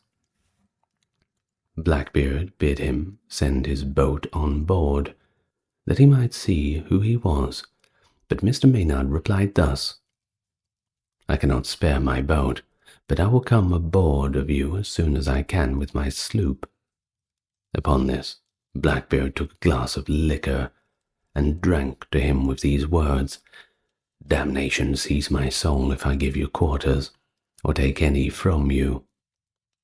In answer to which, Mr. Maynard told him that he expected no quarters from him, nor should he give him any. By this time, Blackbeard's sloop fleeted, and Mr. Maynard's sloops were rowing towards him, which being not above a foot high in the waist, and consequently the men all exposed, as they came nearer together, there being hitherto little or no execution done on either side, the pirate fired a broadside, charged with all manner of short shot, a fatal stroke to them, the sloop that the lieutenant was in having 20 men killed and wounded, the other sloop 9. This could not be helped, for there being no wind, they were obliged to keep to their oars. Otherwise, the pirate would have gotten away from him, which it seems the lieutenant was resolute to prevent. After this unlucky blow, Blackbeard's sloop fell broadside to the shore. Mr. Maynard's other sloop, which was called the Ranger, fell astern, being for the present disabled, so that the lieutenant, finding his own sloop had way, and would soon be on board of Teach, he ordered all his men down, for fear of another broadside, which must have been in their destruction, and the loss of the expedition entirely. Mr. Maynard was the only person that kept the deck, except the man at the helm, whom he directly lie down snug, and the men in the hold were ordered to get their pistols and swords ready for close fighting, and to come up at his command, in order to which 2 ladders were placed in the hatchway for the more expedition.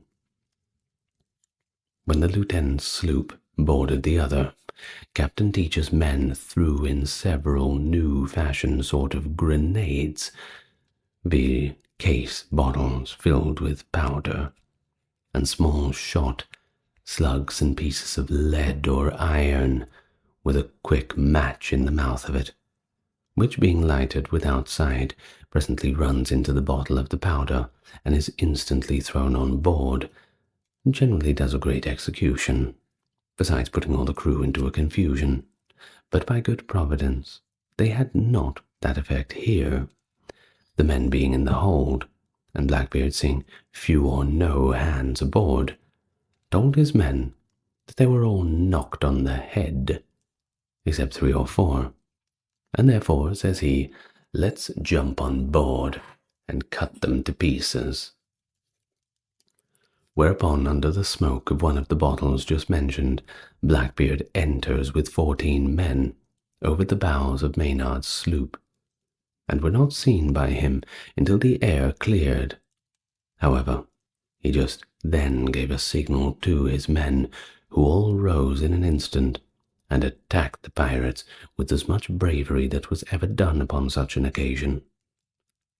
Blackbeard and the lieutenant fired the pistol at each other, by which the pirate received a wound, and then engaged with swords, till the lieutenant's unluckily broke, and stepping back to cock a pistol, Blackbeard, with his cutlass, was striking at that instant that one of Maynard's men gave him a terrible wound in the neck and throat, by which Lieutenant came off with a small cut over his fingers.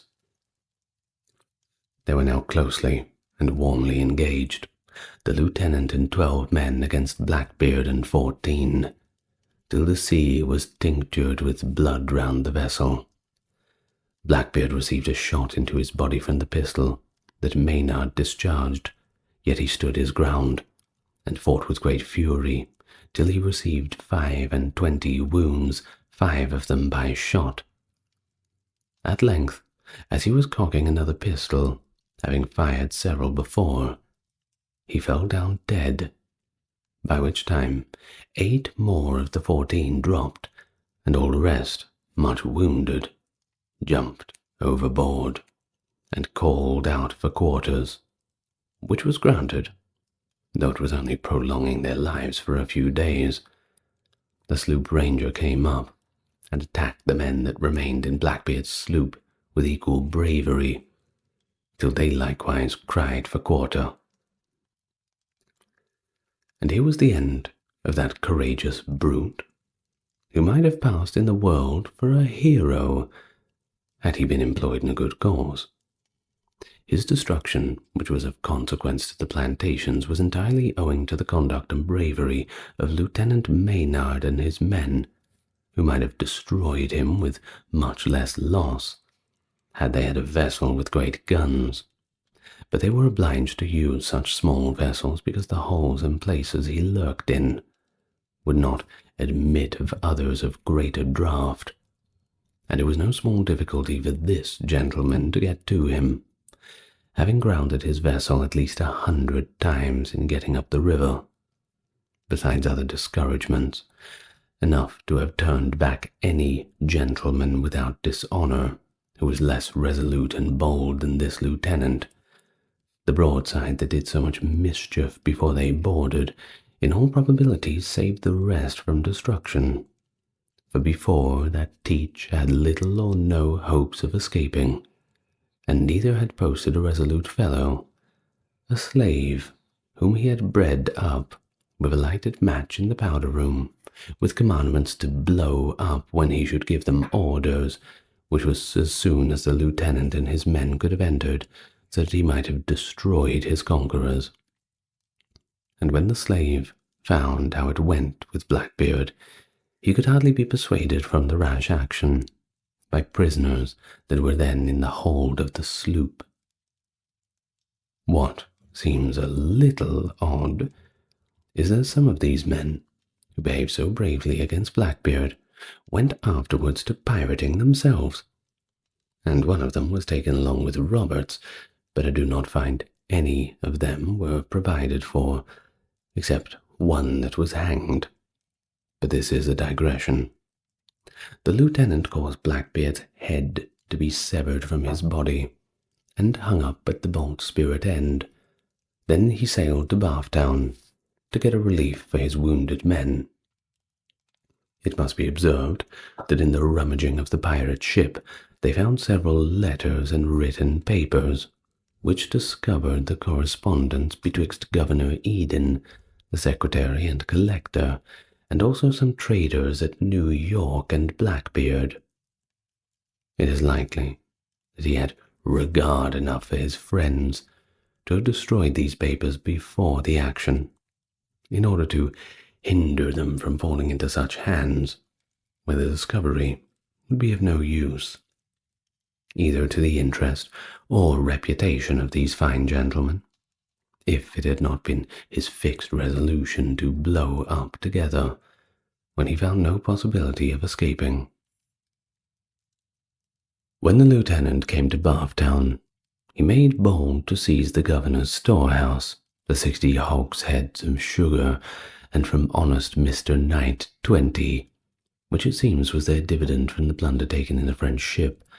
The latter did not long survive this shameful discovery, for being apprehensive that he might be called to an account for these trifles, fell sick with the fright, and died within a few days.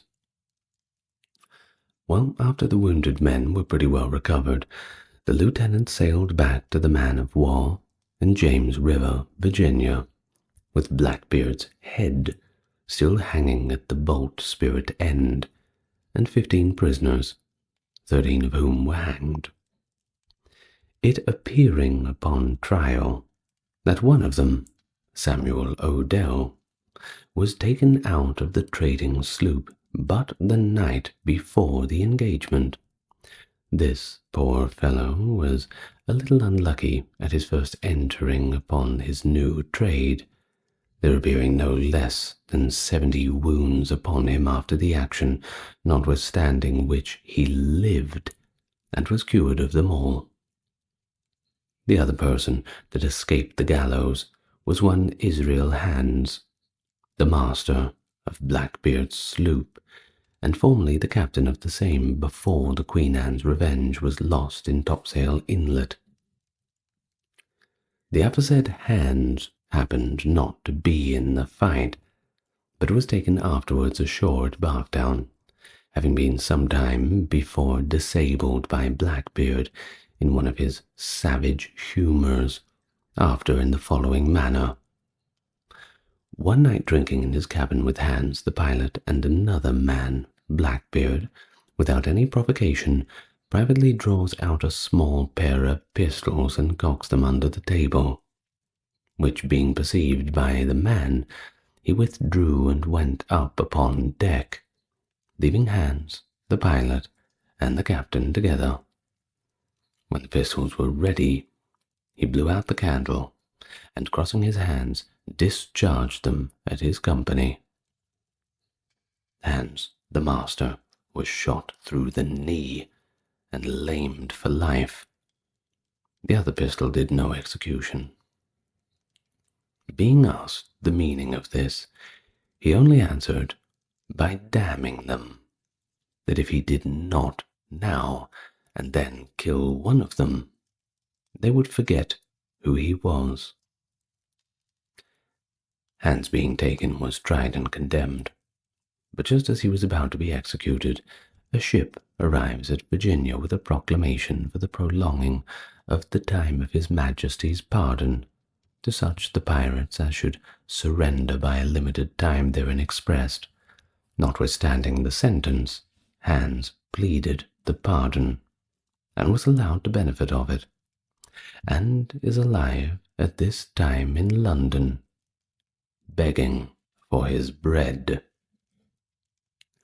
Now that we have given some account of Teacher's life and actions, it will not be amiss that we speak of his beard, since it did not a little contribute towards making his name so terrible in those parts.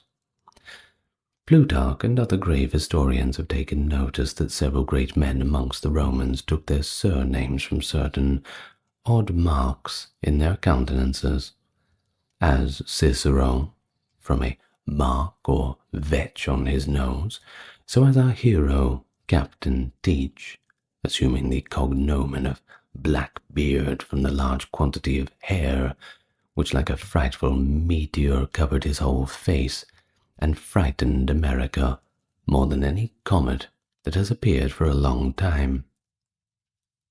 This beard was black, which he suffered to grow of an extravagant length. As to breadth, it came up to his eyes. He was accustomed to twist it with ribbons in small tails, after the manner of our Ramillies' wigs, and turn them about in his ears. At the time of action, he wore a sling over his shoulders, with a 3 brace of pistols hanging in holsters like bandoliers, and struck lighted matches beneath his hat, which appearing on each side of his face, his eyes naturally looking fierce and wild, made him altogether such a figure that imagination cannot form an idea of a fury from hell to look more frightful. If he had the look of a fury, his humours and passions were suitable to it. We shall relate 2 or 3 more of his extravagancies, which we omitted in the body of his history, by which it will appear to what a pitch of wickedness human nature may arrive if its passions are not checked. In the Commonwealth of Pirates, he who goes the greatest length of wickedness is looked upon with a kind of envy amongst them, as a person of a more extraordinary gallantry, and is thereby entitled to be distinguished by some post. And if one such has but courage, he must certainly be a great man. The hero of whom we are writing was thoroughly accomplished in this way, and some of his frolics of wickedness were so extravagant, as if he aimed at making his men believe he was a devil incarnate. For being one day at sea, and a little flushed with drink, "Come," says he, "let us make a hell of our own, and try how long we can bear it." Accordingly, with 2 or 3 others, he went down into the hold, and closing up all the hatches, filled several pots full of brimstone and other combustible matter, and set it on fire, and so continued till they were almost suffocated. When some of the men cried out for air, at length he opened the hatches, not a little pleased that he held out the longest. The night before he was killed, he sat up and drank until the morning, with some of his own men and the master of a merchantman, and having been intelligence to the 2 sloops coming to attack him, as he had been before observing, one of his men asked him, in case anything should happen to him in the engagement with the sloops, whether his wife knew where he had buried his money. He answered, that nobody but himself and the devil knew where it was, and the longest liver should take it all. Those of his crew that were taken alive told a story that might appear a little incredible. However, we think it would be not fair to omit it, since we had it from their own mouths, that once upon a cruise they found out that they had a man on board more than their crew. Such a one was seen several days amongst them, sometimes below, sometimes upon deck, and yet no man on the ship could give an account who he was, or from whence he came, but that he disappeared little before they were cast away in their ship. But it seems they verily believed that it was the devil.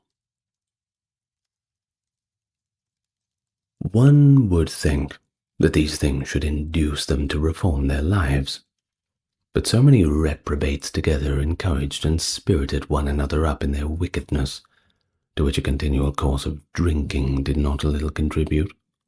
For in Blackbeard's journal, which was taken, there were several memorandums of the following nature, sound writ with his own hand. Such a day, rum all out, our company somewhat sober, a damned confusion among us, rogues a plotting great talk of separation, so I looked sharp for a prize. Such a day took one, with a well great deal of liquor on board, so kept the company hot, damned hot. Then all the things went well again. Thus it was these wretches passed their lives, with very little pleasure or satisfaction in the possessions of what they violently stole away from others, and sure to pay for it at last by an ignominious death. Here are the names of the pirates killed in the engagement: Edward Teach, commander; Philip Morton, gunner; Garrett Gibbons, boatswain; Owen Roberts, carpenter; Thomas Miller, quartermaster; John Husk, Joseph Curtis, Joseph Brooks, Nathan Jackson. All the rest, except the 2 last, were wounded and afterwards hanged in Virginia. John Carnes, Joseph Phillips, Joseph Brooks, James Robbins, James Blake, John Martin, John Gills, Edward Salter, Thomas Gates, Stephen Daniel, James White, Richard Greensail, Richard Stills, Israel Hands, pardoned, Caesar, Samuel Odell, acquitted. There were, in the pirates' sloops and ashore a tent, near where the sloops lay, 25 hogsheads of sugar, 11 tierces, and 145 bags of cocoa, a barrel of indigo, a bale of cotton, which, with what was taken from the governor and secretary and the sale of the sloop, came to £2,500. Besides, the rewards paid by the governor of Virginia, pursuant to his proclamation, all which was divided among the companies of the 2 ships, Lime and Pearl, that lay in the James River. The brave fellows that took them coming in for no more than their dividend against the rest, and was paid it within these 3 months. End of the account of Blackbeard. Well, what did you think? Did you like it? I liked it. The Goa Inquisition, established in 1560 by the Portuguese colonial administration in their newly acquired Indian territory, a notorious extension of the Portuguese Inquisition, aimed at enforcing Catholic orthodoxy among the newly converted Christian population. It targeted Hindus, Muslims, Jews, and even those Christians who were accused of relapsing into their previous religious practices, or those who were simply accused and suspected of heresy. The tribunal was, of course, notorious for its severity, employing torture and public executions as methods to enforce conformity. Thus, the Inquisition's oppressive measures included the banning of local customs that were incompatible with their Catholic practices, leading to significant cultural and religious disruptions, a deep scar on the region. Hello and welcome to the channel. If it's your first time here, it's good to meet you. If you are coming back, great to see you again. Well, looks like we got past 10,000 subscribers. Isn't that great? Thank you very much. Let's try and go for 20 now. As always, if you like what I do, there's a Patreon link in the description, or just like and leave your comments down below. That helps me out. Now, without further ado, let's get on to the topic at hand. A full history of the Goa Inquisition. Please, get relaxed, deep breath, and we may begin.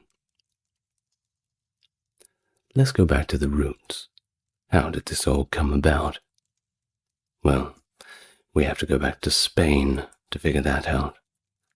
Ferdinand and Isabella, the rulers of Aragon and Castile respectively, united their kingdoms through marriage in the year 1479, effectively forming what would become what we now know as the country of Spain. Their reign saw the expulsion of Jews from Spain in 1492, many of whom sought refuge in the neighboring Portugal. However, within a few years, similar anti-Jewish sentiments and the practices of the Inquisition were adopted by the Portuguese.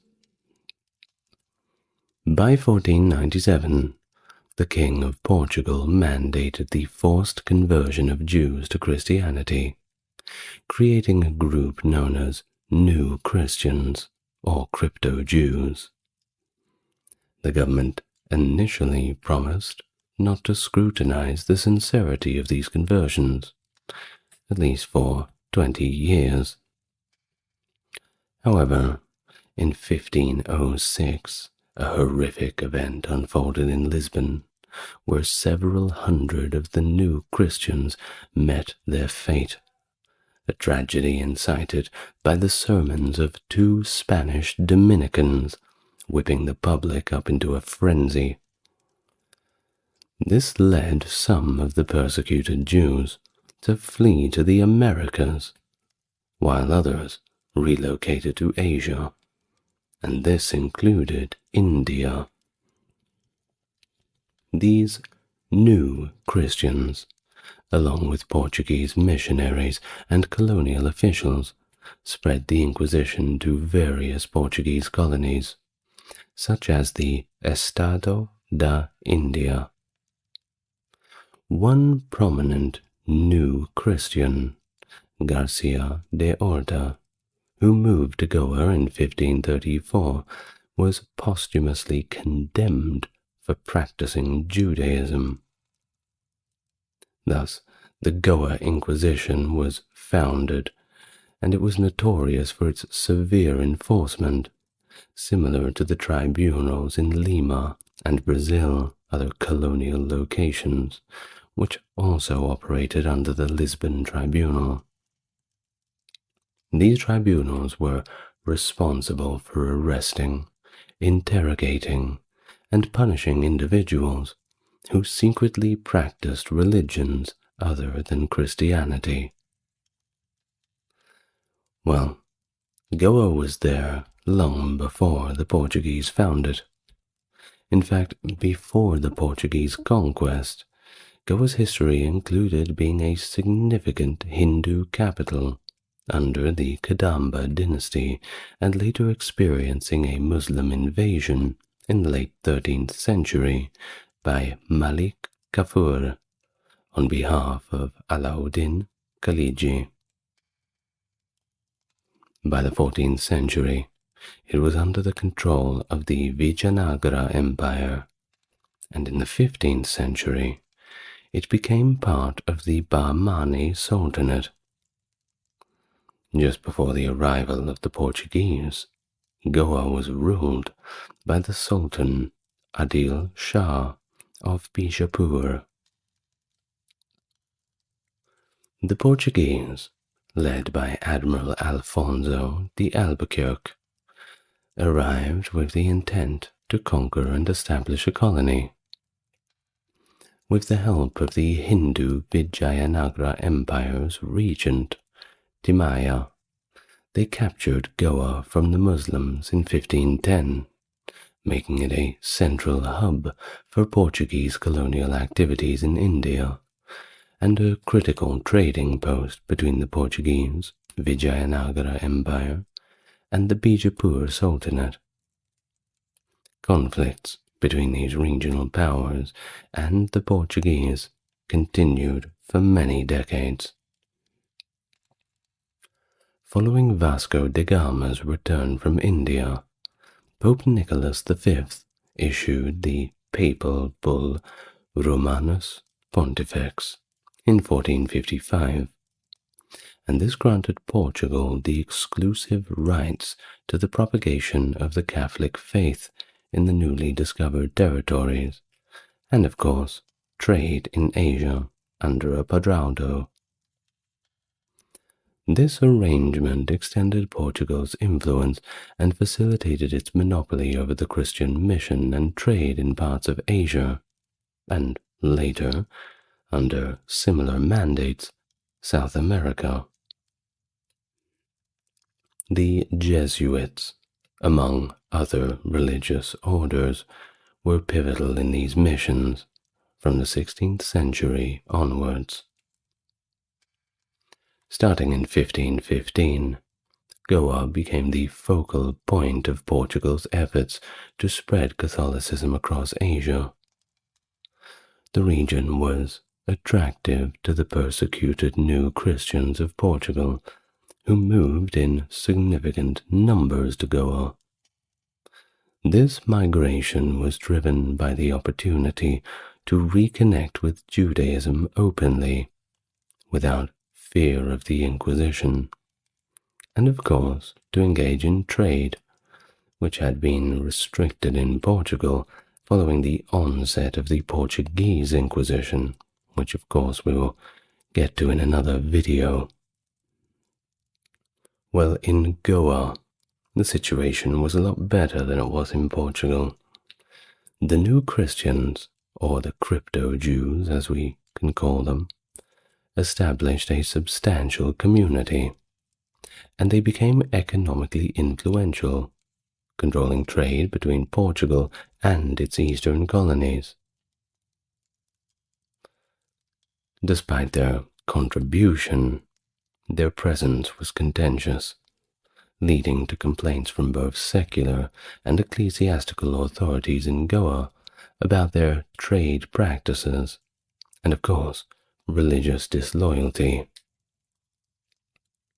The Archbishop of Goa, Dom Gaspar de Leal Pereira, was particularly hostile towards the new Christians, and advocated for the establishment of the Inquisition to curb their influence. The Inquisition in Goa established was then to enforce Catholic orthodoxy, notorious for its severity, paralleling the infamy of its counterpart in Portugal. The Jews, or New Christians, who had came so far to get away from the Inquisition, found that the shop next door was putting up the signs. They were trying to get away from the Inquisition, but unfortunately, the Inquisition came to them. The missionary efforts in Goa were not just limited to converting new Christians, however, but it also included the forced baptism of Hindus and Muslims. The establishment of the diocese in Goa in 1534, followed by the arrival of Francis Xavier in 1542, marked significant milestones in these efforts. By 1548, the Portuguese had constructed 14 churches in the colony, reflecting their dedication to converting the local population, by any means necessary, of course. However, the missionary records from the 16th and 17th centuries often stereotyped and criticized the local Hindu population, who were referred to as Gentiles. Missionaries reported that conversions were frequently motivated by material benefits, rather than any genuine spiritual conviction, and that many of the new converts secretly continued in their old religious practices. This phenomenon, likened to the crypto-Jews of Portugal, was a concern for the Jesuits, who pressed for an inquisition to address these heretical practices. Thus the Goa Inquisition, guided by the decrees of the Council of Trent, was rigorously implemented to attack the local Hindu customs, root out synchronism seen as heretical, and purify the Catholic faith in the colony. It was noted that while the Portuguese accepted and utilized the local caste system to integrate into society and attract elite converts, they targeted other local customs and festivals as points of religious backsliding that required correction. St. Francis Xavier, one of the founding figures of the Jesuit order, played a critical role in the Christian missionary efforts within the Portuguese Empire in Asia, and especially in India. His evangelistic zeal is evidenced in his extensive writings and correspondences with the Portuguese monarchy, advocating for stringent measures to reinforce Christian teachings and practices among the new converts. In 1546, Xavier, concerned about the religious and moral laxity in Goa, wrote to King John III of Portugal, emphasizing the urgent need for the establishment of a Goan Inquisition. He highlighted the widespread adherence to Judaism and Islam, and the lack of fear of God or shame among the people. That's right, feel bad, everybody. while Xavier's push for the Inquisition was rooted in his belief that only through such a rigorous institution could the Christians in India be properly disciplined and guided. Well, Xavier also expressed frustrations with the Portuguese governance in Goa. In a letter dated January 20th, 1545, he criticized the Portuguese officials for their greed and negligence, particularly in their failure to uphold Christian morality and discipline among these sailors and settlers, who led scandalous lives far from the European eyes, which is very out of character for sailors.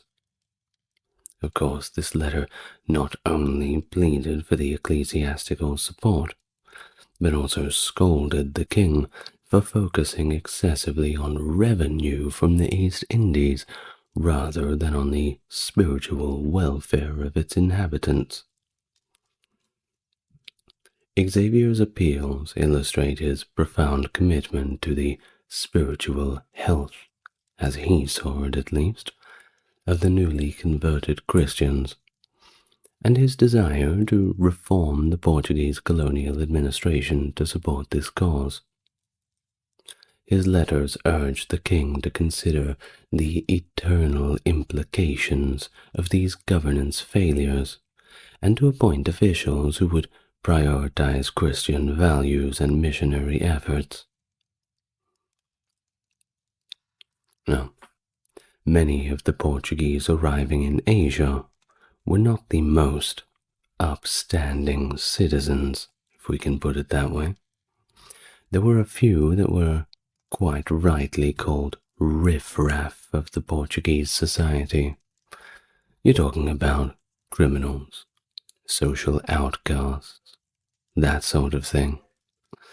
Of course, when you have a little bit of trouble or some debts or perhaps a reputation you want to leave behind, it's probably a good idea to get on a boat, go halfway around the world, and just leave it all behind you. And because of this, well, the job of the missionary was even more daunting, as these individuals frequently engaged in behaviors that, let's just say, starkly contradicted the missionary's teachings. The Catholic Church, we've made a few changes. While Xavier's legacy in Asia is complex, and it really does require its own video, but it was certainly marked by a level of zeal for conversion, and of course the establishment of these Christian institutions that were juxtaposed with his critical stance towards the colonial authorities' misconduct, which he did call out. So credit where it is due. Yes, he was criticizing heretics as he saw it, but also holding the people in his own camp to the same standard. Well, either way, his work laid a foundation for the future of Christian institutions in the region, albeit intertwined with these coercive elements of colonial rule that followed, and we will get to them very shortly. Well, before the formal establishment of the Inquisition in 1560, the Portuguese authority in Goa were already suppressing the Hindu practices. Many had accounted that this was seen as somewhat of a barbarian religion. You'd be surprised what people, even in modern times, had said about it comparatively. Look at Winston Churchill's comments on the Hindus. Rather an unfair assessment. Well, but back to the Portuguese. An order from King John III of Portugal, issued on the 8th of March 1546, mandated the complete destruction of Hindu temples, the prohibition of public Hindu rituals, and even the expulsion of Hindu priests from Portuguese territories. Effectively, this criminalized Hinduism. A special tax was also imposed on Muslim mosques before 1550, and there are records of executions for heresy, including a new Christian, one of those crypto-Jews, in 1539, and of course a Jewish converso in 1543. Converso is another word, a Spanish term for a converted Jew, same as a crypto-Jew. Now, this indicates a climate of religious intolerance that had taken root even before the formal institution of the Inquisition had been set up. Well, the Inquisition itself began when Cardinal Henrique of Portugal sent Alessio Fias Falsao, and that's my pronunciation of his name, don't take that as gospel, as the first inquisitor to Goa.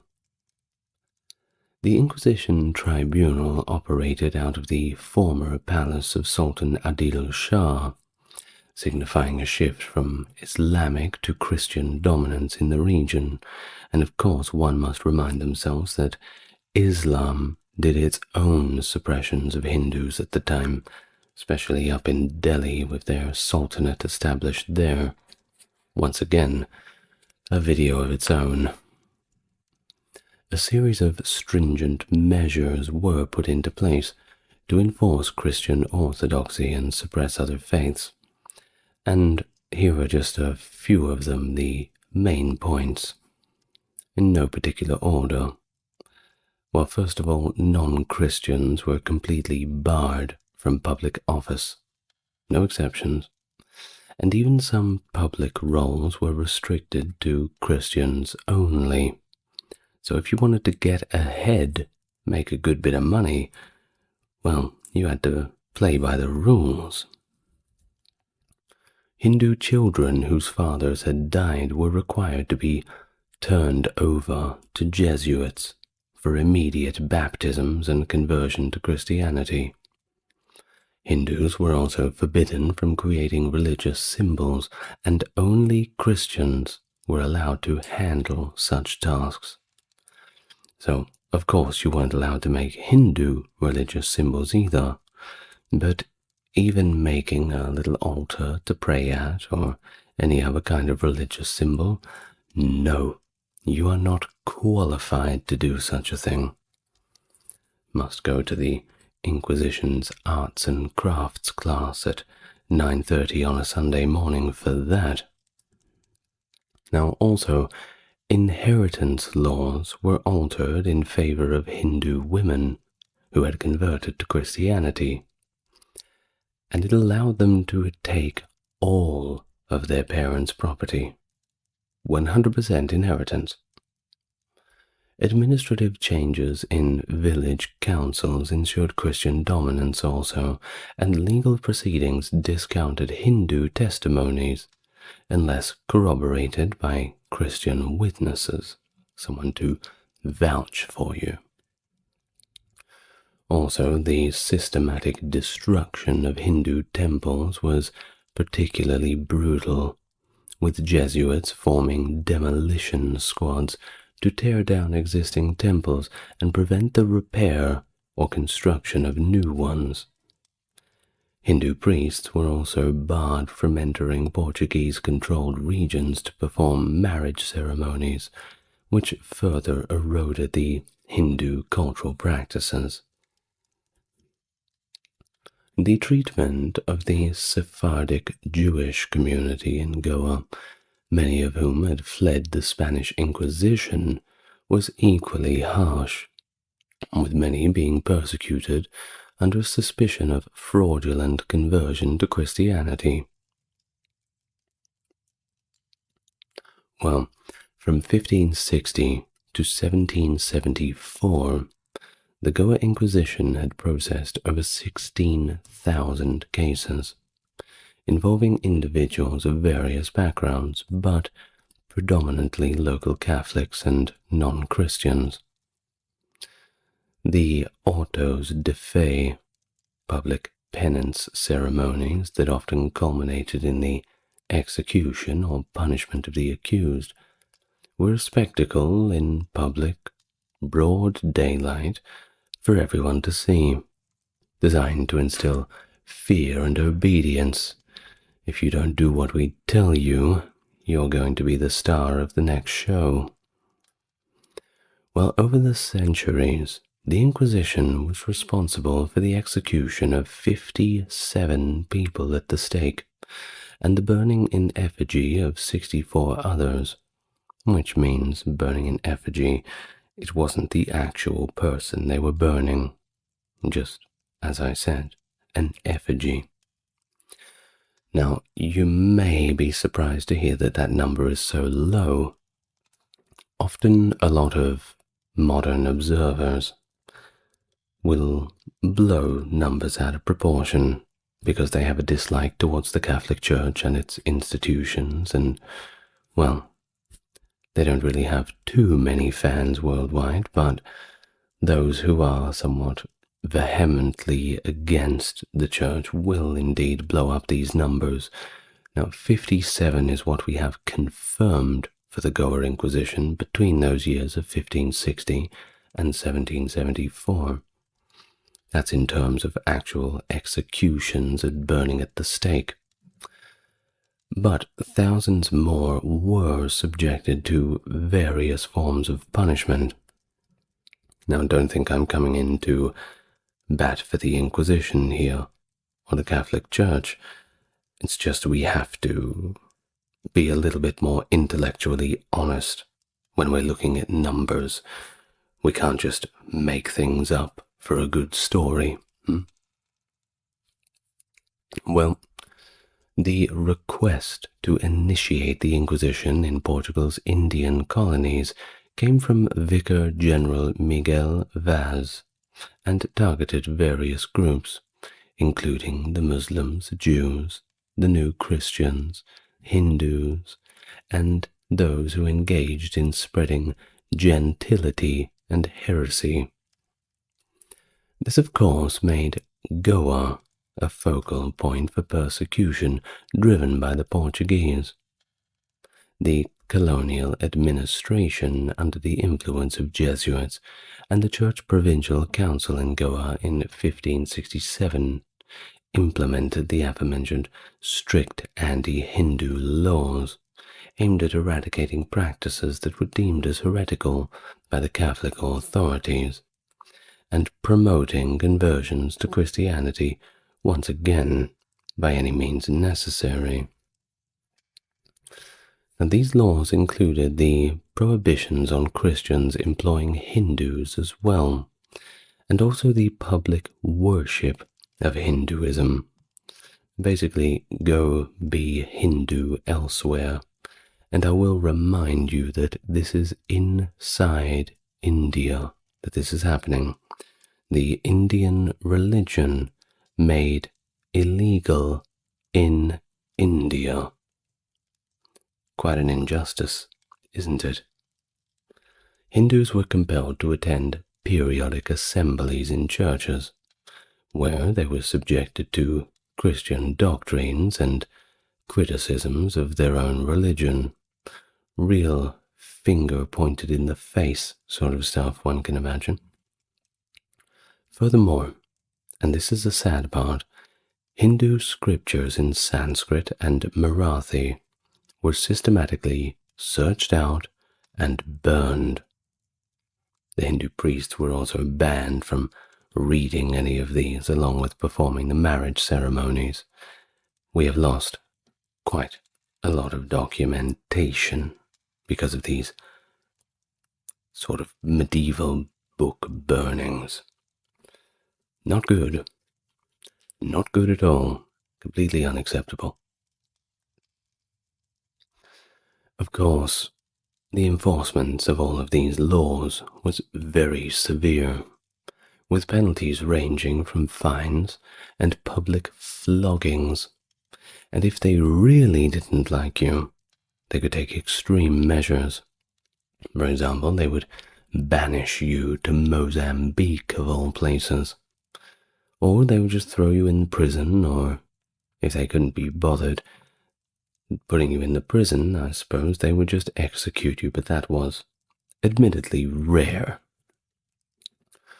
Well, of course, the most severe was the burning at the stake, which was under the supervision of the Portuguese Christian authorities. Of course, the Hindus weren't all going to stick around and just put up with this. This harsh persecution prompted many of them to flee Goa. And the migration wasn't just Hindus, it extended to Christians and Muslims as well, who moved to surrounding regions outside the control of the Jesuits in Portuguese India. In response to the destruction of their temples, the Hindus salvaged deities from the ruins and constructed new temples just beyond the Portuguese jurisdiction.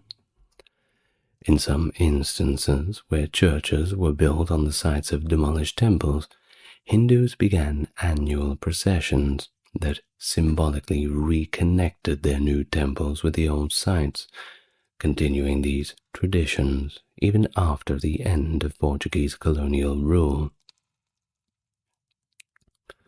Hindus could be apprehended for trying to talk others out of converting to Christianity, keep them in the old ways, also for helping Goan Christians escape, or concealing abandoned or orphaned children not reported to the authorities. The Catholic descendants of Hindus were often more likely to face persecution, and prosecution rather, potentially due to their larger proportion within the population. About 74% of those prosecuted were accused of crypto-Hinduism, 74%, secretly practicing Hinduism despite officially, on paper, being Christian. Crypto-Muslims made up about 1.5% of those prosecuted, and a similar percentage were tried for hindering the Inquisition's operations. Most of the Inquisition's trial records from its nearly 250 years of operation were destroyed, however, by the Portuguese after its abolition.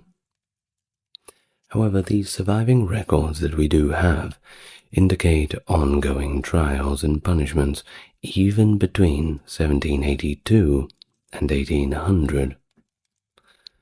Some say that a significant portion of those targeted by the Inquisition had to have come from the lowest social strata, and not just Hindus, but people of other religions, and even some Europeans fell victim. Friar Diogo de Burba and his advisor, Vicar General Miguel Vaz, attempted to convert the Hindus and collaborated with Jesuit and Franciscan missionaries. They, along with the Portuguese administration and the military in Goa, systematically destroyed the cultural and religious foundations of Hindu and other Indian religions. Notably, Viceroy and Captain General Antonio de Noronha, followed by Captain General Constantino de Sa Noronha, led efforts to destroy Hindu and Buddhist temples during their conquests of this Indian subcontinent. Records of the exact number and nature of the temples destroyed are unfortunately and perhaps conveniently unavailable. But by 1566, we do know that approximately 160 temples had been demolished on Goa Island. Over the next year, Franciscan missionaries destroyed about 300 temples in Bardez, and similarly around 300 more were destroyed in Salket by the Inquisition's officials. Many other temples were destroyed in Asona and Kunkolim by Portuguese authorities. A royal letter from 1569 confirms that all Hindu temples in Portuguese Indian colonies had been completely dismantled. Laws enacted between 1566 and 1576 banned Hindus from repairing any damaged temples or constructing the new ones. Also, all Hindu religious ceremonies, including traditional festivals, were prohibited. Among this, many idols were seized. Of course, in Hinduism, it's quite often that people have many religious relics. If you've ever been to an Indian person's house, you will see the statues of Ganesh, or that sort of thing, provided that they are Hindus. But quite a few religious icons and different iconography. Well, those who in Goa in these times were found with such idols had not just the idols confiscated, but also their entire property confiscated, half of which was given to the informers, and the rest was given to the church. So you can see, if you were a Christian and your neighbor had a little bit of money, but it was still Hindu, well, if you wanted to make a quick little coin, I suppose you could throw your old friend to the mercy of the Inquisition. That's one way of getting rich quick. Well, Filippo Sassetti, who was in India between 1578 and 1588, observed that the church had forbidden Hindus from using their sacred texts to practice religion, leading to a widespread abandonment of the city by Hindus to avoid persecution. In 1620, the law regarding the marriage rituals was put into place. In 1684, there was a law that enacted the suppression of the Konkani language, that's the local language of the area, the dialect, and it required the use of Portuguese, and it also led to the destruction of non-Catholic cultural symbols and books in local languages, regardless if they were religiously based. They just had to be Portuguese, and they had to be Catholic. Charles Dellon, a French physician, documented the brutality and discrimination he witnessed against the Hindus during his imprisonment in Goa, later publishing his experiences in a work titled The Relations of the Inquisition in Goa, after being released with the intervention of the French government. In 1560, an attack led by Viceroy Constantino de Braganza targeted Tamils in northeastern Sri Lanka, during which the Portuguese seized a significant Buddhist relic, the Buddha's tooth, revered since the 4th century and referred to locally as Dalada. Diogo da Couto, a Portuguese chronicler in the late 16th century, dismissively called the relic, rather insultingly, the monkey's tooth, a derogatory term reflecting the racial prejudices against the South Asians at the time. European Christian accounts from that period typically refer to it earlier as the monkey's or the ape's tooth, or perhaps the tooth of the demon in some texts. Very less commonly, but with some references, was the tooth of the holy man. But to call the Buddha a holy man from a Catholic Portuguese perspective represented a few conflicts of interest, so this was generally not seen very often in Portuguese and Catholic writings.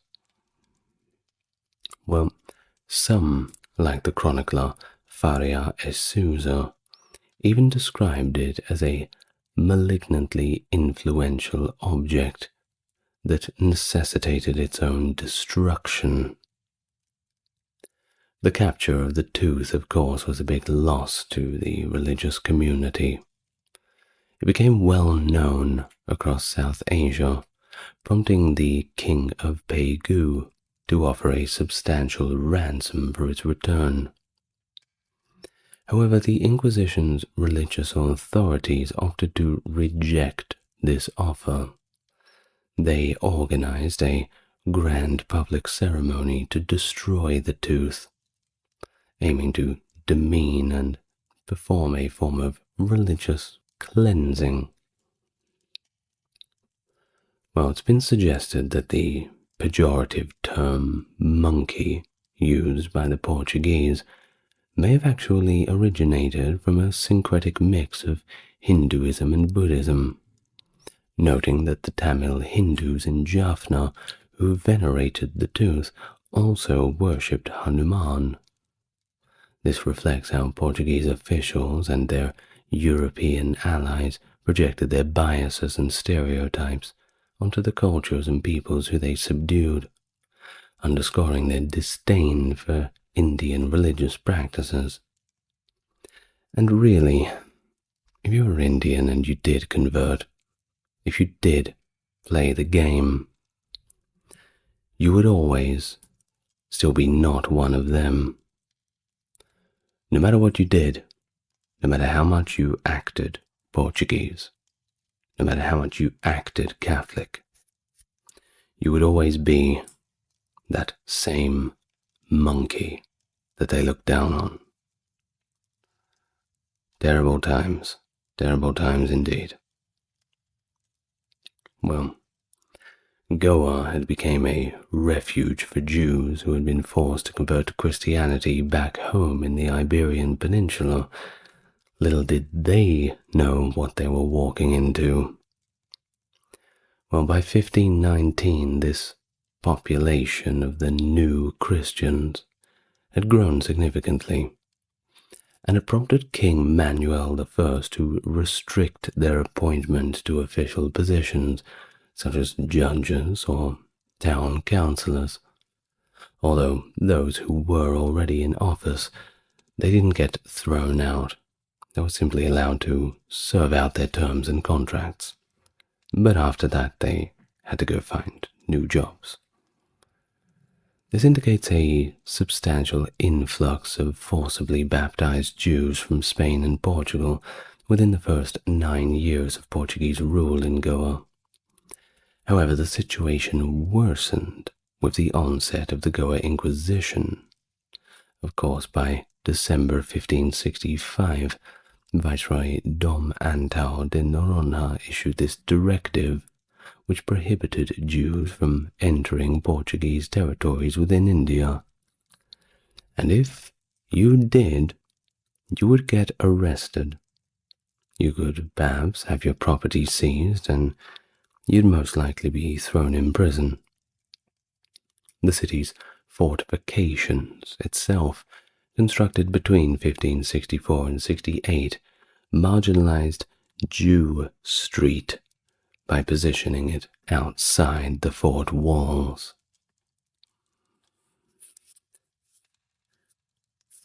Well, the Goa Inquisition initially targeted these new Christians, focusing on Jews who had migrated from Portugal to India between 1505 and 1560.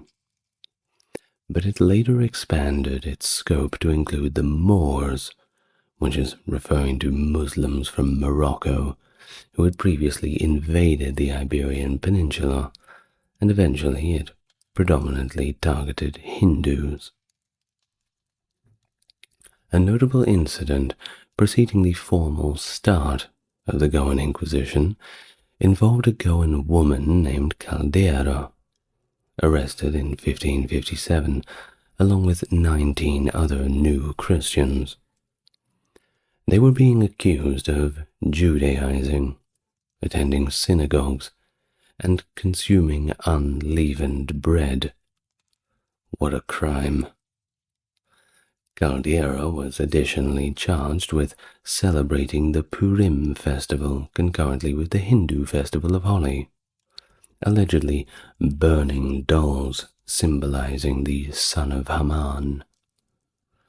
Ultimately, they were sent all the way to Lisbon to face trial by Portuguese Inquisition, and Caldera got away with it and lived a very happy life.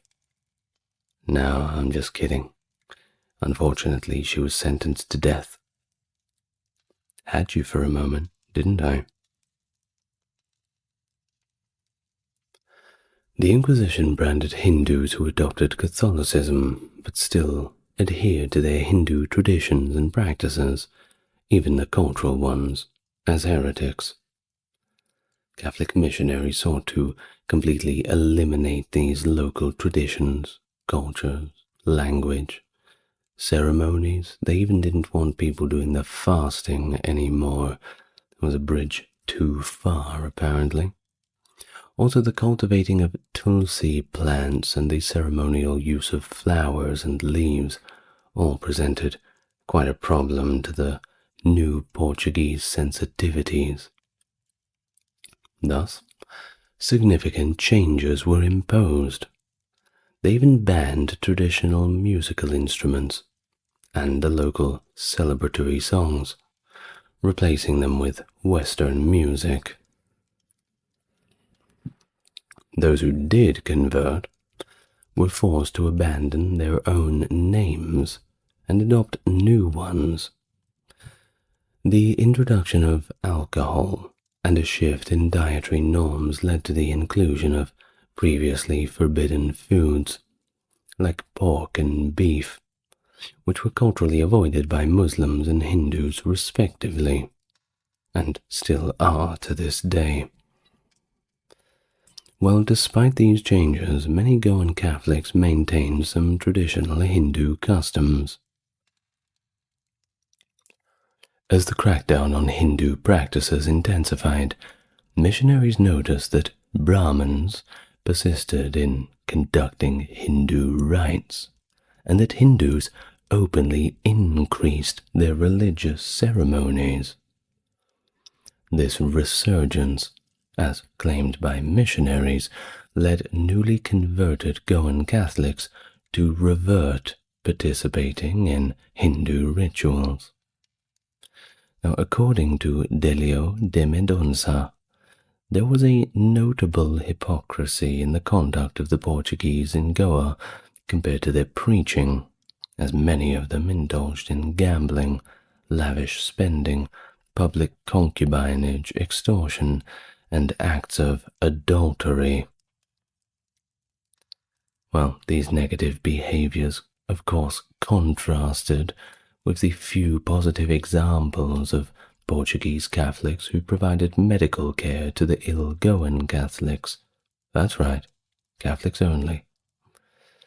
However, the positive instances were overshadowed by the negative ones, pretty much always, everywhere, and all the time. And that's not me being biased. It's just the way it is. It reinforces the Portuguese assumed cultural superiority and their prejudiced views that Hindus and Muslims and pretty much anybody who wasn't a Portuguese Catholic somehow lacked moral virtues and therefore was universally worthy of disdain. There was also certain racial slurs from the time. One that cannot be said, I'm sure you can imagine which one that is, and also cachorro, which was the word for dog, frequently directed at the locals by the Portuguese, not only verbally but also in writing. It underscores the racial discrimination at the time, which was just one of those things. Just a part of life, I'm afraid. Well, in the later years of the Inquisition in Goa, which had lasted all up around 250 years, there was significant discrimination by the Portuguese Catholic clergy against the Indian Catholic clergy, who were descendants of earlier Catholic converts. These Goan Catholics were derogatively called black priests and were broadly categorized as inherently ill-natured and unruly. Such stereotypes formed the basis for claims that they were unfit to lead their churches, influenced by a belief that they harbored resentment against the Europeans due to some kind of national pride and a deep-seated Hindu-ness that the Portuguese just could not help but look down upon. Well, this prejudice was strategically used to justify the exclusion of native Goan Catholics from higher ecclesiastical positions, maintaining Portuguese control over religious institutions in Goa. Well, contrary to the earlier Portuguese efforts that promoted the use of the Konkani language as a tool for evangelization and assimilation, kind of like the prophets in the earlier days, what are they called? The followers of Jesus? The apostles, that's right. Going to different areas, speaking in the local tongue, and converting the local populace. The same was, of course, true when they were using the Konkani language. But this changed as the Inquisition era saw a shift towards suppression of the language as part of this broader xenophobic policy aimed at isolating Catholic converts from non-Catholic communities. It was during this period, and particularly under the threat of the Maratha invasions in the late 17th and early 18th centuries, which jeopardized Portuguese control over trade interests, authorities intensified efforts to eliminate Konkani language. The use of Portuguese was therefore mandated legally, relegating Konkani to the margins of society. Of course, people would just speak it at home, but, you wouldn't be caught speaking it on the street by the Portuguese officials. They would not like that at all. Well, prompted by the Franciscans, the Portuguese viceroy issued a decree on the 27th of June 1684, enforcing the use of Portuguese within 3 years across all societal interactions and legal contracts within Portuguese territories, with non-compliance punishable by imprisonment. So effectively, everybody there in the Goan territory had to, 1, become Catholic, which they had very little understanding of, and 2, learn and speak Portuguese in all of their professional and personal life under threat of imprisonment. You had 3 years to do this. Well, despite these harsh measures, reports by the Inquisitor Antonio Amaral Coutinho to King João V in 1731 suggest that these efforts were largely unsuccessful. And of course, they were unsuccessful because they were completely unrealistic. Well, they weren't there forever, It all had to come crashing down, or rather, fade away. After losing the province of the north to the Marathas in 1739, the Portuguese authorities doubled down on their anti-Kokandi stance. On November the 21st, 1745, Archbishop Lorenzo de Santa Maria, the most Catholic name ever, required that priesthood applicants, as well as their close relatives, demonstrate a proficiency in Portuguese, verified through a very stringent examination. Additionally, the local Bamons and Chardos communities were given a 6-month ultimatum to learn Portuguese or face restrictions on marriage rights. By 1812, speaking Konkani in all schools was banned, a prohibition extended to seminaries in 1847. And by 1869, the language was entirely banned in all educational settings. This suppression resulted in a lack of a unified Konkani literature and prevented the language from becoming a unifying force among the Goans, as it was written in multiple scripts, including Roman, Devanagari, and Kannada. I do believe Devanagari is the script that Hindi is written in these days, although do not quote me on that. Well, Konkani was relegated to being, as they called it, the language of the servants, while Hindu and the Catholic elites primarily used Marathi and Portuguese respectively. Well, after Goa's integration into India in 1961, Konkani experienced a resurgence, symbolically uniting Goans of all castes, religions, and classes. It was effectively dubbed Konkani Mai, or Mother Konkani, and was officially recognized by the Indian government as the state language of Goa in 1987. So, not all bad news. And with that, for the moment, we're done with our video on the Goa Inquisition. Wasn't that a depressing video? But at least Konkani language made a comeback, and that is something that we should be happy for.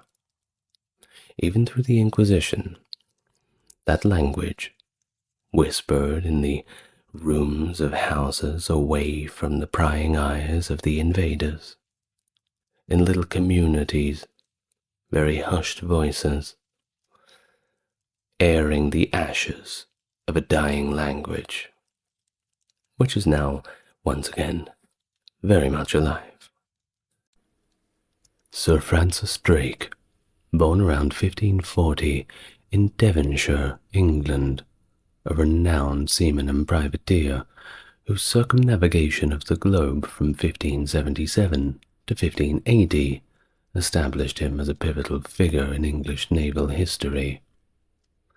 These daring exploits included the successful raid on the Spanish silver train at Nombre de Dios, significantly enriching England and disrupting the Spanish maritime supremacy. Knighted by Queen Elizabeth in 1581 for his services, Drake's strategic skill was instrumental in the defeat of the Spanish Armada in 1588. Thus, his legacy as a master navigator and privateer endures to this day, symbolizing the rise of the British Maritime Empire and the fall of the Spanish dominance in the New World. Hello and welcome to the channel. Is it your first time here? If it is, hello, good to meet you. And if you are coming back, it's good to see you again. As always, if you'd like to support the channel, the best way to do that is by liking, subscribing, and leaving your comments down below. Those who want to go above and beyond may refer to the Patreon link in the description. Now, with that being said, let's all get nice and relaxed. Take a deep breath. We may begin our biography of Sir Francis Drake. Francis Drake was born at the rustic Crowndale farm near Tavistock in Devon. His exact date of birth remains unconfirmed, but it is around the aforementioned date. This birth year is deducted from various contemporary texts, one of which notes that Drake was 22 when he obtained the command of the Judith in 1566, which suggests that he was born around or before 1544 at the latest. But most people settle on the date of 1540. Now, 1549, that was a difficult year for the family. The Drakes were compelled to flee their home in Devon all the way to Kent, mainly due to the severe religious persecution that erupted during the Prayer Book Rebellion, a topic for another video. All you need to know is that it was something that you would definitely want to run away from if you were on the pointy end of it. Now, it was in Kent that Francis's father found a brand new calling, that being ministering to the sailors in the King's Navy. After being ordained as a deacon, he was appointed as the vicar of Upchurch and the Medway. This period marked a significant chapter in young Francis's life and set the stage for his future maritime adventures.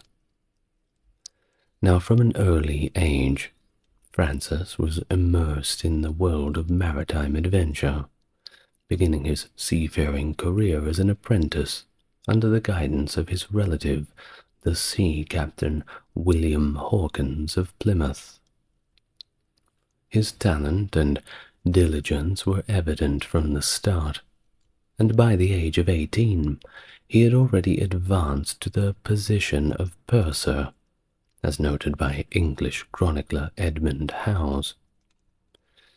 In the 1550s, Drake's father secured him a position with the master of a small bark, which was a vessel that was part of the bustling trade network between the Medway River and the Dutch coast.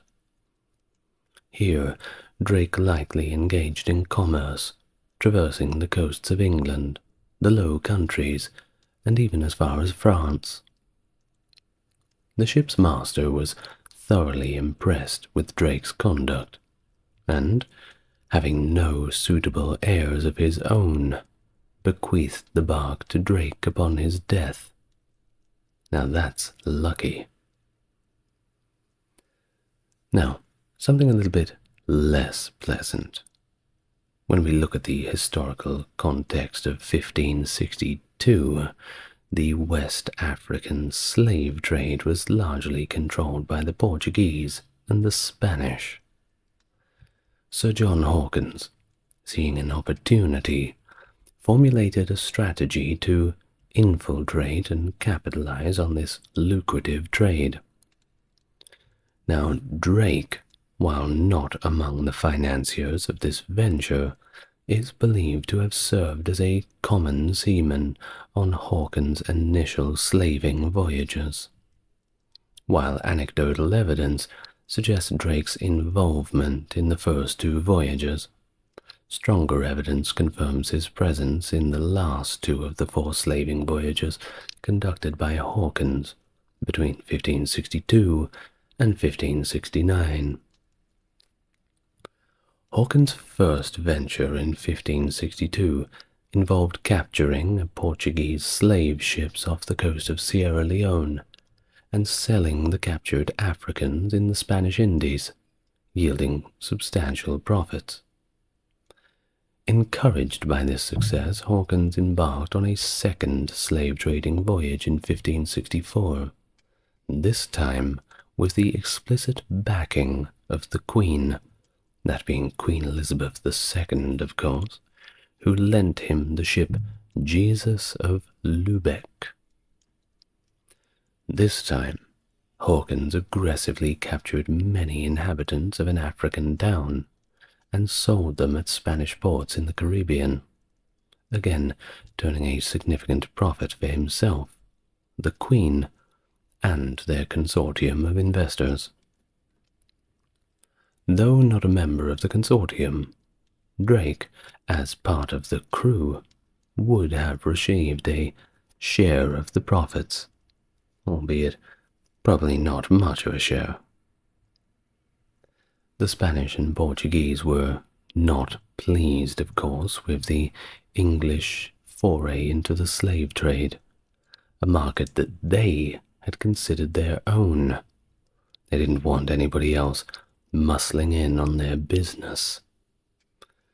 Well, under diplomatic pressure to avoid conflict, Queen Elizabeth eventually prohibited Hawkins from undertaking a third expedition. But Hawkins was undeterred. He arranged for a voyage under the command of his relative, John Lovell, in 1566, and of course he wanted Drake to come with him. This venture did not meet with success, however, as over 90 of the enslaved Africans were released without payment.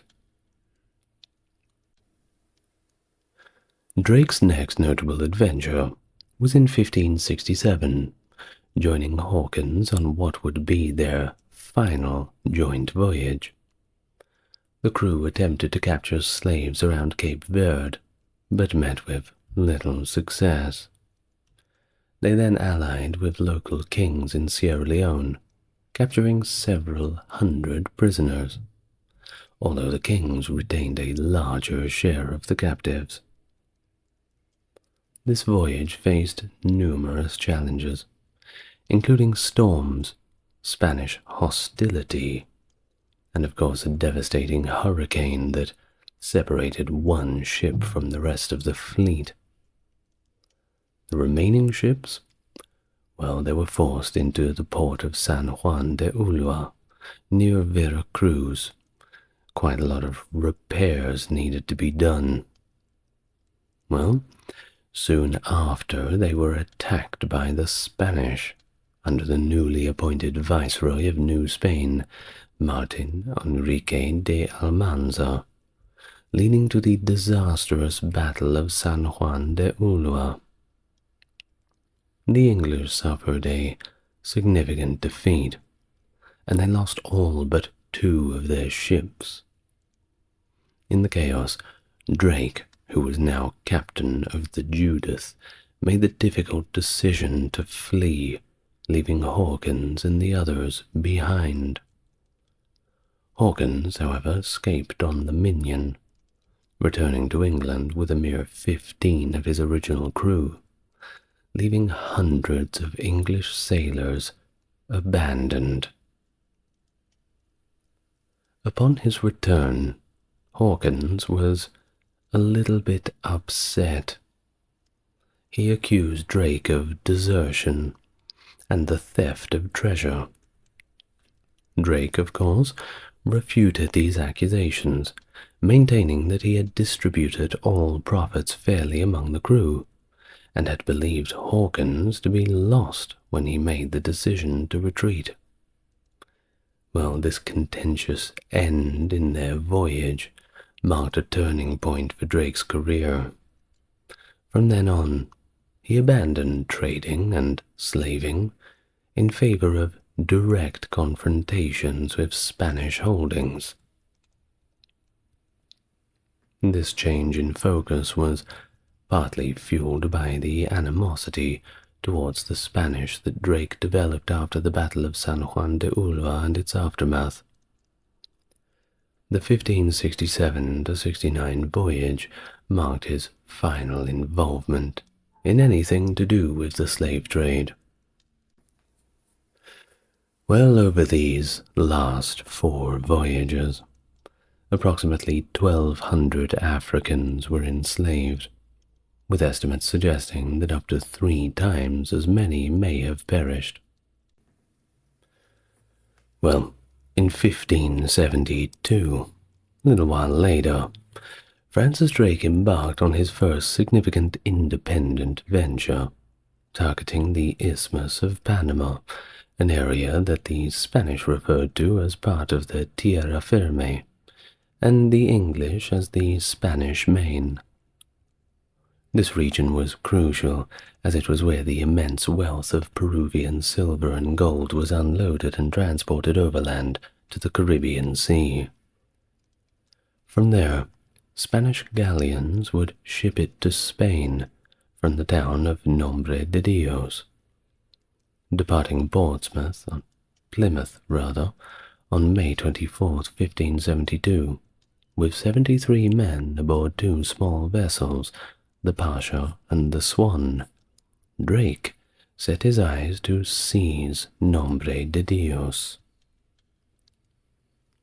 Drake's initial assault on Nombre de Dios occurred in late July of 1572. He managed to capture the town, but was severely wounded by the arriving Spanish forces from Panama, who were understandably angry, forcing his retreat without securing the treasures stored in the royal treasury. Well, he decided not to attack Nombre de Dios again, but shifted his focus to simply raiding the Spanish galleons along the coast where he could find them. He also, along with the help of his allies, the Cimarrons, who were escaped African slaves, somewhat ironic, raided the mule trains carrying gold, silver, and goods from Panama City. Among these men was Diego, who later earned his freedom after many years serving under Drake. And here we find one of Drake's most notable exploits. During this period, it was the capture of the Spanish silver train at Nombre de Dios on April the 1st, 1573, which of course significantly enriched him and increased his fame. Near Cabo de Cativas, he encountered a French privateer, Guillaume le Testu, commanding the 80-ton warship called the Havre. The two joined forces, and Drake planned to intercept the mule train at Campos River, 2 leagues from Nombre de Dios. He instructed his captains to rendezvous at the Francisco River on April 3rd to extract them after the raid. The combined English and French forces, along with the Cimarron scouts, surprised the mule convoy. The following morning seized over 200,000 pesos worth of treasure. After attacking the train, Drake and his cohorts discovered that they had captured around 20 tons of silver and gold, a lot more than they thought was going to be there. So they couldn't carry it all.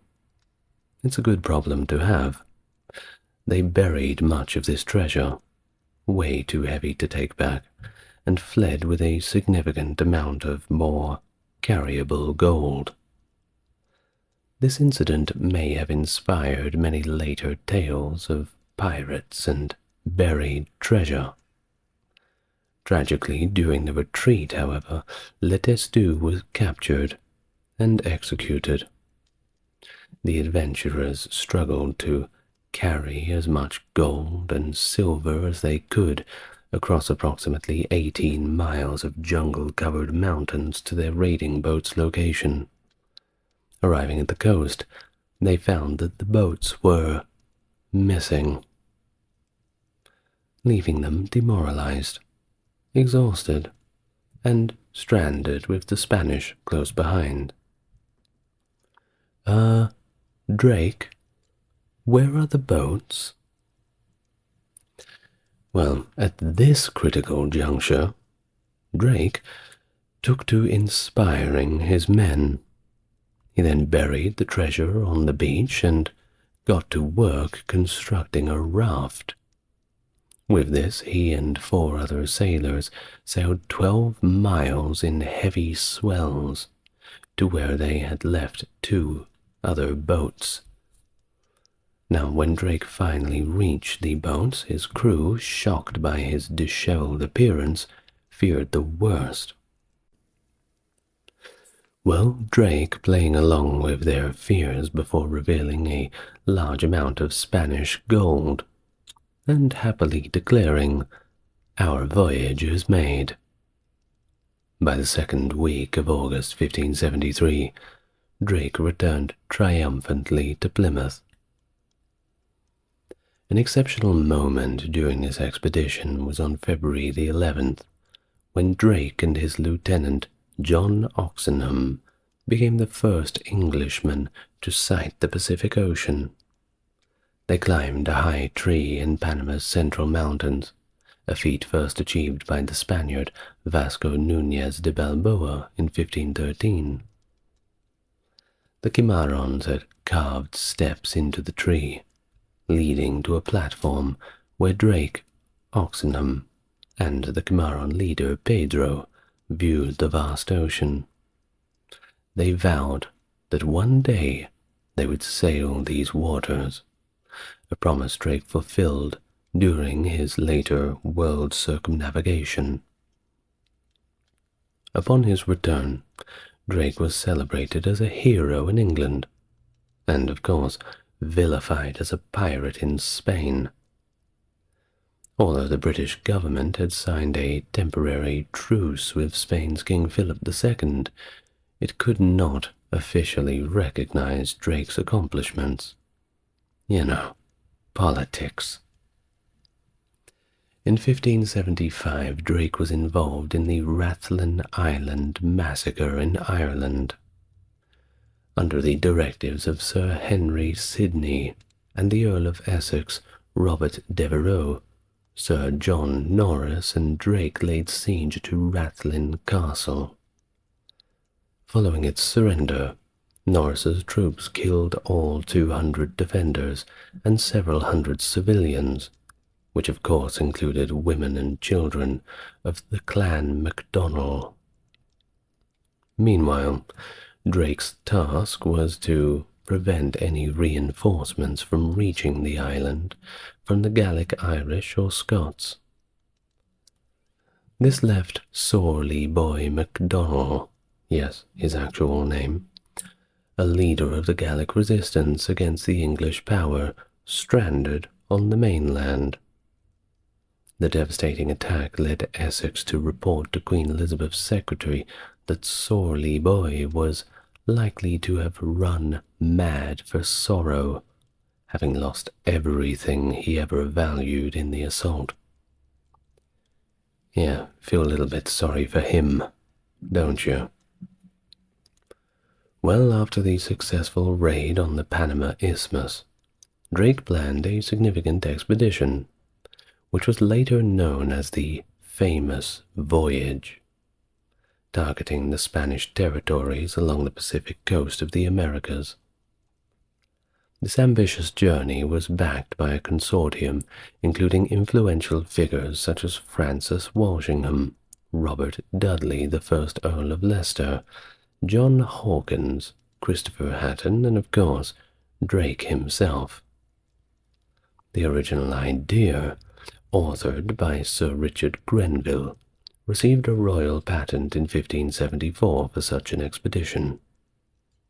However, Queen Elizabeth rescinded this patent a year later upon learning of Grenville's aggressive intentions towards the Spanish. Despite this, in 1577, Elizabeth likely provided financial backing for Drake's voyage to South America, though she stopped short of giving him an official commission. Well, this voyage aimed to be the first circumnavigation in almost 6 decades, so you can see how it was more than a big deal. Once again, Diego, returning character, was part of Drake's crew. His bilingual abilities in Spanish and English making him an invaluable interpreter for encounters with Spanish or Portuguese speakers. Employed as Drake's servant, Diego was compensated like the other crew members. Setting out from Plymouth on November the 15th, 1577, Drake and his fleet faced immediate challenges from severe weather, forcing them to seek refuge in Falmouth, Cornwall. After repairs, they departed again on December the 13th, aboard the flagship Pelican, with 4 additional ships and 164 men. Drake soon expanded his fleet by capturing the Portuguese merchant ship Mary, originally Santa Maria, off the coast of Africa near the Cape Verde Islands, and he also took its experienced navigator Nuno da Silva captive. As they crossed the Atlantic, Drake's fleet dwindled. He had to scuttle the Christopher and the flyboat Swan due to the loss of men.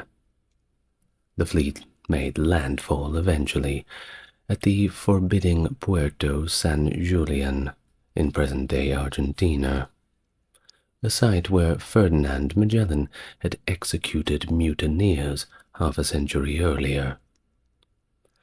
Drake's crew encountered the eerie sight of bleached skeletons on Spanish gibbets. Echoing Magellan, Drake held a trial and executed his own mutineer, Thomas Doherty. The ship Mary was found to be rotting and was stripped and abandoned.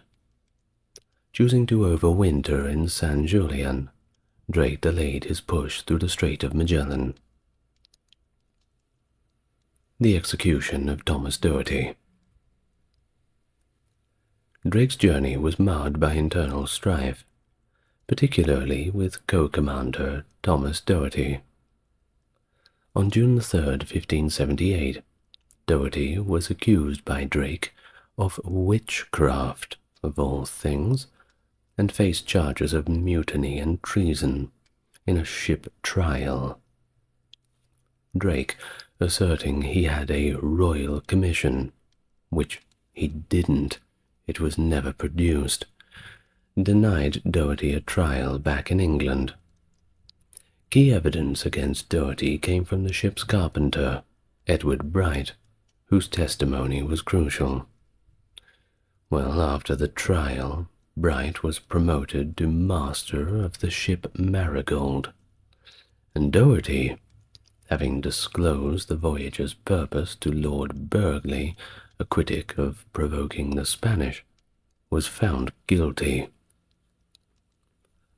The night before his execution, Doherty and Drake shared communion and dined together, maintaining a show of camaraderie. Francis Fletcher, the ship's chaplain, described this last meal as both sharing cheerfully, as if some journey only had been in hand. On July the 2nd, 1578, Drake executed Doherty by cutting his head off, which usually does the trick. The voyage continued to face hardships, and by January 1580, Drake found himself stranded on a reef in the Celebes Sea. When Fletcher suggested that their misfortunes were divine retribution for Doherty's unjust death, Drake furiously chained him to a hatch cover and declared him excommunicated. Well after this execution of Thomas Doherty, Drake and his reduced fleet of 3 ships set sail for the Strait of Magellan at the southern tip of South America. By September 1578, Drake had navigated through the strait and had entered the Pacific Ocean. It was here that violent storms led to the loss of the Marigold, captained by John Thomas, and forced Elizabeth, under John Winter, to turn back to England. This left Drake with only his flagship, the Pelican. Upon reaching the Pacific, Drake renamed Pelican to Golden Hind to honor Sir Christopher Hatton, whose crest featured a golden hind. Drake's journey along the Chilean coast led him approximately 55 degrees south, as recorded in Richard Hakluyt's The Principal Navigations, Voyages and Discoveries of the English Nation. Here, he and his crew engaged in skirmishes with the indigenous peoples of southern Patagonia, marking the first European conflict with the native inhabitants of this region. During their time in the Straits, the crew learned that an infusion made from the bark of Drimys winteri was effective against scurvy, which led to the scientific naming of the plant. The more you know. Historian Matteo Martinic has noted that Drake's explorations were pivotal in identifying the southern extremity of the Americas and the adjacent oceanic regions. Initial reports of Drake's findings south of Tierra del Fuego emerged after the explorations of William Schouten and Jacob Lemaire in 1616. Raids on the Spanish-American west coast. Continuing north along the Pacific coast of South America in the Golden Hind, Drake attacked various Spanish ports and got busy with the plundering of various towns. He captured several Spanish ships, using their more accurate navigational charts, as the English hadn't quite caught up to them just yet. Near Mocha Island, which is now part of modern-day Chile, hostile Mapuche injured Drake and his servant Diego with arrows. Further north, in Valparaiso, also modern-day Chile, Drake seized a ship loaded with Chilean wine. Near Lima, in Peru, Drake captured a Spanish ship carrying 25,000 pesos of gold, equivalent to about 7 million pounds in today's currency. That's British pounds. He also learned of the Nuestra Señora de la Concepción, sailing west towards Manila. He pursued and captured this treasure ship, later named Cacafuego, which was his most lucrative prize. Not just a ship, but a ship filled with treasure. Aboard the Cacafuego, Drake found 36 kilograms of gold, also a golden crucifix, jewels, 13 chests of silver reals, and 26,000 kilograms of silver. Of course, he was quite delighted with this fortune. Drake dined with the captured ship's officers and passengers, later releasing them with gifts and letters of safe conduct. He then continued his northern journey, raiding more Spanish settlements. His final significant stop was in Huatulco, where his crew looted from April 13th to the 16th. It was here that Drake began to be a little bit homesick and wanted to return to England. He had a few options. The options were to sail back along the Spanish-dominated coast, or to seek a northern passage through the rumored Strait of Anian. He ruled out the dangerous southern return, considering either continuing north to the Strait of Anian or just crossing the Pacific towards the East Indies. In May, Drake's ship bypassed the Baja California Peninsula, continuing north. This part of the journey was into largely uncharted territory, as the western coast of North America had only been partially explored by Juan Rodriguez Cabrillo in 1542 for Spain. Or to avoid further Spanish conflict, Drake sought a discreet location to prepare for the return journey. On June the 5th, 1579, Drake made a brief landfall at South Cove, Cape Arago, just south of Goose Bay in Oregon. Then he moved southward. By June 17th, he found a protected cove along the coast of what is now northern California. There, he claimed the land for Queen Elizabeth, naming it Nova Albion, or New Albion. To solidify this claim, he posted an engraved brass plate marking the sovereignty for Elizabeth and her successors. The crew set up a fort and worked for weeks to repair the Golden Hind, including careening the ship to clean and repair the hull. Drake had friendly interactions with the local coastal tribes, the Miwok, and he explored the region. Well, it couldn't all be a holiday. He left New Albion on July the 23rd, and the ship stopped at the Farallon Islands the very next day, where the crew hunted for provisions, mainly for food. Seals and sea lions were reportedly particularly tasty. Drake then set a course southwest to catch the trade winds across the Pacific. Months later, he reached the Moluccas, part of modern-day Indonesia. It is suggested that Drake actually careened his ship on the shores of Magdalena Bay in Lower California due to challenging winds and currents before sailing to the Moluccas and the Spice Islands.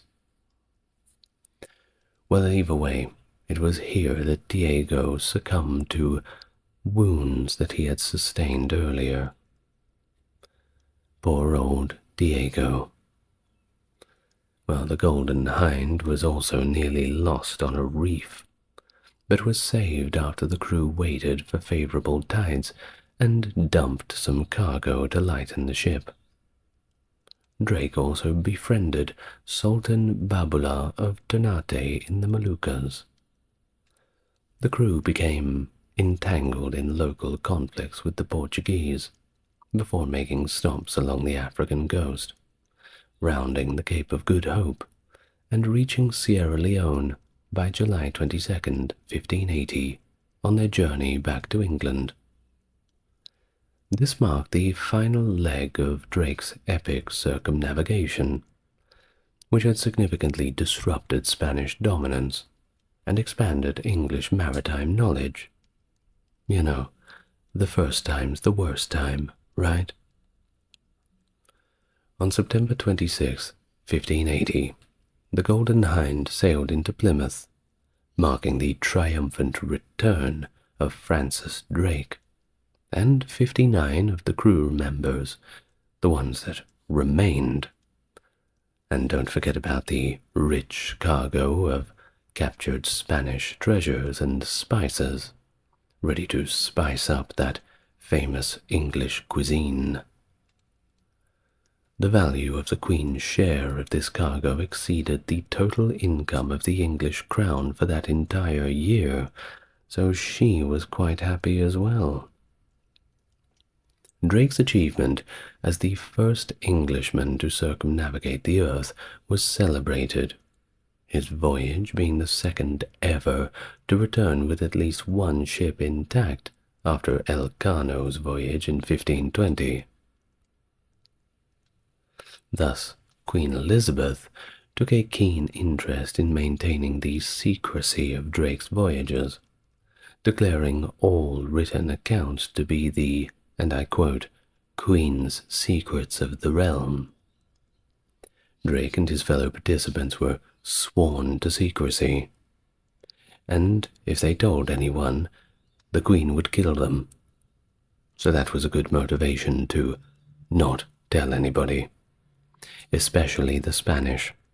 Yes, the Queen aimed to keep these details very hidden from the Spanish, their rival in global exploration and conquest. In a gesture of gratitude, and to commemorate the successful circumnavigation, Drake presented Queen Elizabeth with a jewel token. This piece, seized off the Pacific coast of Mexico, was crafted from enameled gold and featured an African diamond and a miniature ship with an ebony hull. In return, the Queen bestowed upon Drake what is known as the Drake Jewel, an ornate pendant encircled with diamonds, rubies, and pearls. Now this gift was extraordinary, especially for a commoner. Remember, he wasn't Sir Francis Drake yet, but he was certainly about to be. And Drake was depicted wearing this jewel in a 1591 portrait by Marcus Gerards. The pendant featured a portrait of Elizabeth by miniaturist Nicholas Hilliard on one side, and on the reverse a sardonyx cameo depicting double portrait busts, a regal woman and an African male. The Drake jewel remains a rare survivor among 16th century jewels, and is preserved at the Victoria and Albert Museum in London. Go and see it while you can. April the 4th, 1451, Queen Elizabeth bestowed a knighthood on Francis Drake aboard the Golden Hind docked in Deptford. Interestingly, the knighthood was actually performed by the French diplomat Monsieur de Marchemont, who was the negotiating party for Elizabeth to marry Francis, the Duke of Anjou, the brother of the King of France. Involving the French diplomat was a bit of a strategic move by Elizabeth, as it subtly garnered French political support for Drake's actions.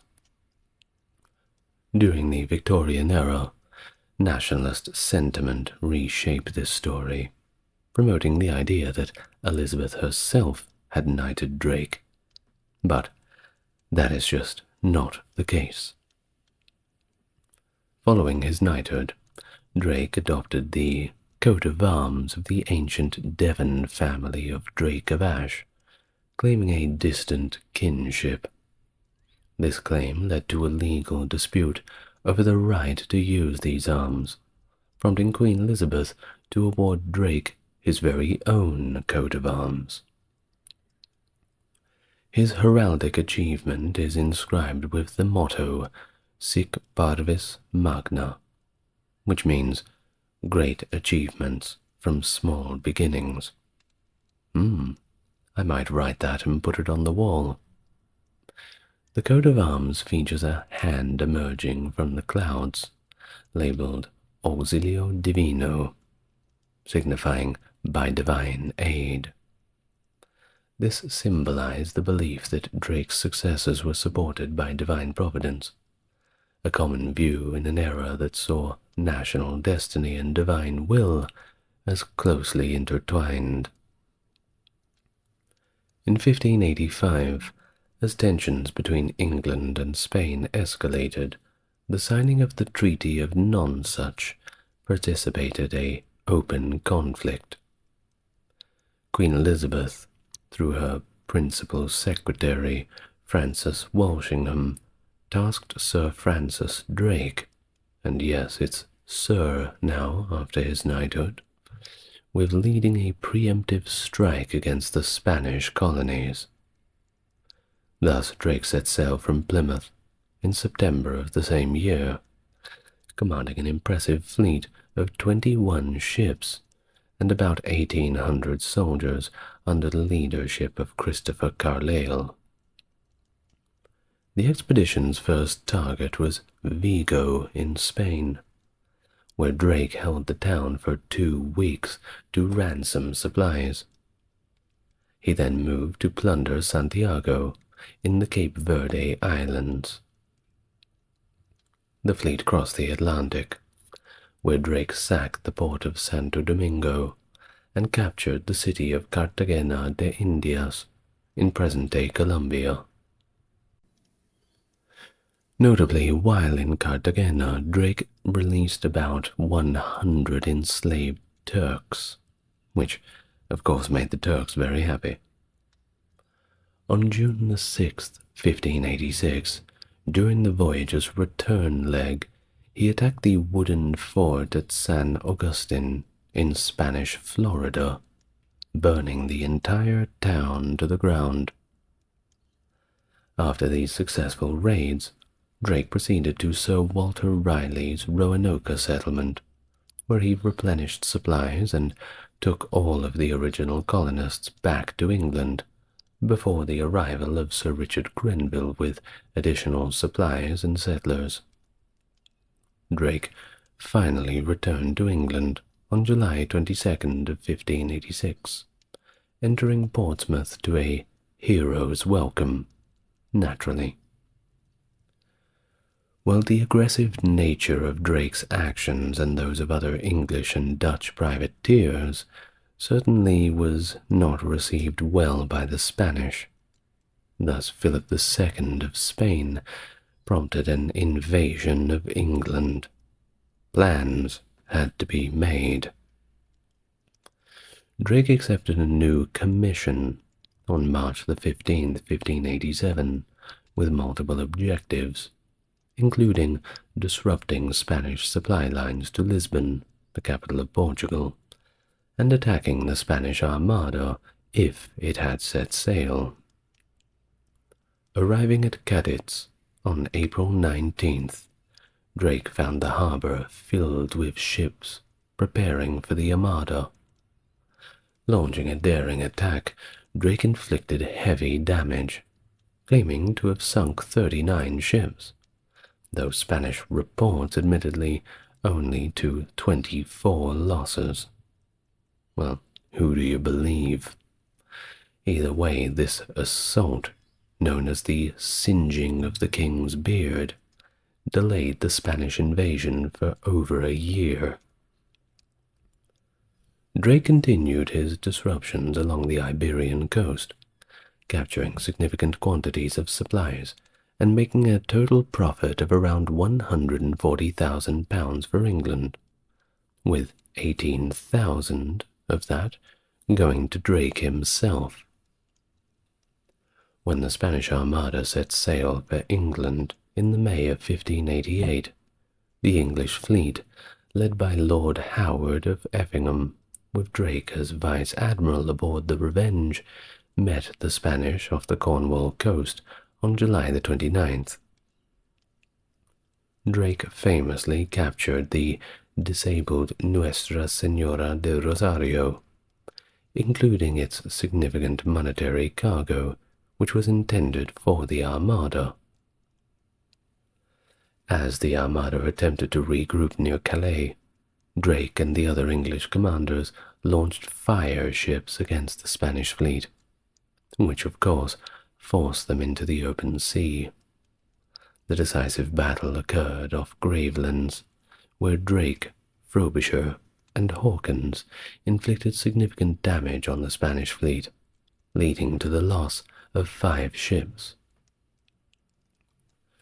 Drake, in a letter to Admiral Henry Seymour, dated the 31st of July 1588, noted the fierce engagement, expressing that the Spanish seemed determined to fight to the death and would not give up without a significant beatdown. Somewhat paraphrased, of course. While the damaged Armada, unable to return via the English Channel, was forced to sail around the British Isles, encountering devastating storms off the Irish coast. The fleet returned to Spain, with a grand loss of 63 ships. One of the most enduring anecdotes about Drake is his legendary composure during the imminent Spanish invasion. It is said that upon being warned of the approaching Spanish fleet while playing bowls in Plymouth Hoe, Drake remarked that there was plenty of time to finish the game, and still defeat the Spaniards. This story, though lacking contemporary eyewitness accounts, and first recorded 37 years later, reflects that mythos of Drake's calm demeanor in the face of danger, possibly influenced by the adverse winds that delayed the English fleet's launch as the Armada approached. In 1589, following the defeat of the Spanish Armada, England mounted its own offensive against Spain. Sir Francis Drake and Sir John Norris were tasked with three main objectives. Firstly, to destroy the Spanish Atlantic fleet, which was under repair in northern Spain. Second, to land at Lisbon in Portugal, incite a revolt against King Philip II and also Philip I of Portugal, and support the installation of the pretender Dom Antonio, Prior of Crato, to the Portuguese throne, and thirdly, to attempt the capture of the Azores, to establish a permanent English base there. Thus the campaign began with an attempt to engage the Spanish fleet in the port of A Coruña. Drake and Norris managed to destroy several ships, but faced strong resistance, and were ultimately repelled. This setback delayed their plans by 2 weeks, forcing them to abandon the pursuit of the remaining Spanish ships and proceed directly to Lisbon. Norris led his troops on a challenging march along the rocky Portuguese coast to Lisbon, while Drake, with the fleet, sailed around the peninsula. By the time Norris's troops reached Lisbon, they were exhausted, not only from the journey itself, but by plague and all sorts of other illnesses. Norris relied on Dom Antonio to rally local support, demanding provisions and reinforcements, or else threatening to retreat. And contrary to their agreed strategy, Drake anchored his fleet at the mouth of the Tagus River, avoiding the risk of sailing past Lisbon's well-defended approaches to deliver the needed artillery and heavy ordnance. The anticipated local uprising in support of Dom Antonio, however, did not materialize, and the land campaign ultimately faltered. Norris, his army, and Antonio re-embarked, attempting instead to intercept the Spanish treasure fleet. However, it was thwarted by bad weather, compelling them to simply sail back to England, where the weather is always good and sunny. On their return, Drake sought to salvage some measures of success from the campaign. He made a brief stop in the Galician Rias, where he pillaged the defenseless town of Vigo for 2 days, burning it to the ground. However, this raid proved costly, as Drake lost hundreds more men to combat and sickness, with around 200 being wounded. Not bad for a defenseless town. While the strengthening local defenses and arriving Portuguese militias forced Drake's fleet to retreat once more. During their return through the Bay of Biscay, 2 of the English vessels were captured by a squadron of Zabras led by Captain Diego de Aramburu. The failed expedition was disastrous, to say the least, with estimated losses ranging from 8 to 20,000 English soldiers and sailors. Well, upon his return to England, Drake faced scrutiny over his conduct during the expedition. The Privy Council charged him with various failings and mishandling of his command, although he was never publicly admonished for these charges. The episode led to a significant decline in his favor at court. It was not until 1595, 6 years later, that Drake was given command of another naval expedition. These series of events marked a downturn in a previously illustrious career. It's a harsh reality of the Elizabethan era. You can win 100 battles, but as soon as you lose one, all of a sudden, nobody wants you. Poor Drake. Well, Drake's final expeditions and battles went thusly. His attempts to conquer the port of La Palmas ended in failure, and his fortunes did not improve as he continued his campaign. His efforts to capture San Juan de Puerto Rico also met with defeat in the Battle of San Juan. During this engagement, the Spanish defenses proved all too much for him. Gunners from El Morro Castle managed to fire a cannonball directly through Drake's storeroom on the expedition's flagship. Remarkably, Drake survived this direct hit, but the incident underscored the intense resistance he faced. With his second in command, Thomas Baskerville, Drake captured and burned Nombre de Dios. They then attempted an ambitious overland crossing of the isthmus to attack Panama City. However, the Spanish were very well prepared, having barricaded the road, and the English forces were unable to break through these defenses.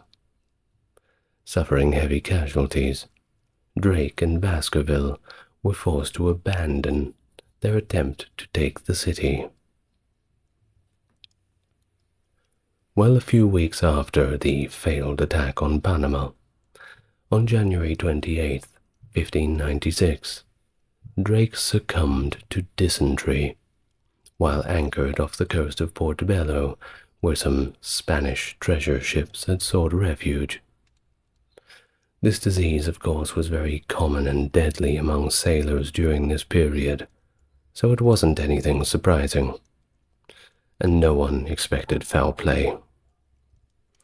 At the time of his death, Drake was 56 years old. Not old, but certainly not young for the time.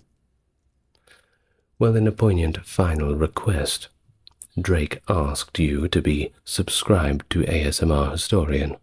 No, I'm just kidding. He asked to be dressed in his full armor before he died, a most dignifying end. He was then buried at sea in a lead-lined coffin near Portobello. His burial place is believed to be near the wrecks of two British ships, the Elizabeth and the Delight, which were earlier scuttled in Portobello Bay. Following his death, the English fleet, demoralized and defeated, shrugged their shoulders and simply returned home. Now, this exact location of his final resting place is still a bit of a mystery, and it's a subject of ongoing interest. Efforts by marine archaeologists, researchers, and various treasure hunters to locate his sealed coffin continue to this day. Divers have explored the seabed around Portobello Bay, hoping to uncover the site where one of the most famous English seafarers was laid to rest. It's still out there somewhere. Perhaps even by the time you're watching this video, we will have discovered it. Who knows? But as of this time in 2024, we have not. Well, his death certainly marked the end of an era, a life characterized by bold ventures and the substantial impact he had on naval warfare and exploration. Definitely up there with others like, let's say, Horatio Nelson and Ferdinand Magellan. Certainly up there, for sure. Francis Bacon was an English philosopher, statesman, scientist, and prolific author who played a pivotal role in the development of modern scientific methodology and philosophical empiricism. His advocacy for empirical methods of scientific inquiry laid the foundations for what would later become the scientific method. He served as both Attorney General and Lord Chancellor of England, but despite this great political career, he is most celebrated for his intellectual contributions. His work proposed an inductive approach to science, collecting data, analyzing it, and then formalizing a hypothesis, which was a significant departure from the largely deductive reasoning of the time. Thus, his ideas would have a lasting impact on the development of science, making him a key figure in the transition from the Renaissance to the early modern period.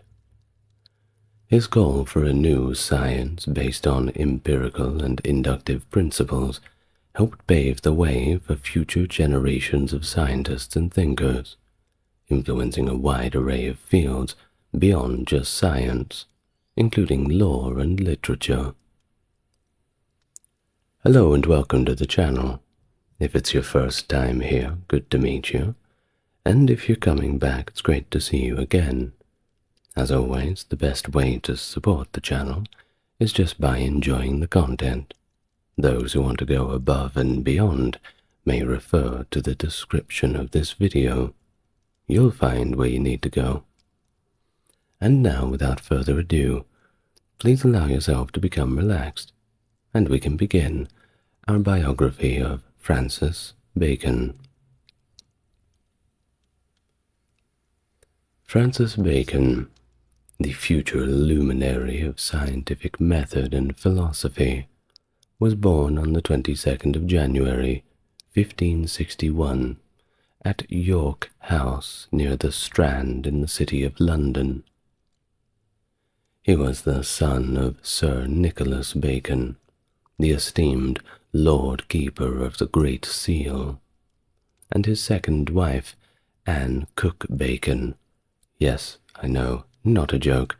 Her name is Cook Bacon. Herself the daughter of the renowned Renaissance humanist Anthony Cook. This connection made Francis part of an influential network, and his aunt was married to William Cecil, the first Baron of Burghley, one of the most powerful men in England, and uncle to Francis. From an early age, things were not easy. Francis's health was fragile at the best of times, which led to his education being primarily an affair conducted at home. But he was not short of tutors, with those including John Walstall, an Oxford-educated man with very strong Puritan beliefs. Well, despite all of his health challenges, Bacon embarked on a more formal education at the age of 12, when he entered Trinity College at the University of Cambridge on April 5, 1573. He spent 3 years there alongside his older brother Anthony, studying all sorts of topics. The boys were under the watchful eye of Dr. John Whitgift, the future Archbishop of Canterbury. Their studies were pretty normal for the day, steeped in Latin and followed by the traditional medieval curriculum that one would expect from an institution such as Oxford. It was during the time at Cambridge that Bacon had his first encounter with Queen Elizabeth I, who was apparently impressed by his precocious intellect, and famously referred to him as the young Lord Keeper. Remember that his father was the esteemed Lord Keeper of the Great Seal. It's quite a compliment. While Bacon's academic pursuits led him to question the established scientific methods and results of his time, finding them flawed and unproductive. Now, this isn't to say that we throw out the baby with the bathwater. In fact, like everybody at the time, he rather admired Aristotle and the old world thinkers. How could you not? But he found that Aristotelian philosophy to be barren and misguided in its objectives. His words, not mine. His studies at Gray's Inn, which he joined with his brother in June of 1576, were interrupted when he travelled abroad with Sir Amias Powlett, the English ambassador to Paris. While Francis was absorbing political lessons in France under the reign of Henry III and travelling through Blois, Poitiers, Tours, Italy, and Spain, Anthony continued his studies back home in England. Francis's European tours enhanced his understanding of language, statecraft, and civil law, and he occasionally undertook diplomatic tests, such as delivering letters to significant figures, such as Walsingham, Burleigh, Leicester, and at one point, even the Queen. In February of 1579, the death of his father, Sir Nicholas, brought an abrupt end to this period of his life. Sir Nicholas had intended to purchase an estate for Francis, but his untimely death meant that Francis inherited only a fraction of the planned sum. This financial blow forced Bacon into debt, leading him to reside at Gray's Inn to study law and support himself. His financial situation was somewhat alleviated by a grant from his mother, who gave him the manor of Marks near Romford in Essex, which provided him with an annual rent of £46. It doesn't sound like much, but at the time, not bad. This period marked the beginning of Francis's long and distinguished, though at times troubled, career in law, philosophy, and science. He dedicated his life to 3 main objectives, that being serving the church, serving his country, and uncovering truth. To fulfill these aspirations, he sought a more prominent position. In 1580, he applied for a court post through the influence of his uncle, Lord Burleigh, hoping it would allow him to pursue a scholarly life. Unfortunately, his application was unsuccessful. So, for the next 2 years, Francis quietly worked away at Gray's Inn until he was admitted as an outer barrister in 1582. His political career had already commenced in 1581, when he was elected as a Member of Parliament for Boseney, Cornwall, in a by-election. He later represented Melcombe in Dorset in 1584 and Taunton in 1586. During this period, he began writing about the state of the Church and philosophical reform, producing the now lost tract Temporis Partis Maximus. Despite his efforts, he did not secure the positions he believed would lead to success. Showing leanings towards Puritanism, Bacon attended Puritan sermons at Gray's Inn and accompanied his mother to the Temple Church to hear Walter Travers. This involvement led to his earliest surviving tract, which criticized the suppression of Puritan clergy by the English Church. In the 1586 Parliament, he vocally supported the execution of the Catholic Mary, Queen of Scots. Around this time, Bacon's uncle sought assistance once more, resulting in significant progress in his legal career. He became a bencher in 1586 and was elected as a reader in 1587, delivering his first lectures during Lent of 1588.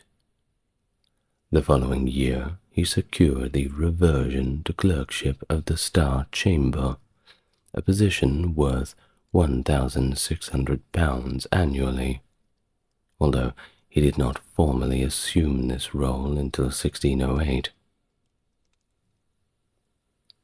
In 1588, Bacon served as the MP for Liverpool, and later represented Middlesex in 1593. He subsequently represented Ipswich 3 times and Cambridge University once in 1614.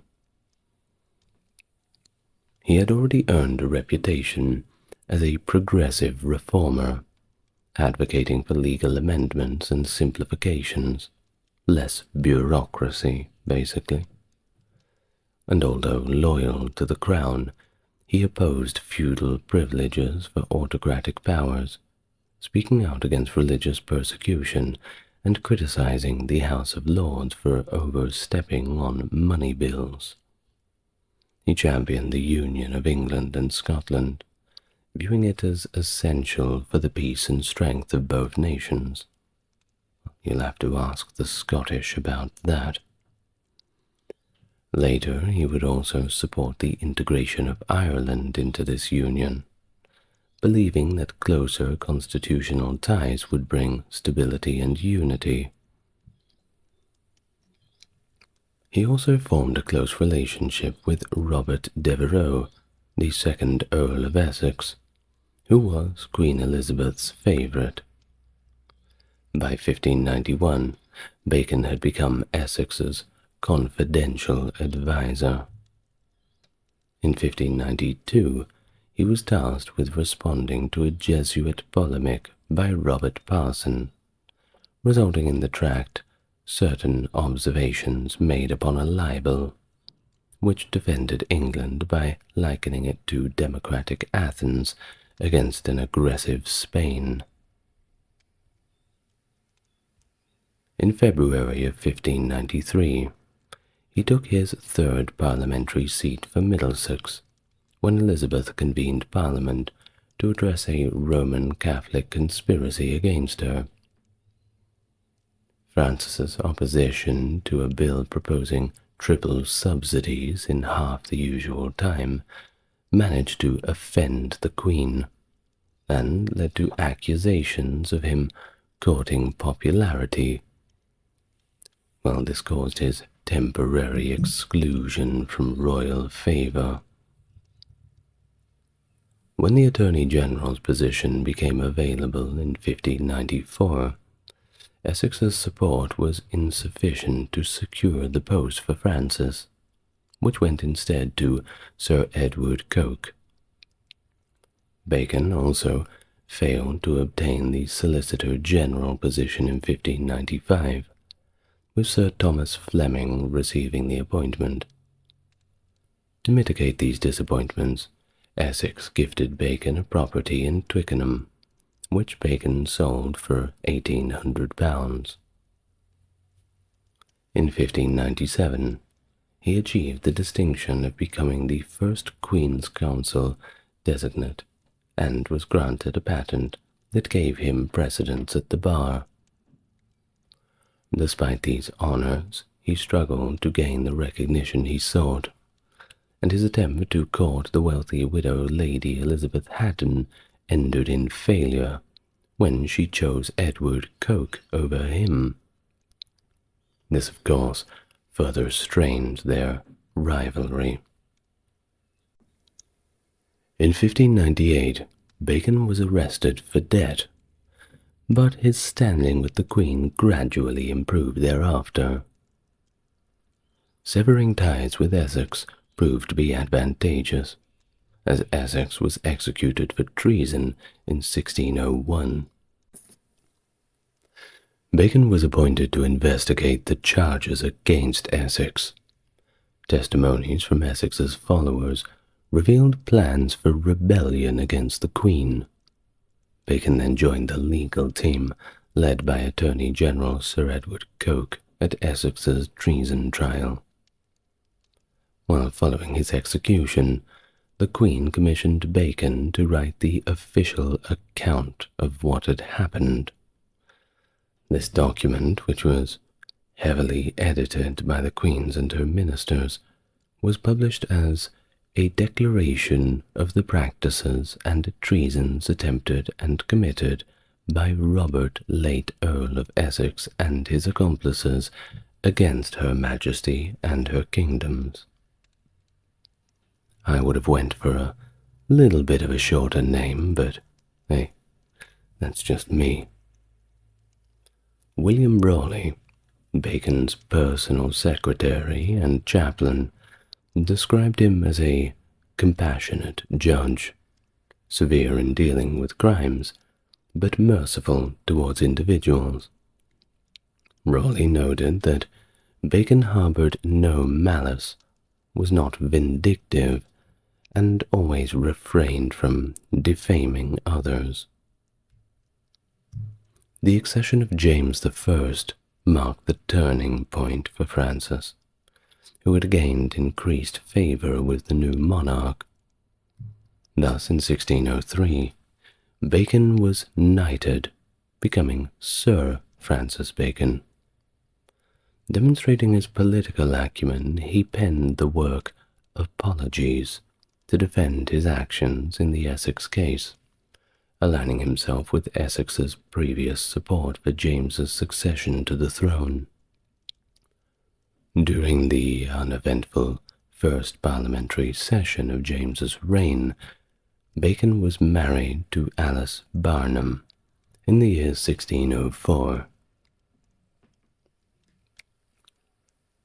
His career continued to advance steadily. In June of 1607, he was appointed Solicitor General, and in 1608 he began his tenure as Clerk of the Star Chamber.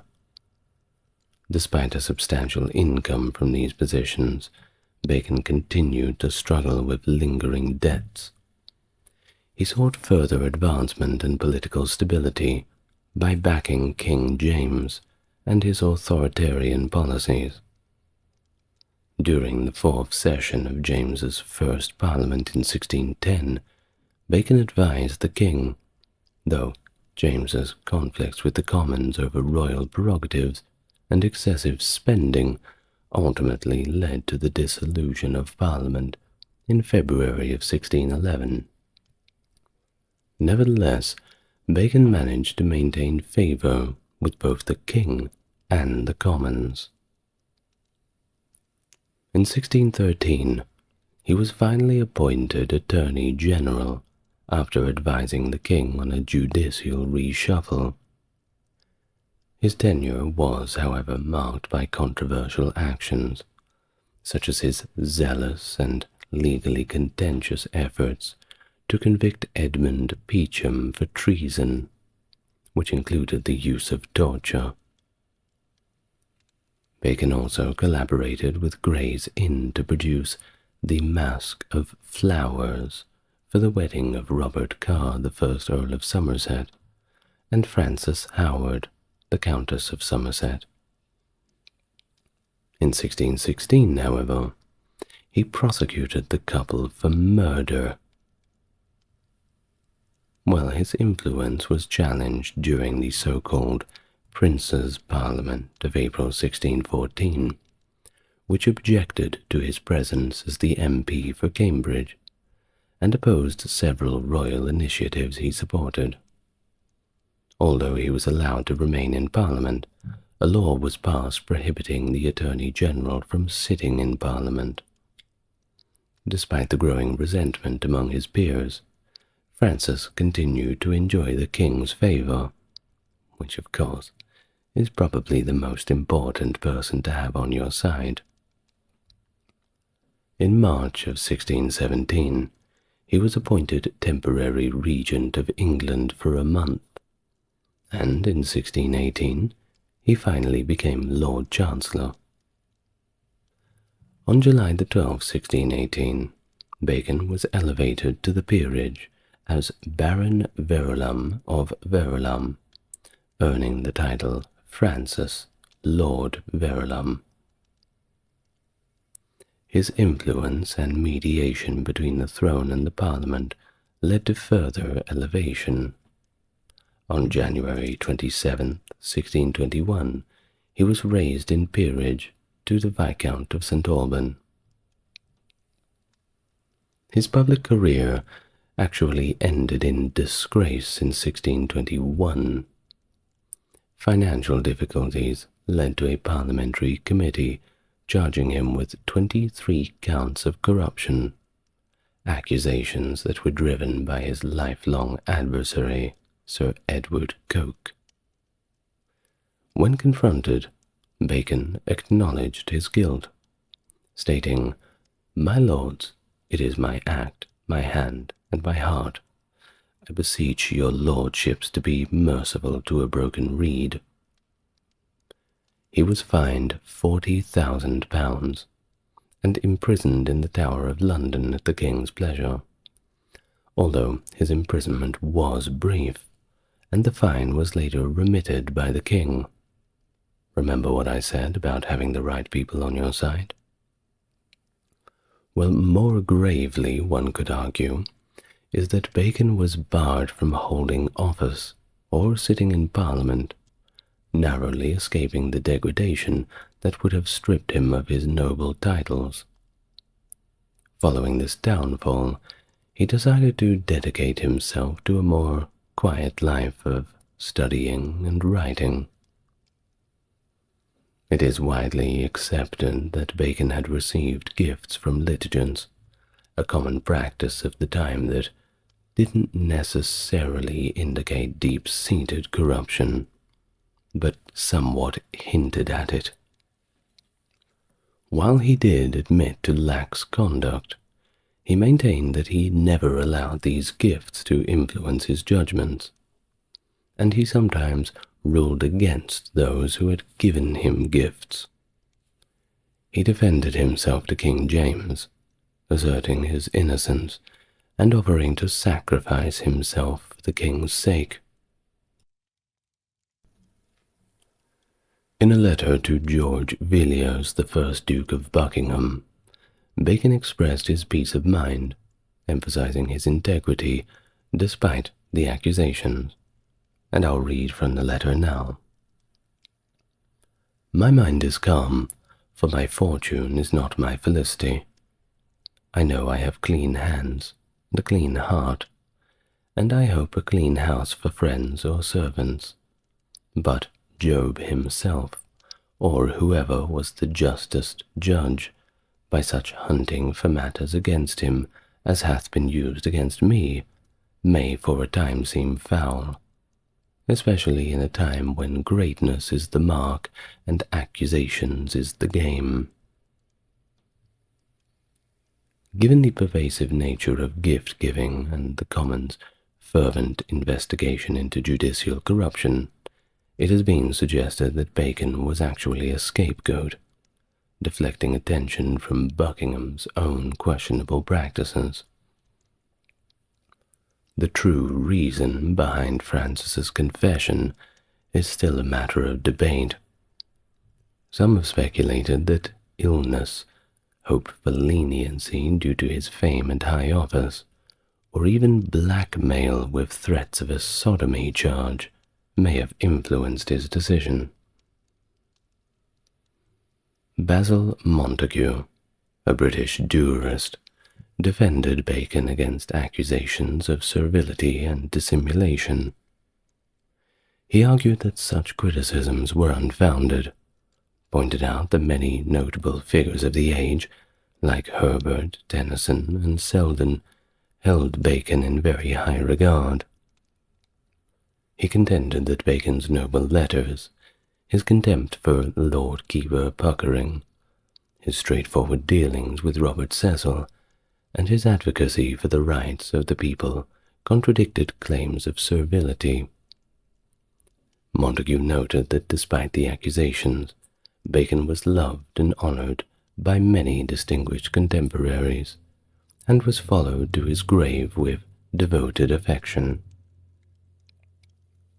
He was a devout Anglican who believed in studying philosophy and the natural world through inductive methods. He argued that while humans can investigate arguments for God's existence, knowledge of God's attributes, such as his nature, actions, and purposes, comes solely from special revelation. Bacon saw knowledge as cumulative and expansive, surpassing mere preservation of the past. He famously wrote, and I quote, "Knowledge is the rich storehouse for the glory of the Creator and the relief of man's estate."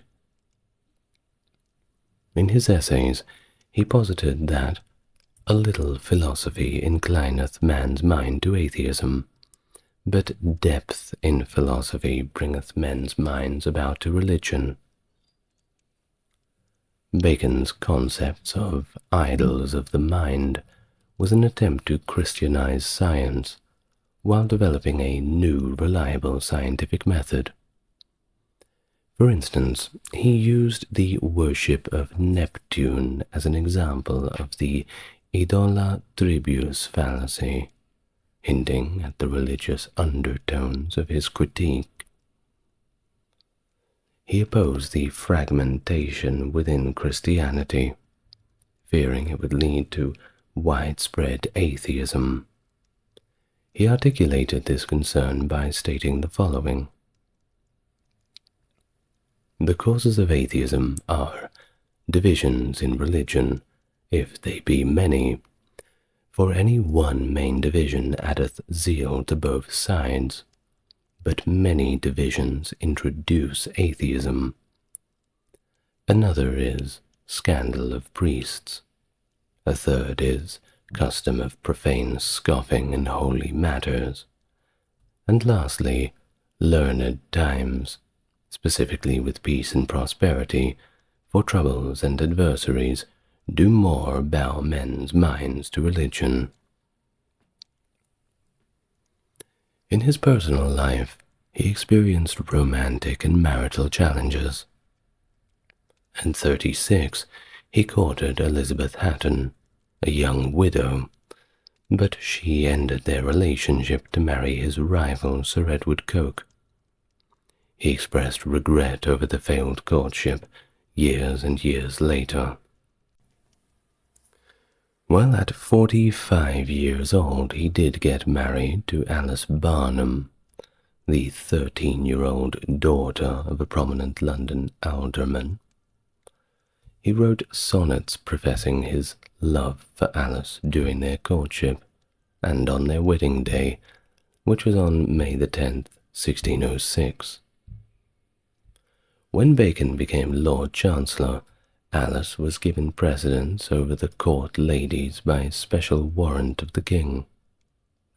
William Raleigh, Bacon's personal secretary and chaplain, noted their marriage was characterized by much conjugal love and respect, mentioning a robe of honor that Bacon had gifted to her, which she wore until her death over 20 years after his. However, reports of marital friction surfaced, possibly due to Alice's dissatisfaction with their financial situation. As their debts grew, Alice sought financial favors from friends, leading to further strain. Bacon eventually disinherited Alice upon discovering her affair with Sir John Underhill, rewriting his will to exclude her entirely. Now, regarding Bacon's sexuality, some authors believe he primarily was attracted to men despite his marriage. Alan Stewart and John Aubrey, among others, have suggested that Bacon's relationships with men were significant. Aubrey recorded in his Brief Lives that Bacon was a PDF file and had male favorites who accepted bribes. Now, the term pederast in Renaissance usage generally referred to homosexual men rather than specifically those involved with minors. Now, this is just speculation. We don't really know for sure, of course, but it does need to be mentioned. Now, Sir Symonds D'Ewes, rather, implied that Bacon faced accusations of buggery, a charge also levelled at his brother Anthony. In his diary entry for May the 3rd, 1621, the day of Bacon's censure by Parliament, D'Ewes mentioned Bacon's affection for his Welsh serving-men, particularly a youth named Godric, whom he called Bacon's catamite and bedfellow. However, this view is contested, with some scholars arguing that the evidence is inconsistent and open to one's own interpretation. Publicly, Bacon distanced himself from homosexuality, describing his utopian island in his work New Atlantis as the chastest nation under heaven, and stating, as for masculine love, they have no touch of it. On April 9th, 1626, Bacon died of pneumonia at Arundel Mansion in Highgate, just outside of London. His death, shrouded in a tale that highlighted his dedication to scientific inquiry, was vividly recounted by John Aubrey in his work Brief Lives. According to Aubrey, Bacon, accompanied by the king's physician, was inspired to use snow to preserve meat during a journey through the winter. They immediately decided to experiment, stopping at a poor woman's house at the bottom of Highgate Hill to buy a fowl, which they then stuffed with snow. This exposure to the cold led Bacon to contracting a fatal case of pneumonia. Aubrey's account suggests a direct link between his experiment and Bacon's subsequent illness and death, quoting thusly, "The snow so chilled him that he immediately fell so extremely ill that he could not return to his lodging, but went to the Earl of Arundel's house at Highgate, where they put him into a damp bed that had not been lain in, which gave him such a cold that in 2 or 3 days, as I remember that Mr. Hobbs told me, he died of suffocation." Although Aubrey has been criticized for his credulity, his close relationship with Thomas Hobbes, the aforementioned Mr. Hobbes, and Bacon's friend and fellow philosopher, lends some credence to his account. On his deathbed, Bacon dictated his final letter to his absent host and friend, Lord Arundel, reflecting on the experiment and his sudden illness, and it goes like this.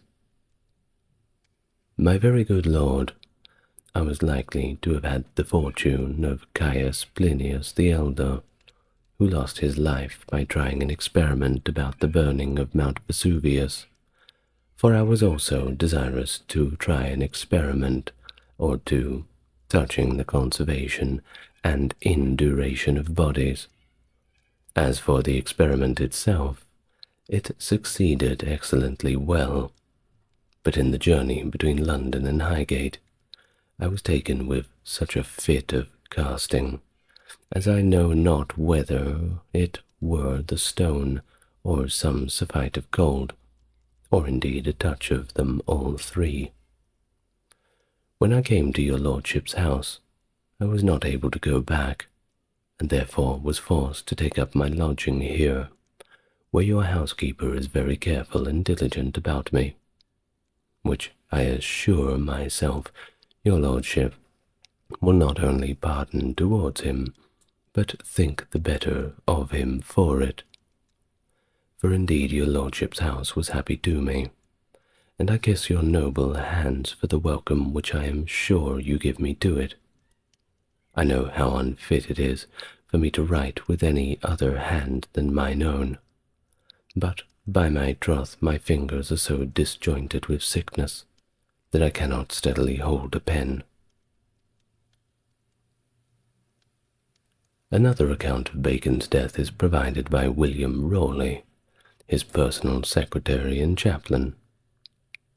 Rorke described Bacon's death as occurring on the 9th day of April in the year 1626, in the early morning of the day, then celebrated for our Saviour's resurrection, in the 66th year of his age, at the Earl of Arundel's house in Highgate near London, to which place he casually repaired about a week before, God so ordaining that he should die there of a gentle fever, accidentally accompanied with a great cold, whereby the defluxion of rheum fell so plentiful upon his breast that he died by suffocation.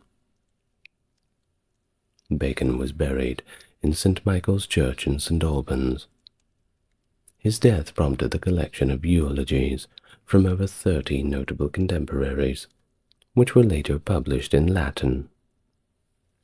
Despite leaving personal assets of about £7,000 and lands that realized £6,000 upon their sale, his debts at the time of his death amounted to over £23,000, equivalent to more than £4 million today, if adjusted properly for inflation. Now his seminal work, Novum Organum, played a pivotal role in shaping scholarly thought in the 1630s and 50s. It notably influenced Sir Thomas Browne, who adhered to Baconian principles in his Encyclopaedia Pseudodoxia Epidemica in 1646–72. This book established the scientific method based on observation and induction. Bacon argued that all learning and knowledge derive from inductive reasoning. He believed that through experimental encounters one could attain the necessary knowledge to fully understand a concept. Inductive reasoning involves observing the specific details of nature and then organizing these observations into a coherent structure that can be presented to the understanding. Bacon emphasized that experimentation is crucial for discovering nature's truths. By piecing together the results of various experiments, one can form conclusions and understand nature better. It seems very obvious in 2024, but at the time this was a little bit of a new idea. According to Bacon, nature is a complex system that requires diligent observation to uncover its secrets. He posited that by examining specific examples from nature and expanding them into general claims, one could get substantial knowledge from them. This specific process of understanding particulars leads us to a broader comprehension and knowledge of nature, allowing for the new information to be organized and obtained. His belief in the power of inductive methods to provide definitive answers about the universe's laws and nature was supremely confident. He concluded that all learning and knowledge must therefore be drawn from inductive reasoning. During the Restoration, Bacon was often invoked as an inspiration for the Royal Society founded under Charles II in 1660. His non-metaphysical approach to science became more influential in the 18th century during the French Enlightenment, surpassing the dualism of his French contemporary René Descartes. In 1733, Voltaire introduced Bacon to a French audience as the, as he quoted, father of the scientific method, a view that, in fairness, became widespread by the 1750s. In the 19th century, Bacon's emphasis on induction was revived and developed by thinkers like William Whewell. Consequently, he is also often regarded as the father of experimental philosophy. Bacon also wrote comprehensive treatises on medicine, the history of life and death, which included natural and experimental observations aimed at prolonging life. The historian William Hepworth Dixon highlighted Bacon's profound impact on modern life, stating, "Bacon's influence in the modern world is so great that every man who rides in a train, sends a telegram, follows a steam plow, sits in an easy chair, crosses the Channel or the Atlantic, eats a good dinner, enjoys a beautiful garden, or undergoes a painless surgical operation, owes him something."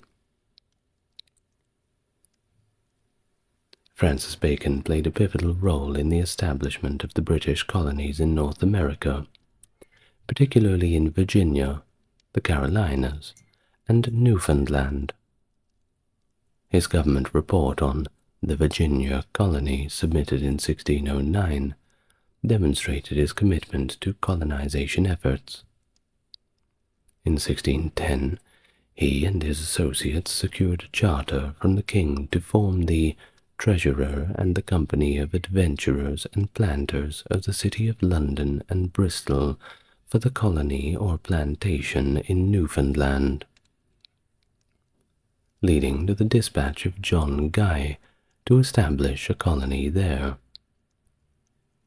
Thomas Jefferson, the third President of the United States, also lauded Francis Bacon, along with Locke and Newton, as one of the greatest men, crediting them with laying the foundations for advancements in physical and moral sciences. Although few of Bacon's proposals for law reform were implemented during his lifetime, his legal legacy was indeed significant. The magazine New Scientist in 1961 recognized his influence on the Napoleonic Code and the legal reforms introduced by 19th century Prime Minister Sir Robert Peel. Harvey Wheeler, in Francis Bacon's Verulamium, the common law template of the modern English science and culture, credited Bacon with creating key features of the modern common law system. These include using cases as evidence of the unwritten law, determining the relevance of precedents through exclusionary principles, and treating opposing legal beliefs as adversarial hypotheses. Sir Matthew Hale, a 17th century jurist, acknowledged Bacon as the inventor of the process for discovering unwritten laws from their applications, combining empiricism and inductivism in a manner that profoundly influenced modern English society. Bacon is commemorated with a statue in Gray's Inn, South Square, London, that still stands, where he received his legal training and was elected treasurer of the inn all the way back in 1608. Nicolaus Copernicus, a Renaissance-era polymath who made transformative contributions to astronomy with his heliocentric theory, which positioned the sun rather than the Earth at the center of the universe. Born on February 19, 1473 in Torun, Poland, Copernicus not only was an astronomer, but also a mathematician, a cleric, and jurist who spent much of his professional life in service of the Church.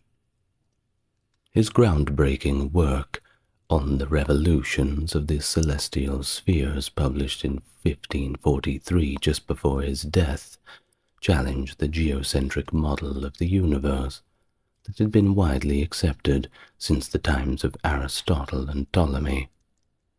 Thus, his theories laid the foundational work for the modern understanding of the solar system and significantly influenced subsequent astronomers, including Johannes Kepler and even Galileo Galilei, helping to usher in the scientific revolution.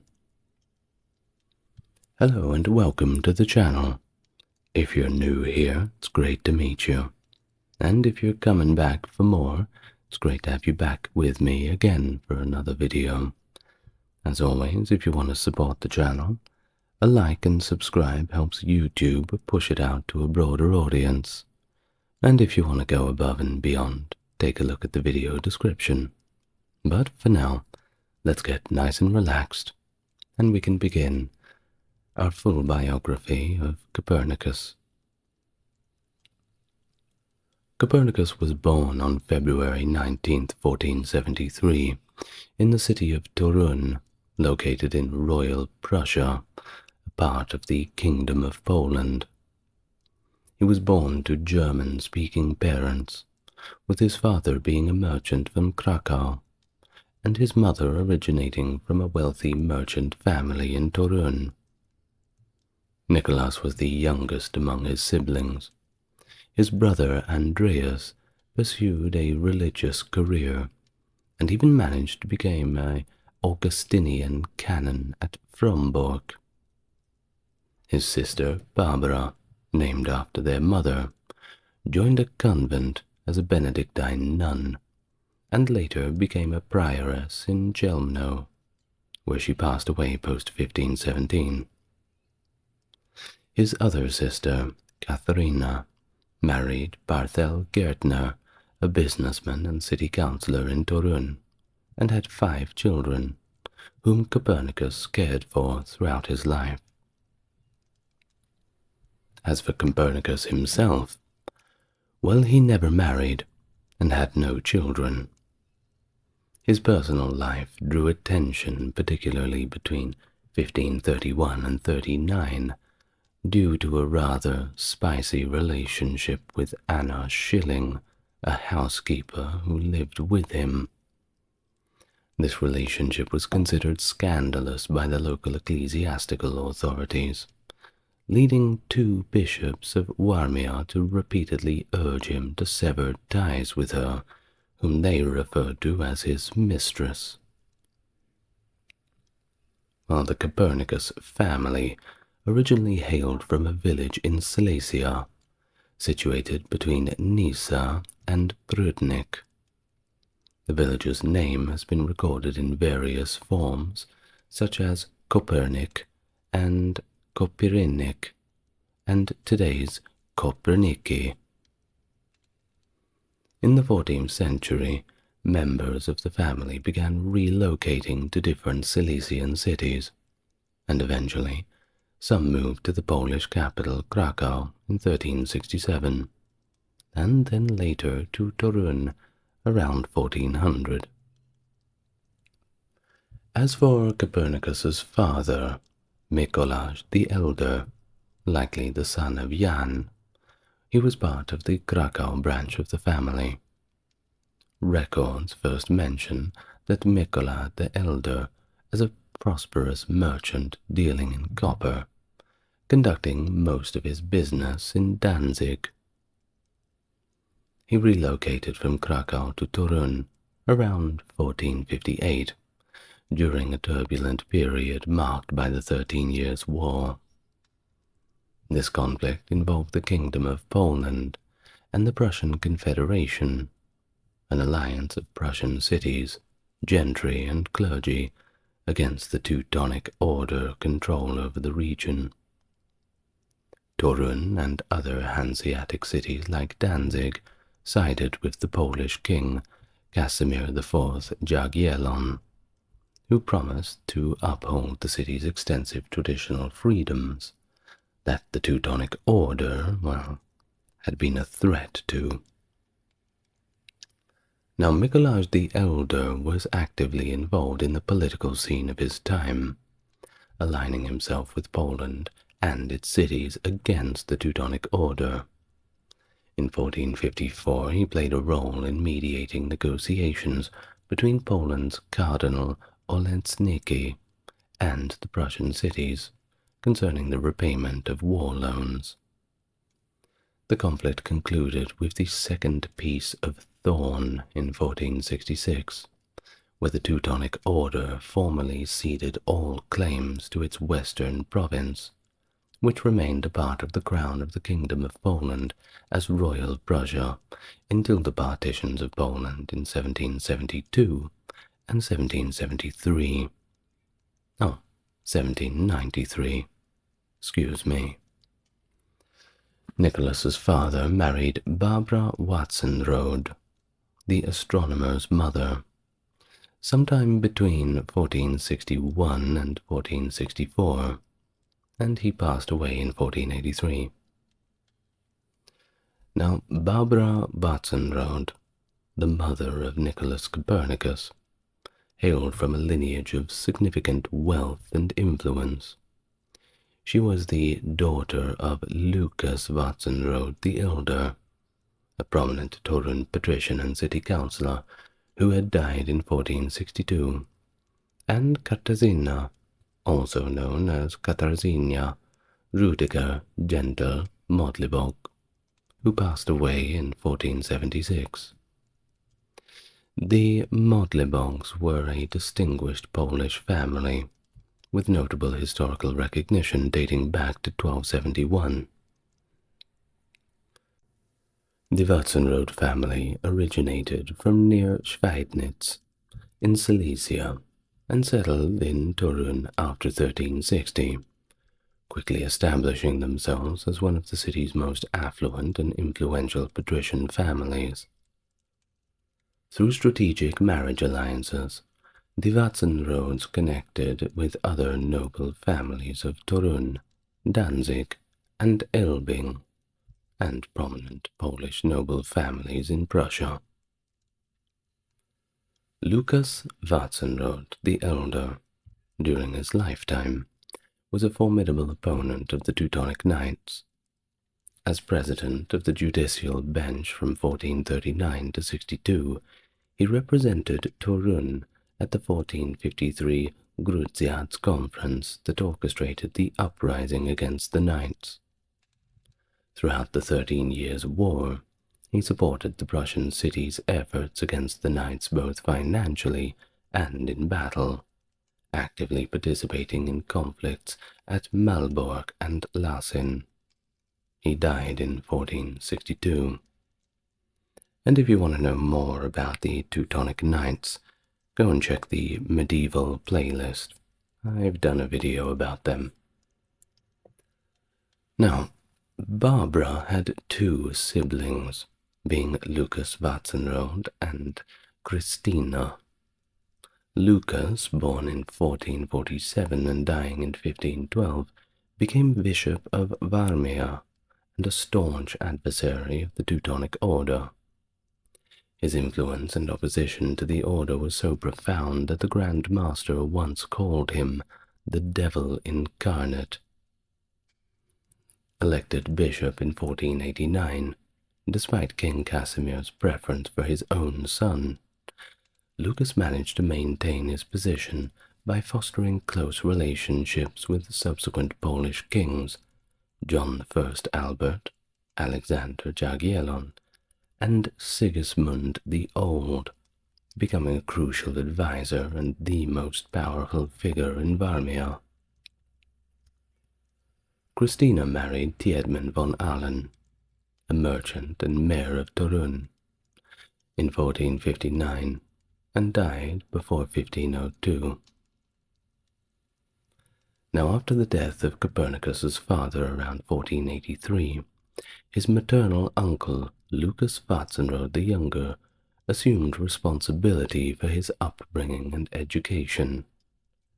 Watson-Rode, a significant figure in the intellectual and ecclesiastical circles of Poland, was not only a bishop, but also well connected with the many leading humanists of the time, such as the Italian-born Filippo Buonaccorsi in Krakow. There is, however, little direct documentation about Copernicus's early life and educational background. It is generally believed, however, that Vatnsrud first enrolled Copernicus in St. John's School of Torun, where Vatnsrud himself had previously taught. Copernicus later attended the cathedral school at Buckwalek, which was known for preparing students for further academic pursuits, particularly at the University of Krakow. By the winter semester of 1491, Copernicus, known then as Nicholas Nicolai de Thoronia, began his formal education at the University of Krakow, alongside his brother Andrew. There he spent several years, until around 1495, immersed in the thriving academic environment of the university's Department of Arts.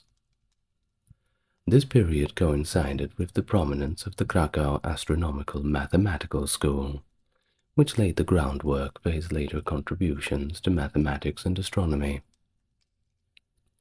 A credible tradition holds that Copernicus was a student of Albert Brudzewski, a noted philosopher and astronomer, who, though officially a professor of philosophy, also offered private lectures on astronomy. Copernicus likely engaged with his extensive commentary on George von Feuerbach's influential works. Moreover, Copernicus is believed to have attended additional astronomical lectures given by other notable students at the university, such as Bernard of Bierskepé, Wojciech of Gipia, and Jan of Glogau, along with many others. This intensive educational experience under the tutelage of several of the era's most respected scholars profoundly influenced Copernicus's intellectual development. You know how they say you are the sum of the 5 people you spend the most time with? Well, Copernicus had certainly surrounded himself with some very good influences, influential in his intellectual development. Now, during his 4 years at the University of Krakow, Copernicus received a robust education that laid the foundational groundwork for his future contributions. His studies there covered a broad range of subjects, including arithmetic, geometry, geometric optics, cosmography, and theoretical and computational astronomy. This formal education was complemented by his engagement with the philosophical and natural science works of Aristotle, such as De Coelho and Metaphysics, as well as the writings of Averroes. These studies not only fueled his interest in scientific and mathematical inquiries, but also immersed him in humanistic culture, characteristics of the Renaissance period. But Copernicus did not limit his learning to the classroom. He expanded his knowledge through avid independent reading. During his time in Krakow, he acquired and studied several significant texts, such as works by Euclid, Halle Abenragel, and as well as the works of Johannes Regiomontanus. This period likely marks the beginning of his earliest scientific notations, some of which have been preserved at Uppsala University. Additionally, he began assembling a substantial personal library, mainly focused on astronomy, though this collection was eventually seized by the Swedes in the 1650s during the deluge, and is now also housed at Uppsala University Library.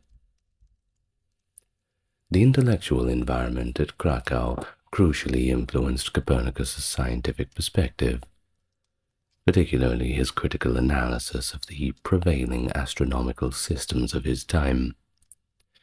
Thus he scrutinized the logical inconsistencies found in the traditional Aristotelian model of homocentric spheres and Ptolemy's complex framework of eccentrics and epistles. This critical examination led him towards developing his revolutionary heliocentric theory, fundamentally altering the course of astronomical thought. Of course, heliocentric, meaning Helios as in sun, just in case you did not know. Which leads us to the fall of 1495. Without completing a degree, Copernicus left Krakow for the court of his uncle, Lucas Vatsenrode the Younger, who had been elevated to Prince Bishop of Varmia in 1489. Vatsenrode intended to secure a canonry at Varmia for Copernicus, a position vacated by the death of Jan Zanau on August 26, 1495. However, his installment was delayed, possibly due to opposition from some members of the chapter who had appealed to the higher authorities in Rome.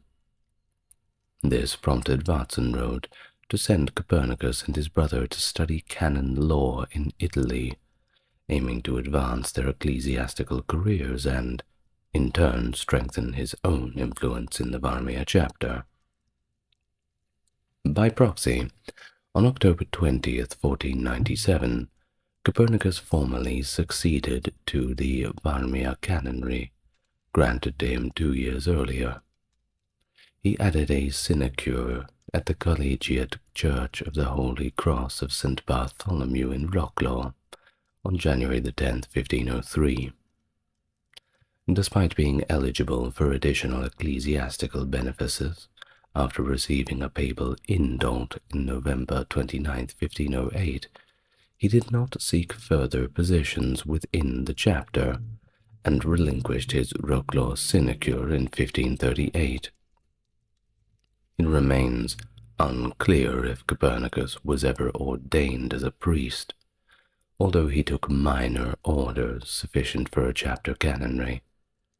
His potential ordination is still a matter of debate among scholars. Leaving Varmia in mid-1496, Copernicus arrived in Bologna in the fall, registering at the University of Jurists' German Nation, shortly after January 6, 1597.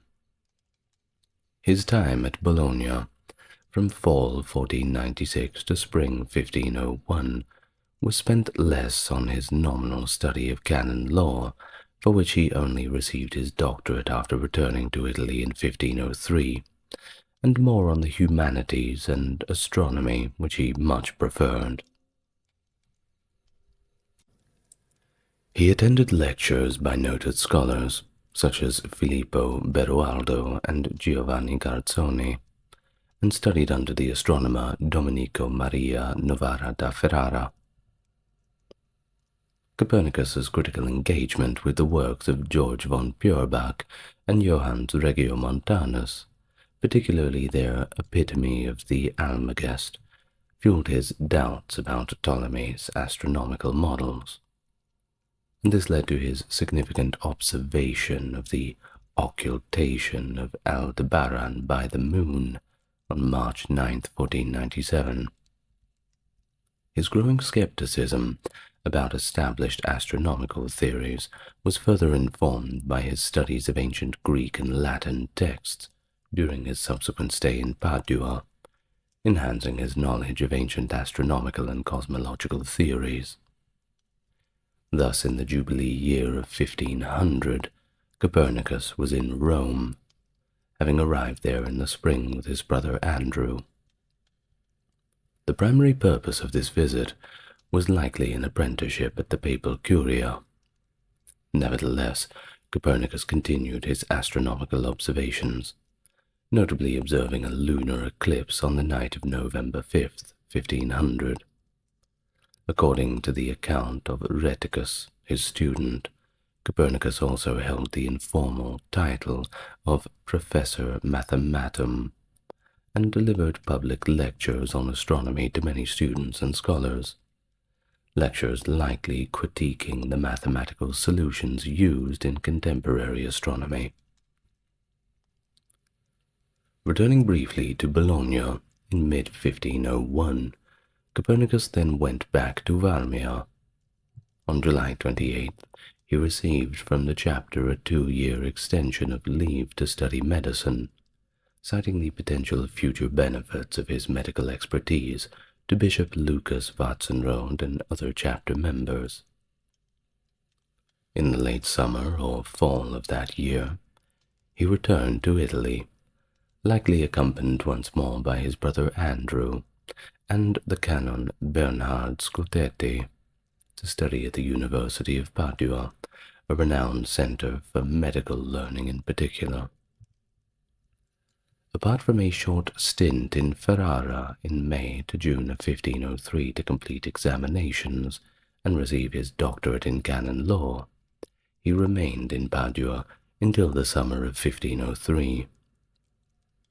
While there, he studied under several prominent professors, including Montagnana, Fracassaro, Zerbi, and Bendetti. During this period, he immersed himself in the medical treatises by authors like Taranto, Mesue, Senensis, Gethan, and Arnaud de Villanova, forming the core of what would become his substantial medical library. But astrology, an essential component of medical training at the time, was also part of his studies.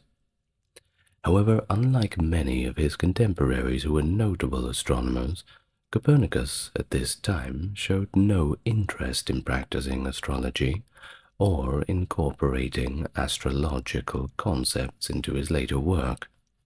And don't get confused between astronomy and astrology. They are two different things. Now, during his tenure at the University of Padua, Copernicus was not just a passive student focused solely on his prescribed studies. No, it marked an expansion of his intellectual pursuits. In particular, going off the track a little bit of his normal curriculum, his engagement with Hellenistic thought. He improved his knowledge of Greek, utilizing Theodorus Gaza's grammar and Johann Baptista's Crestonius's dictionary, tools that were instrumental in accessing the wealth of knowledge from Greek antiquity. His studies during this time also included the works of Bessarion and Lorenzo Valla, among many others. It was in Padua that Copernicus's revolutionary idea of a heliocentric system, where the Earth moves around the Sun, began to take a more definitive shape. This shift from the geocentric models prevalent at the time to a heliocentric view marked a profound evolution in his thinking, and would eventually be later known as the Copernican Revolution. After completing his education in Italy, he was conferred the degree of Doctor of Canon Law at the University of Ferrara on May 31st, 1503. Shortly thereafter, he returned to Varmia, where he would continue his professional and scholarly life. Now, in addition to his studies, Copernicus was actively involved in astronomical observations during this time in Italy. Notably, he observed the occultation of the star Aldebaran by the moon on the 9th of March 1497, and he also recorded observing a conjunction of Saturn and the moon on March 4th, 1500, along with a lunar eclipse in November of the same year. Well, he had returned to Varmia at the age of 30, and spent the next 4 decades there, but he did take occasional trips to cities such as Krakow, Torun, Gdansk, Malbork, and Königsberg. The Prince-Bishopric of Varmia, where he resided, enjoyed significant autonomy, possessing its own parliamentary system and currency, akin to those in other parts of Royal Prussia. From 1503 to 1510, Copernicus served as the secretary and physician to his uncle, Bishop Lucas Walzenrode. During this period, he lived in the bishop's castle at Lidzbark, where he began formulating his revolutionary heliocentric theory. His role was not confined to medical or clerical duties, and he actively participated in his uncle's political, ecclesiastical, and administrative responsibilities. From early 1504, he was involved in important diplomatic missions, attending sessions of the Royal Prussian Diet and meetings with Polish royalty, such as King Alexander Jagiellon and later King Sigismund the Old. During one of his visits to Krakow, Copernicus engaged in scholarly publication by translating a collection of letters from the Byzantine historian Simocatta from Greek to Latin. It was a work that included moral, pastoral, and even amorous themes. Copernicus dedicated the translation to his uncle, acknowledging all of the support he had received. And it aligned Copernicus with the humanist movement of the day, emphasizing the revival of Greek literature and culture. Additionally, he composed a Greek epigram for the wedding of Barbara Zapolia to King Zygmunt the Old in 1512, marking his entry into the realm of poetic expression. Before 1514, Copernicus composed an early version of his heliocentric theory, known through later copies as the Commentariolus. This preliminary document offered a concise description of the heliocentric model of the universe, distinct from his later comprehensive work. It outlined the fundamental principles of Earth's triple motions, but lacked the mathematical framework and had some differences in geometric constructions compared to his later works. Thus, Copernicus viewed the Commentarios as a preliminary sketch of his broader theories, a rough draft, and thus did not intend for it to be published.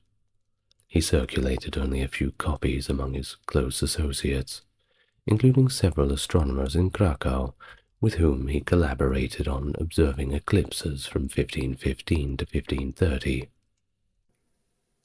Around 1511, Copernicus relocated to Frombork, situated on the Baltic coast in the Vistula Lagoon. By April 1512, he actively participated in the local ecclesiastical community, contributing to the election of Fabian of Lausanne as the Prince Bishop of Varmia. In June of the same year, he was granted a residence, known as an external curia, located just outside the defensive walls of the cathedral mount. By 1514, he expanded his holdings within the town by acquiring the northwestern tower within the Frombork fortress.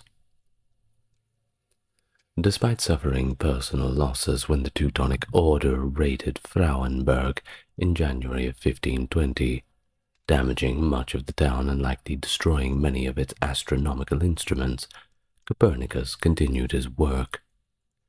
He lived in these residences until his death, conducting extensive observations from two locations, initially from his external curia during 1513 to 16, and later from a smaller, unspecified tower from 1522 to around 1543.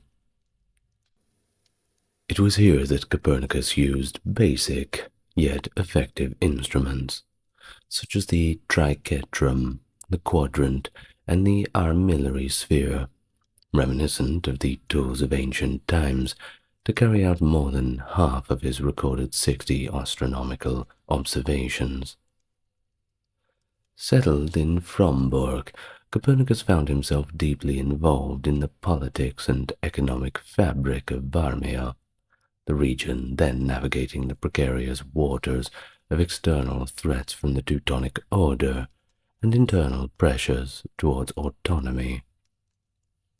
His allegiance was firmly with the Polish crown, evident from his public undertakings, which included defending Polish interests and advocating for monetary reforms that aligned with the crown system. His political engagement was thus marked by his participation in the Second Treaty of Piotrkow on December 7th, 1512, which aimed at ensuring the bishopric of Warmia remained under Polish influence. Alongside political activities, Copernicus managed the chapter's economic affairs as Magister Pistoriae, beginning in 1512 and later again in 1530, while also serving as Chancellor and overseer of the chapter's estates since 1511.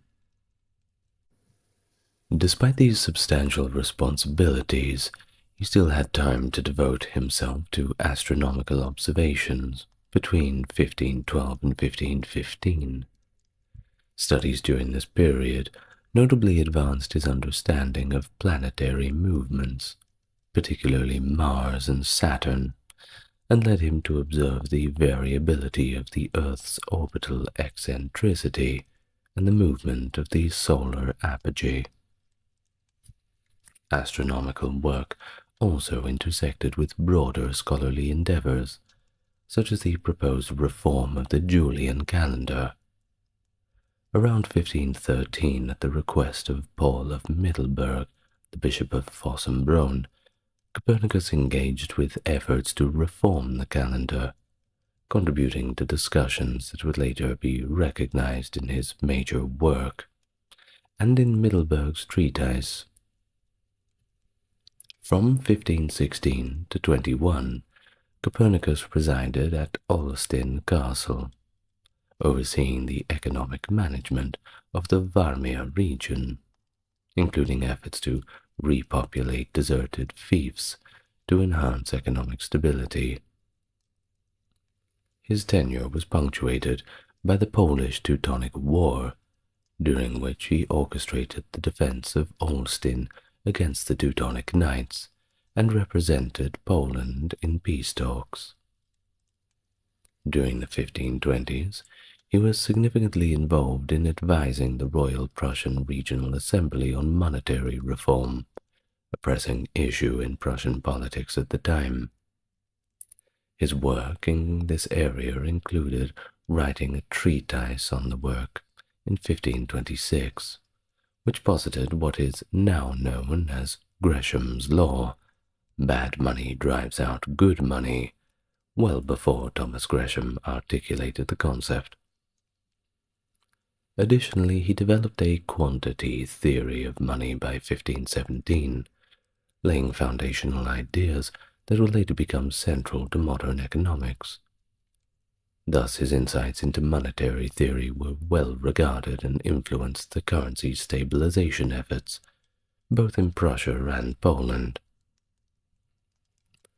In 1533, Johann Windmanstetter, secretary to Pope Clement VII, introduced the Pope and two cardinals to Copernicus's heliocentric theory. The Pope was so impressed that he gifted Widmanstetter a valuable present. In 1535, Bernard Wapowski, in a letter to a Viennese gentleman, urged the publication of what he described as an almanac by Copernicus, likely referring to his tables of planetary positions. This letter is the sole historical record mentioning a Copernicus almanac, and highlights early discussions surrounding his theories. Following the death of the Prince Bishop of Warmia, Mauritius Ferber, in 1537, Copernicus was involved in the election of his successor, Johannes Dantiscus, although his own candidacy was mainly symbolic due to Dantiscus' pre-secured position and, of course, royal backing, which certainly helps to grease the wheels. Relations between Copernicus and Danticus initially were cordial, with Copernicus providing medical care. However, their relationship soured over suspicions related to Copernicus's housekeeper, Anna Schilling, whom Dantiscus eventually banished from Frombork in the spring of 1539. In his role as a physician, Copernicus was highly respected and sought after, particularly by the high-ranking clergymen of Varmia. His medical services extended to his uncle, other church members, and later to the bishops of Varmia, including Mauritius Ferber and Johannes Dantiscus. His medical reputation was such that in 1541, Duke Albert of Prussia, who had transformed the Teutonic Order's state into a secular duchy under Polish suzerainty, specifically summoned Copernicus to Königsberg. The Duke needed his expertise to treat George von Kuenheim, a senior advisor who was gravely ill and beyond the help of any of the local physicians. Copernicus agreed to the request, reflecting a mutual respect between him and the Duke, despite their differing religious affiliations. After successfully treating von Kuenheim, Copernicus maintained correspondence with him, providing ongoing medical advice. Now, despite the reformative waves of Protestantism sweeping through Europe, Copernicus remained a committed Catholic, which did not shield him from criticism. His heliocentric theory, initially circulated privately in his Commentarialos, attracted skepticism and derision from Protestant circles before it gained any acceptance. Wilhelm Naevius, for example, mocked Copernicus in a satirical play, portraying him as a foolish sage lost in his astronomical musings. In fact, the prominent Protestant reformer Philip Melanchthon also criticized Copernicus's ideas, suggesting that such theories were frivolous, and even going so far as saying that they should be restrained by authorities. However, the scientific merit of Copernicus's works eventually transcended the religious prejudices of the times. In 1551, the Prussian tables, astronomical tables, that utilized Copernicus's heliocentric models were published by Erasmus Reinhold, with support from Duke Albert, and this publication marked a significant acceptance and utilization of Copernicus's theories in the scientific community, indicating a gradual, albeit contentious, acknowledgement of his contributions to astronomy. Throughout his life, Copernicus cautiously refrained from publishing his more comprehensive work, being On the Revolutions of the Celestial Spheres, wary of the potential backlash over its revolutionary ideas. His fears of controversy were not unfounded, given the critical reception from both religious and scientific establishments. Yet his work ultimately laid the foundational stones for modern astronomy. In 1533, his heliocentric theory was presented to Pope Clement and several cardinals by Johann Albrecht Widmanstätter through a series of lectures in Rome. The theory suggesting that the Earth moved around the Sun piqued the interest of the Pope and the cardinals, indicating a rather surprising openness to scientific ideas within the upper echelons of the Catholic Church at the time, who were, of course, famed for their acceptance of new and exciting ideas, especially scientific ones. Cardinal Nicolaus von Schönberg, impressed by rumors of Copernicus's astronomical proficiency, wrote a letter from Rome on the 1st of November, 1536, expressing admiration and a keen interest in Copernicus's new cosmological theory. The cardinal urged Copernicus to publish his work and share his findings with the scholarly community, reflecting a significant endorsement from a high church official, too. Despite such high-level interest, Copernicus still hesitated to publish his complete works, likely due to apprehension about potential criticism from both scientific and religious communities.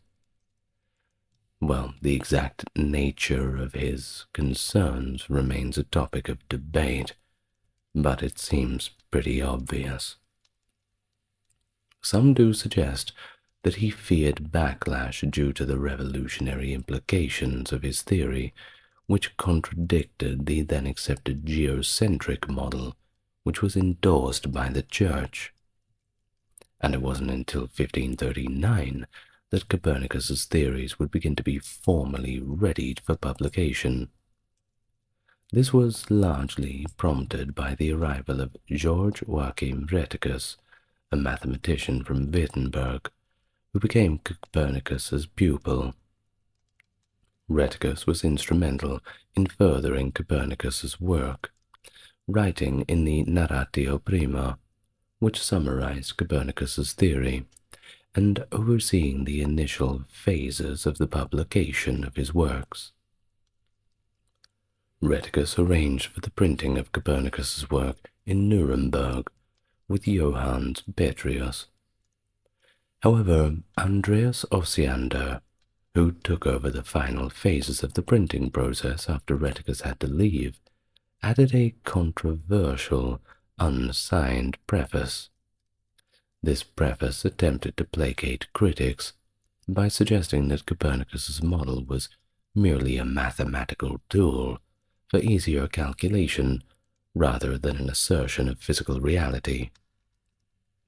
Osiander's preface implied that the hypothesis presented by Copernicus did not necessarily reflect the true nature of the cosmos, a move that sought to shield the work from theological criticism by simply detaching it from reality.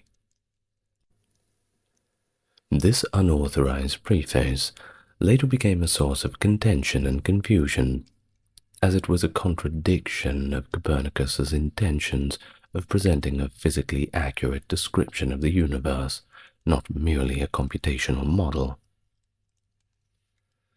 Well, Copernicus passed away on May 24, 1543, at the age of 70. And according to legend, on the day of his death he was presented with the final printed pages of his seminal work.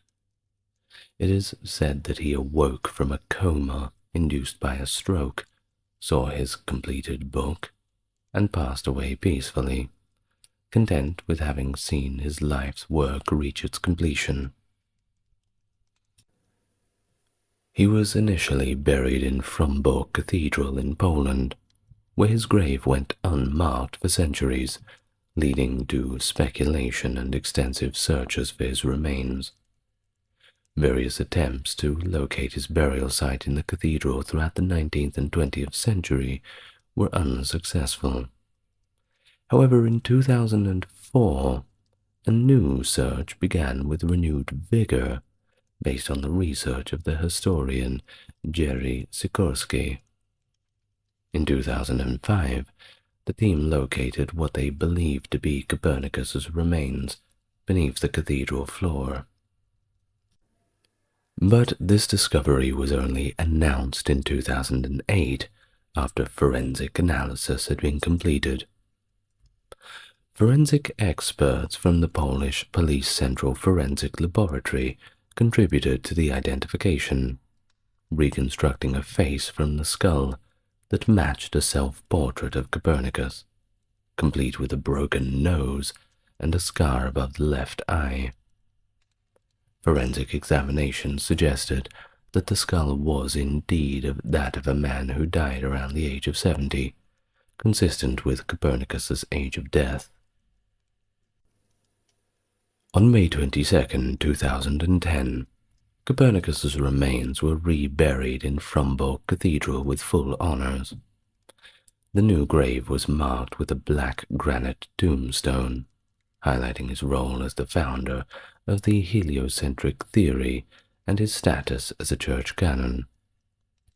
The tombstone is adorned with a representation of Copernicus's model of the solar system, symbolically placing a golden sun encircled by 6 planets at its very center. Thank you very much for listening to our biography of Nicolaus Copernicus. I bet you didn't see that one coming. Well, I'd like to thank my top-tier patrons, James, Tim, Wendy, Jeffrey, JC, Stark Factory, Charles, and Britt. If you would like to support the channel, well, you know what to do. You'll find the links. But until next time, thank you once again for listening. It's been a pleasure. And I will see you in the next exciting episode. Good night, everybody. Take care of yourselves.